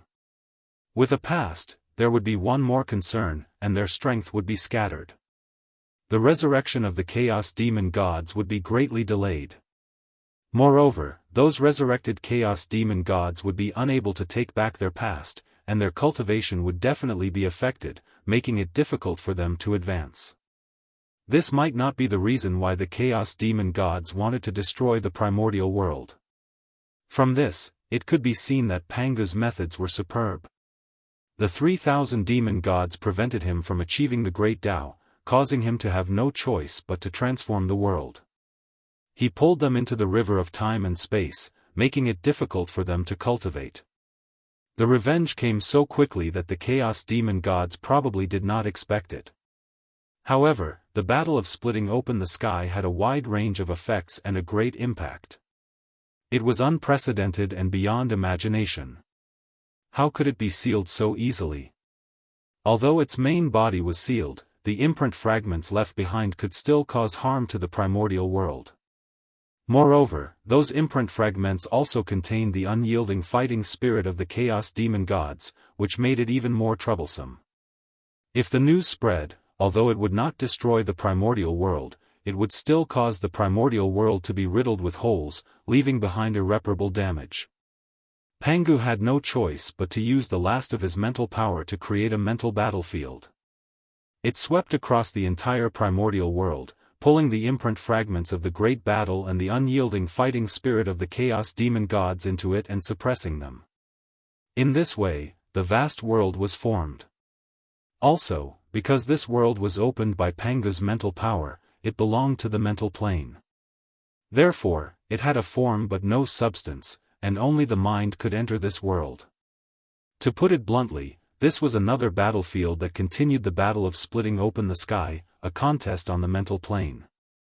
It was a war launched by the Chaos Demon Gods because they were unwilling to accept their death and their indestructible spirit wanted to destroy the primordial world. Even if a person with a high cultivation level died, he could still cause a lot of trouble. Pangu had no choice but to fight. After his death, his spirit was not extinguished, and he evolved the mental realm to continue the battle with the Chaos Demon Gods. Unfortunately, the Chaos Demon Gods were no match for Pangu when they were alive, and of course, they were no match for him after their death. Not long after, they were suppressed by Pangu one by one. After Feng Zichen entered the vast world, the mountains that he saw were the result of Pangu's efforts. He intended to use the power of time to wear them down. After all, time could erase everything. No matter how big a thing was, how unforgettable a love was, how deep a hatred was, it would eventually be forgotten with the passage of time. It was a pity that his great power was known. However, the Chaos Demon Gods were not people who would wait for death. Seeing that things were not going well, at the moment when they were suppressed by Pangu, they used the last of their strength to tear a hole in the vast world and draw in the Tai chaotic chi. Tai, the first process of the evolution of heaven and earth, had boundless creation. The Chaos Demon Gods drew in this chi with the intention of merging it with the vast world, so that this world would turn from illusion to reality and completely manifest in the world. They could also take advantage of this opportunity to refine their Taoist bodies and return. It had to be said that the Chaos Demon Gods had a good plan. After Pangu's spirit sealed them, it completely dissipated and could no longer interfere with their actions. If the Chaos Demon Gods were given enough time, they might really succeed. Unfortunately, Feng Zichen came and changed everything. The resurrection method of the Chaos Demon Gods became his opportunity. The Tai Chaotic Qi could help Hongmeng Daozhong to advance.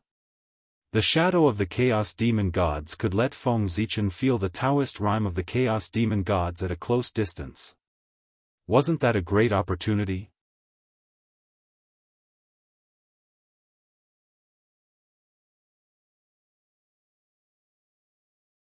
Chapter 420. In fact, if one thought about it carefully, it might have been Pangu's plan.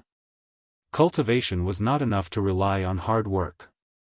One had to apply what they had learned. Blindly cultivating was like building a cart behind closed doors. Sooner or later, one would fall behind others. Otherwise, how could one have great achievements? Only by applying what they had learned and using their own Tao to verify the heaven and earth could one continue to improve. Pangu might have left this spiritual battlefield with the intention of training his successor. After Feng Zichen became the great Taoist priests, there were no more secrets in the primordial world to him. The connate Tao and the rules of heaven and earth were all clearly visible. He could enter the state of enlightenment at any time and feel the mysteries of heaven and earth. It could be said that from now on, his cultivation was like the help of heaven. His rapid progress was considered slow. However, these could only increase his cultivation and make his realm advance by leaps and bounds. It could not increase his combat strength by much. In the primordial world, although realm was important, it did not mean that combat strength was not important. Realm determined the upper limit. But combat strength determined life and death. With a high realm but no corresponding combat strength, one usually could not live long in the primordial world. After all, on the path of cultivation, it was inevitable to engage in life and death battles with others. If the realm difference was big, it was fine. One could easily win by suppressing others with realm. However, if the realm difference was not much, then the importance of combat strength would be reflected. Whoever had the higher battle prowess would be able to win or even kill their opponent. Just like back then, as Daoist Jingxian, Donghuang Tai could be the best of his generation and be invincible in the world. It was because his combat strength was unparalleled in the world. In the spiritual battlefield, there was the existence of the demonic god's shadow. Feng Zichen entered and wanted to obtain the Tai Chaotic Qi. He had to fight with it. Although Feng Zichen was no match for the demonic god's shadow, fighting with it would be of great benefit to him. Every move of the demonic god's shadow was in harmony with the Tao. A casual attack was a great magical power that contained the charm of the great Tao and supreme creation. Feng Zichen's confrontation with them could be used to sharpen his supernatural powers and transform them beyond the scope of the primordial world. Moreover, if he could comprehend some mysteries from the magic of the demonic god's shadow, there would be indescribable benefits. Training in the spiritual battlefield could completely make up for Feng Zichen's lack of actual combat experience. Even if he was no match for the phantom of the demon god, he could only rely on Hongmeng Daozhong to fight it. However, Dharma treasures were also a part of one's strength. Being able to win was a good method. Moreover, Feng Zichen's strength was not constant. As he continued to fight with the demonic god's shadow, he would definitely transform and become stronger. He believed that in the end, Feng Zichen would definitely be able to kill the demon god phantom with his own strength without the help of any magic treasures. The power of the great Tao allowed Feng Zichen to have the invincible power of Daoist Jingxian. The spiritual battlefield could allow Feng Zichen to continue to transform and finally obtain a heart that matched his strength. The two complemented each other. When the two were combined, Feng Zichen could achieve the realm of primordial Daoist Jingxian in the most perfect state. It had to be said that the means left behind by Pangu were really amazing. He could create a primordial Daoist Jingxian at the fastest speed. Just this point. This proved how powerful he was. The primordial Daoist Jingxian, who was at the peak of the primordial world, could be created just like that. It was really amazing. Rumble, in Feng Zichen's body, the power of the great Tao suddenly became restless. A very small part of the power completely integrated into his body and became a part of his power. Seeing this scene, Feng Zichen was slightly surprised. Such a situation had never happened before. One had to know that the power brought by the karmic rank, whether it was the power of destiny, the power of heaven and earth, or other forces, were all external forces that were borrowed from heaven and earth. They did not come from his own hard work and did not belong to him at all. In general, this was the power that he only had the right to use, but not ownership. He could use this power to fight against enemies, to assist in cultivation, and to do many things. However, he could not refine it and turn it into his own power. This was the power of heaven and earth, which he had borrowed. If he took it for himself and harmed heaven and earth to enrich himself, wouldn't he be afraid of being punished by heaven? Therefore, even though Feng Zichen's body had all kinds of powers that could quickly increase his strength, he did not dare to refine it. That was exactly what he was afraid of. But now, the power of the great Tao had actively integrated into his body and become a part of his power to increase his strength. This was something that Feng Zichen did not expect. Yes. I see. After deducing in his heart for a while, Feng Zichen gradually understood. The power of the great Tao was originally the power that Pangu had prepared for him. It was the power to help him break through the primordial chaos Daoist Jingxian. So, this power, originally belonged to him, he could refine it without worrying about the punishment of heaven.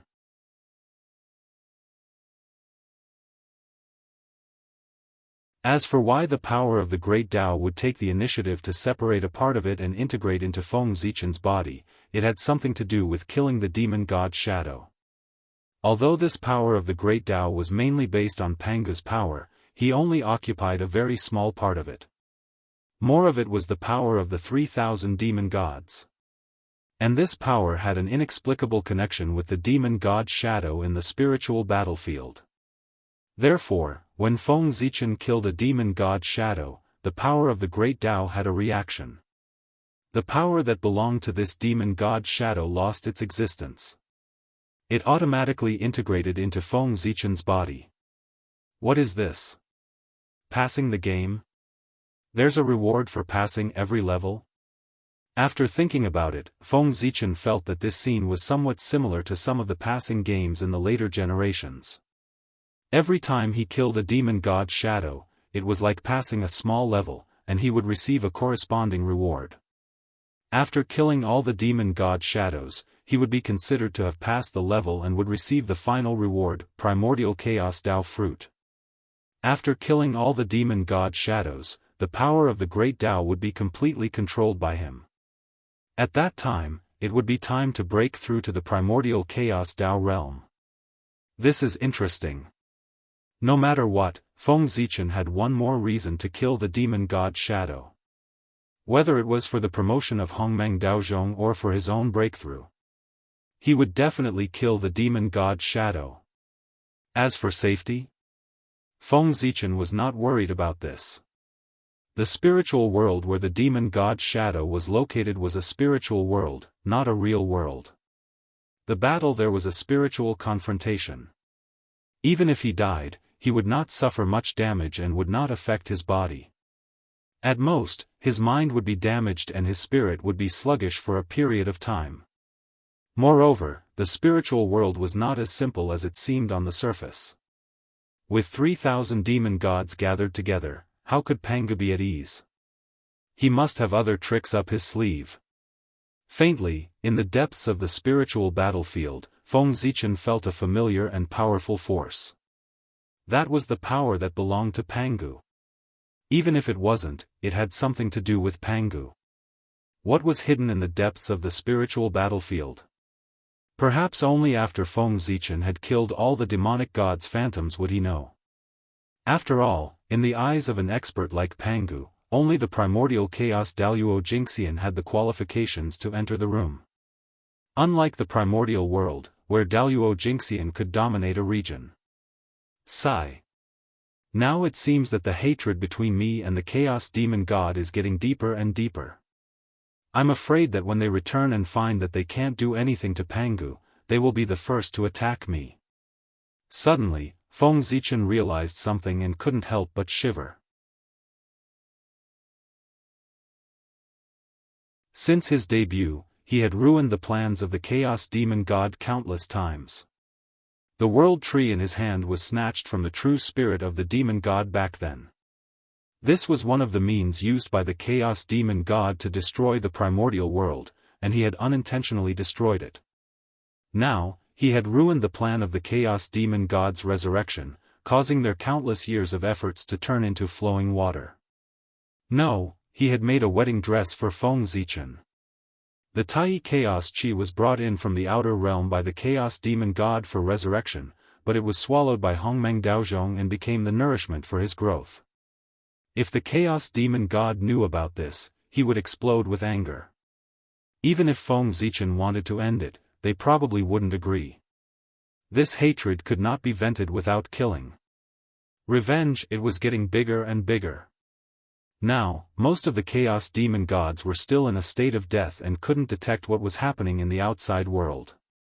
And those living Chaos Demon Gods were hiding in the depths of the great chaos outside the realm and couldn't detect what was happening in the primordial world. Therefore, Feng Zichen was still safe for the time being.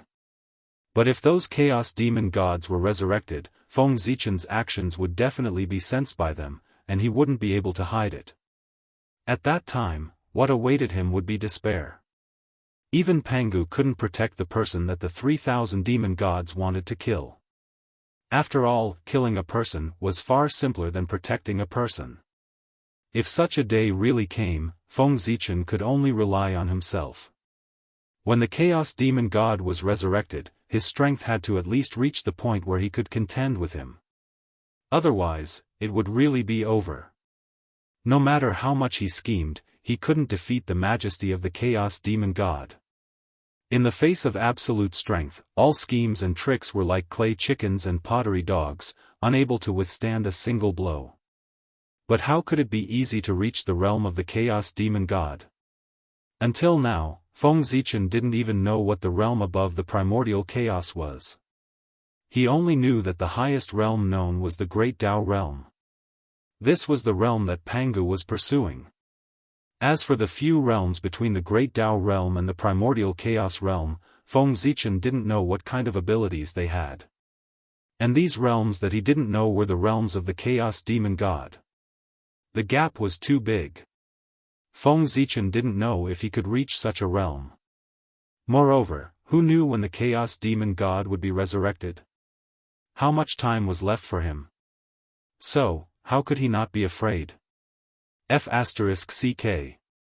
How did I become a mortal enemy with the Chaos Demon God for no reason? Thinking of the situation he would face in the future, Feng Zichen shuddered.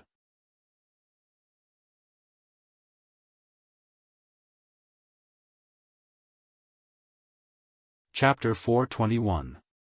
That was an indescribable horror. No. Absolutely not. The demon god of chaos must not be resurrected. At the very least, before I have the strength to protect myself, they must not be resurrected. As his thoughts raced, Feng Zichen made a decision in his heart. Since things could not be done, he would think of ways to prevent the resurrection of the demon god of chaos and buy himself time to cultivate. Anyway, he had already offended him, and there was no room for redemption, so it was not a big deal. Humph. Demon god of chaos, don't blame me. I was forced to do it too. If you want to blame someone, blame Pangu. If he hadn't killed all of you, there wouldn't have been so many things after that. After snorting twice, Feng Zichen seemed to be talking to himself, but also seemed to be talking to some kind of existence in the unseen world. Sigh. Killed by the joint forces of 3,000 demon gods. In this world, other than Pangu, there is only me. According to this is still an honor. Even if I die, it's enough to be recorded in the annals of history for the world to admire. If I don't die, it'll be even more amazing. That's an achievement comparable to Pangu's, enough for all living beings to worship. After all, Feng Zichen had experienced a lot of reincarnation. His mentality was already different. He quickly adjusted himself, suppressed the shock in his heart, and resumed his tranquil state of mind. He even found joy in bitterness. In this case, even if I die, it's worth it. Thinking of this, Feng Zichen seemed to have figured something out and suddenly laughed. Men in this world, don't they just want to be vigorous and famous? If they were born with grievances, in that case, he might as well die. Kill. With his emotions surging, Feng Zichen seemed to have understood something. He raised the Zichen sword in his hand and directly swung it forward. This sword contained Feng Zichen's determination to be ordinary, his confidence to achieve great things, and his belief that he would not fall behind others. With this sword, he strengthened his Taoist heart. They believed that they were invincible and could do what ordinary people couldn't. This was an invincible sword. Whether it was true or not was not important. At least, that was what Feng Zichen thought. However, the power of this sword was indeed extremely strong. Although it was an exaggeration to say that he was invincible in the primordial world, it was not an exaggeration to say that Daoist Jingxian was invincible. This was because when Feng Zichen swung his sword, he could not help but use the power of the great path in his body. Feng Zichen's strength was not enough to make Daoist Jingxian invincible, but the power of the great Dao could. This was the first time that the power of the Great Way appeared in the untainted land. It was released without reservation, showing the majesty of the great Taoist priests to all living beings in the untainted land and the great mediums. The great Taoist priests' first show in the primordial world naturally had to amaze the world. Therefore, the power of this sword was extremely strong. Rumble. Immediately, a resplendent sword light swept out like a sea of stars exploding. It wiped out the void in front of it, causing the myriad Dao to cease to exist. That's right, what no longer existed. The void, the connate Dao, and the rules of heaven and earth no longer existed. Everything was wiped out by this sword and completely returned to the state of nothingness. Hiss, the power of this sword is so strong. Is this the great Taoist priests? It's indeed extraordinary. If this sword isn't his strongest divine ability. Perhaps, Daoist Jingxian's invincibility isn't a lie. The great mediums, who had been paying attention to Feng Zichen's movements, couldn't help but suck in a breath of cold air when they saw this scene. The power of this sword was too strong. If they didn't use magic treasures, they might not be able to block it. Even the saints' eyelids couldn't help but twitch when they saw this sword. The power of this sword was enough to pose a threat to them. Although the threat wasn't great, it also showed Feng Zichen's extraordinariness. Everyone knew that the great Taoist priests was strong. After all, no matter what, that was the title of Pangu. However, they didn't expect him to be so strong. Previously, the great mediums had doubts about the strength of the great Taoist priests and thought that the legends were exaggerated. At this moment, they had no choice but to take it seriously again and have a new understanding of the strength of the great Taoist priests. The legends might not be exaggerated. That was the truth. The legend of the great Taoist priests, Daoist Jingxian's invincibility came from the distant primordial era. In that era, most of the current great mediums hadn't been born yet. Naturally, they had doubts about the authenticity of the legend. More importantly, although the primordial era was ancient. However, as everyone knew, the strength of the primordial era and even the ancient times was far inferior to the strength of the current era. How could the Daoist Jingxian of the primordial era be compared to the sage-to-be of the current era? Therefore, some great mediums thought that the so-called great Taoist priests, Daoist Jingxian, was just a short person growing taller. Even if he was strong, there was a limit to his strength. It was also because of this that the great mediums didn't pay too much attention to the strength of the great Taoist priests. Instead, they focused on the effect of definitely becoming a primordial chaos. Now, Feng Zichen's sword had attracted their attention and attracted their attention. They had to pay attention. It was fine if they didn't know that he was so strong.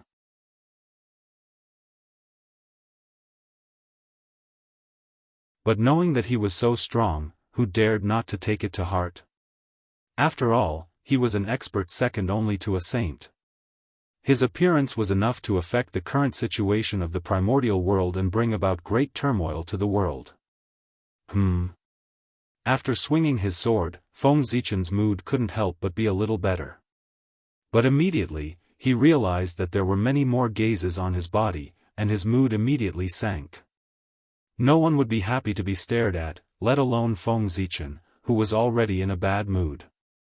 However, he didn't chase these gazes away. Instead, he raised the Zichen sword in his hand and continued to practice his supernatural powers. He had just become the great Taoist priests and hadn't completely familiarized himself with the power of the great path in his body. He could take advantage of this time to familiarize himself with it. Didn't those great mediums want to see it? Then let them take a good look. It was just right to attract all their attention and make them unable to do anything else, so that it would be convenient for him to start another plan. Set up the Yin court. The attention of the great mediums of the primordial world was all focused on him, the great Taoist priests. Wasn't it a good time to set up the Yin court? The great mediums took the initiative to give him this opportunity. Feng Zichen couldn't let their good intentions down. He would definitely make good use of it and strive to maximize the effect. Otherwise, how could he face them? What? Set up the Yin court? Beside the 6 paths of reincarnation, Hutu asked in surprise. That's right. It's the Yin court. The heaven realm has the heavenly court ruling the world, and the netherworld realm should have the Yin court. Only then will it conform to the principle of balance between yin and yang and be beneficial to the primordial world. As if hearing Hutu's confusion, Fengdu's incarnation explained in a deep voice. The world valued balance the most. If there was heaven, there would be earth. If there was yin, there would be yang. If there was life, there would be death. If there were men, there would be women. Then, if there was a heavenly court, there would naturally be a yin court. Otherwise, yin and yang would not grow alone. There was only one heavenly court in the primordial world, and there was no yin court that opposed it. Then, it would cause an imbalance between yin and yang. This was a disaster and not a blessing for the primordial world. Fellow Daoist, you're right. But this yin court is not a small matter. It's not something that Hutu can decide alone. I have to discuss it with my brothers and sisters. Only then can I make a decision. After hearing Fengdu's words, Hutu deduced for a moment and understood the meaning of the Yin court's appearance. However, establishing the Yin court required the power of the Magi. This was not something that she could decide alone. She had to get the consent of the other ancestral Magi. Of course. The netherworld was originally prepared by Father for the Magi. The establishment of the Yin court can't be helped by the brothers of the Magi. This matter naturally requires their participation. Nodding his head, Fengdu was indifferent. The Yin court was originally prepared for the Magi. Otherwise, how could he and Hutu establish the Yin court? It would just be a joke. After thinking for a while, Fengdu continued, worried that Hutu would not take this matter seriously. Establishing the Yin court is not only beneficial to the primordial world, but also to the Magi. The reason why the demons can compete with the Magi is because of the heavenly court. If the Magi establish the Yin court, they can compete with the heavenly court for the destiny of the world and achieve the goal of weakening the strength of the demons. At that time, the enemy will be weak and we will be strong. Victory will be in our hands. Besides, at this point, Fengdu carefully glanced at Hutu and stopped talking. He silently organized his words in his heart and thought about how to say the next words without provoking Hudu. What he had said previously was nonsense. He had chosen some pleasant words to foreshadow what he was going to say next. That was because what he was going to say next was the real reason. It was just that it was a little unpleasant. Moreover, fellow Daoist, you have transformed into reincarnation, causing the strength of the Magi to be greatly reduced. It will be difficult for the 12 divine fiends array to form. As a result, the Magi have lost their greatest trump card. Facing the demons, they no longer have an absolute advantage. They might even be at a disadvantage. If we don't establish the Yin court to increase the strength of the Magi and fight against the demons, then, the future of the Magi is worrying. After thinking for a while, Fengdu decided to tell the truth. That was because he could not find the right words. It was Hudu's fault to begin with. As expected, after hearing Fengdu's words, an unnatural look flashed across Hudu's face. Although it was fleeting, it was still noticed by Fengdu, who had been observing her. However, Hudu did not flare up. Instead, she informed the other ancestral Magi as if nothing had happened and asked them to come here for a chat. Hudu also understood that she was in the wrong. After transforming into reincarnation, Hudu had not let down the primordial world that gave birth to her. She had also let down all living beings. However, she had let down the Magi who respected and loved her. His departure directly destroyed the great situation of the sorcerer tribe. She had even pushed them into danger. From the strong Magi and the weak demons to the strong Magi and the weak demons. It was so fast and so unexpected. Moreover, this was not caused by the strength of the demons. It was caused by the destruction of the Magi's foundation and the great reduction in strength. A few years ago, the Magi had made one big move after another. They were about to completely destroy the demons and unify the primordial world.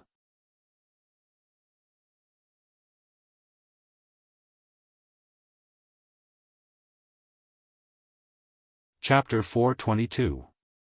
But unexpectedly, the situation changed, and Hudu could not restore the witch.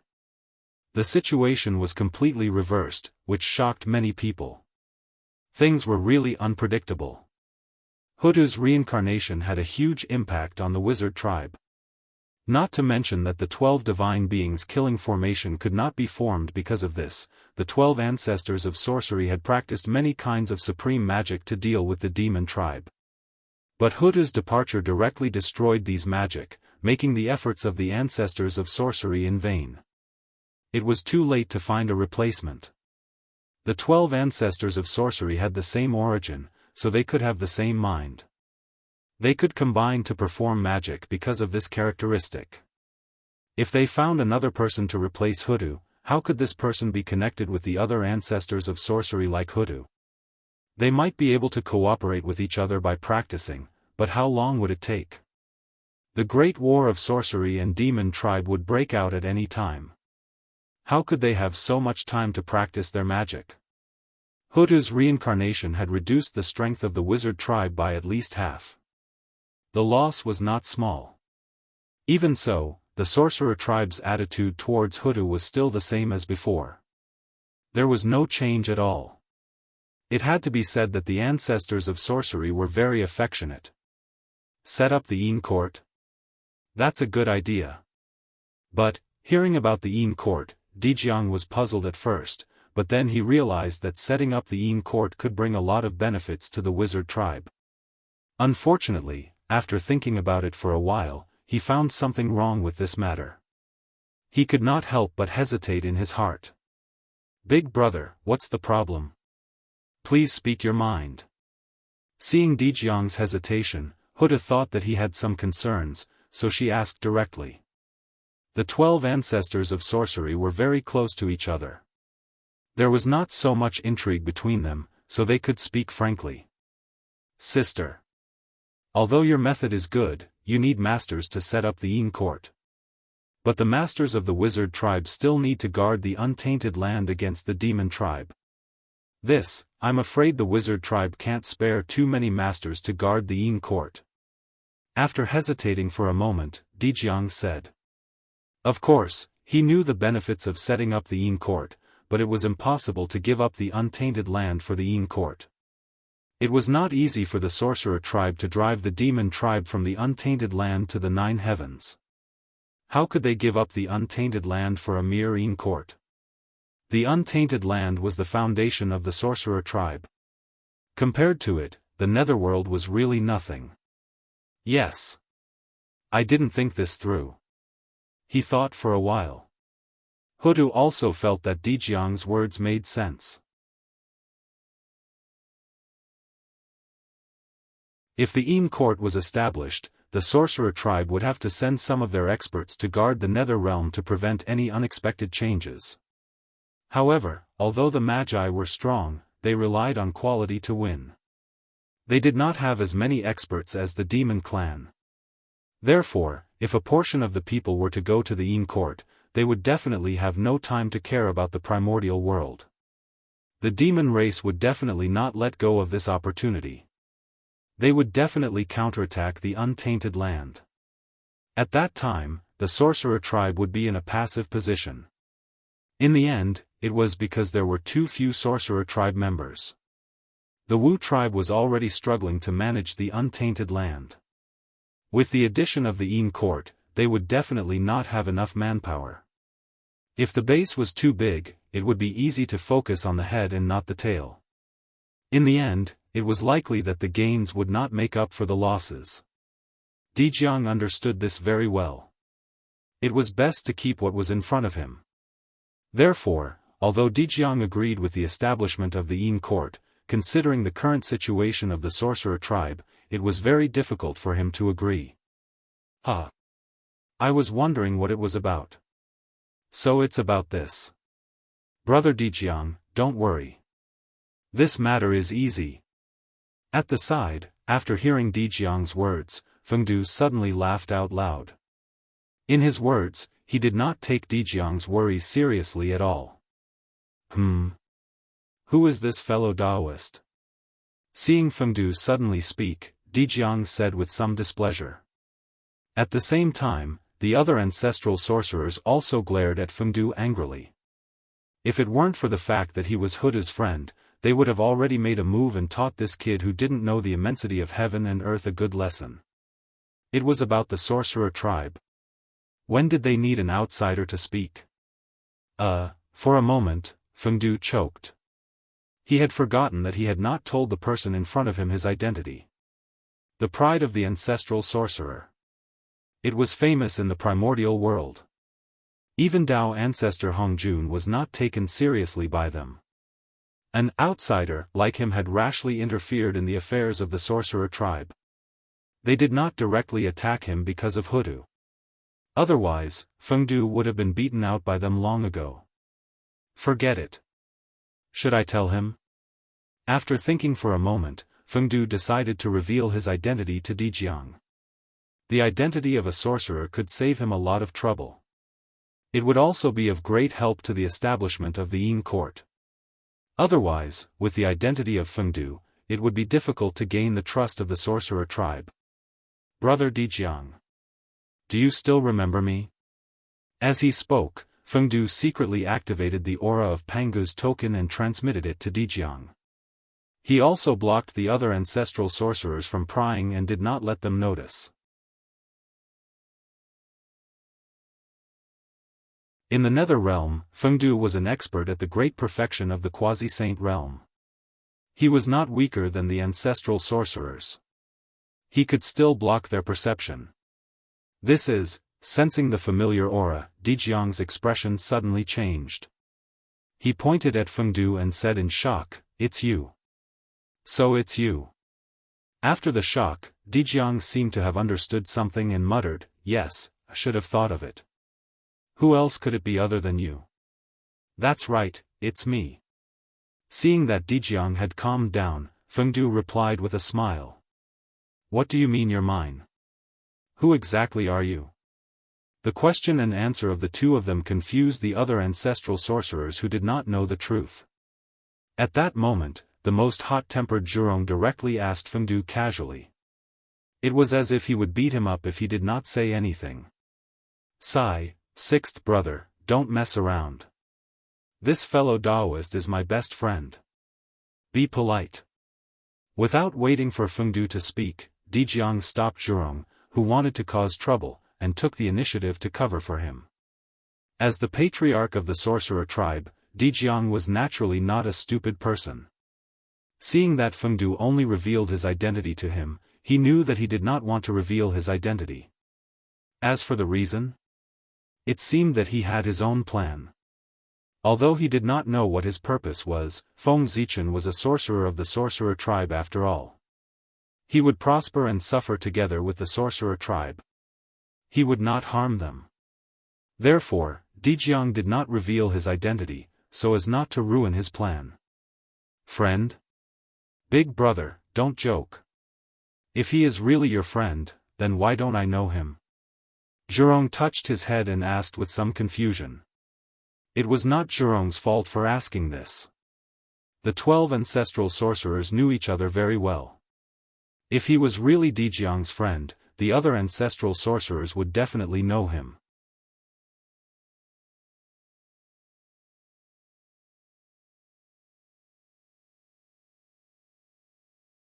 Chapter 423.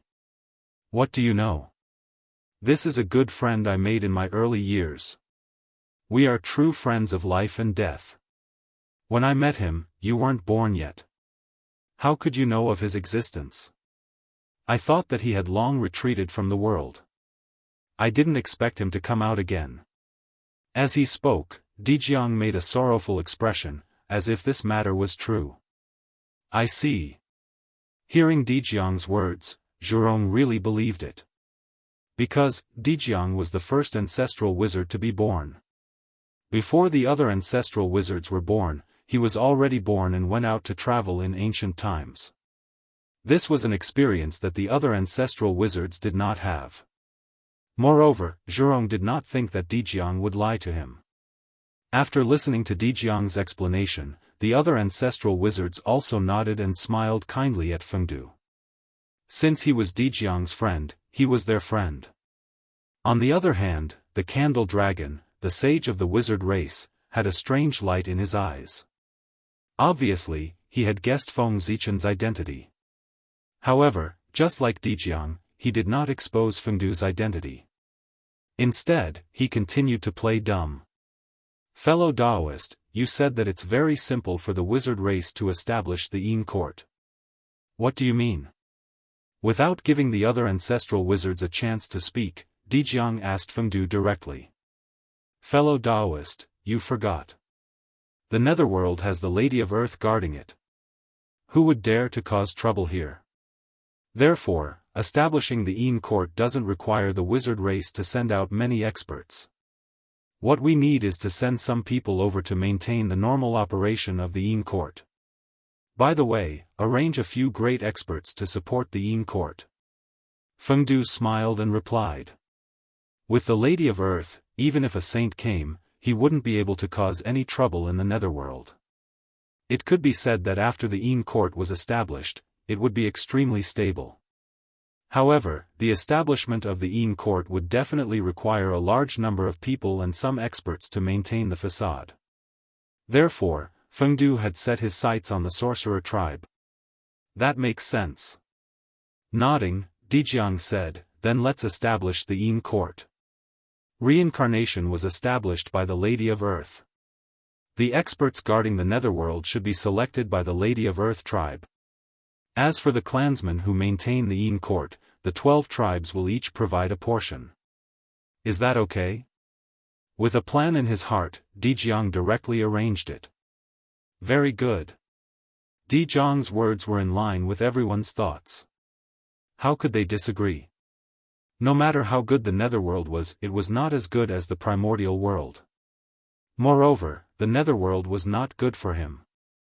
There were probably not many Magus experts who were willing to stay in the lifeless Nether realm. In addition, Ancestral Shaman was not willing to let his experts leave the tribe and go to the Nether realm. Although the relationship between the shamans was good, there was still competition. Otherwise, why would there be 12 tribes? With one less master, the strength of the tribe would be weakened. Who would be willing to do that? What about the master of the Yin court? As the master of Samsara, Goddess Ho too has to guard the 6 paths of reincarnation. She has no time to deal with the Yin court. Therefore, we still need to choose a ruler of the umbral court. Fellow Daoists, who is willing to take up this position? Feng Du couldn't help but ask after seeing Di Jiang talking for a long time without getting to the point. Yin court. Most importantly, he was the master of the Yin court.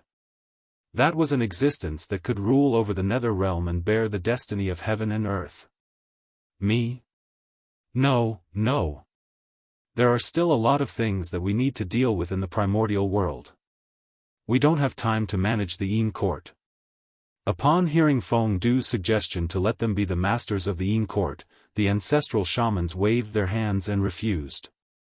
The primordial world was vast and boundless. It was impossible to measure it with reason. Even the heaven realm and the nether realm together were not as vast as the primordial world. Therefore, every ancestral shaman ruled a vast territory that was even larger than the nether realm.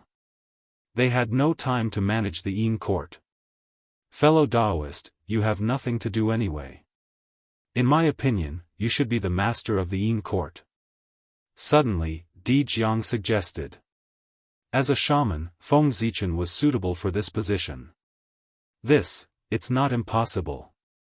He thought that even if the ancestral shaman didn't want to be the master, he would let the first-generation great shaman do it. However, Feng Zichen didn't expect that Di Jiang would recommend him. Of course, he couldn't refuse. How could he refuse the benefits that were delivered to his door? Although Feng Zichen's original plan was to let the shaman clan experience a calamity for the future generations. However, plans couldn't keep up with changes. It wasn't impossible to dominate the Yin court in advance. That's good.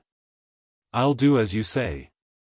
Now that the attention of all living beings in the primordial world is attracted by the birth of the great Taoist priests, it's a good time to set up the Yin court. There's no time to lose. We should hurry up and pray to Father God and set up the Yin court. Feng Zichen wasn't a wishy-washy person. After making a decision in his heart, he immediately began to act. Fellow Daoist, you're so impatient. Then let's do as you say. We'll set up an altar and worship Father God. Di Jiang waved his hand and took out the altar used by the shaman clan to worship Pangu from the Pangu hall. He planned to worship Pangu here. On the side, the other ancestral shamans who wanted to say something couldn't say anything when they saw this.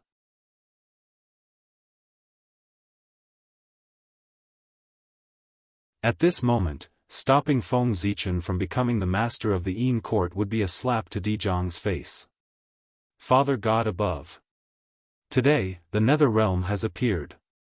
As the home of the dead, it will fill the primordial world. However, the nether realm has just appeared. It is extremely chaotic and the rules are incomplete. Therefore, the shaman clan wants to set up the Yin court in the nether realm to govern the death realm and set the rules to manage the dead in the world. Please enlighten us, Father God. In front of the altar, Di Jiang first bowed and then swore loudly. Instantly, the primordial world shook. A vast divine light appeared out of thin air and shone in the center of the nether realm. It was like a heavenly pillar that pierced through the 3 realms of heaven, earth, and man and went straight into the chaos outside the heavens. That light was too dazzling. It was even more dazzling than the sun. Even across the endless world, it could be seen. In an instant, it attracted the attention of the great magicians from the great Taoist priests to the nether realm. Yin court? What's that? Is it a force similar to the heavenly court? Yin court was an extremely unfamiliar word. However, because the heavenly court was in front of them, everyone more or less guessed what he meant. Whoosh! There was a good show to watch. The shaman clan was going to fight to the death with the demon clan. Even the foundation of the demon clan was going to be dug out.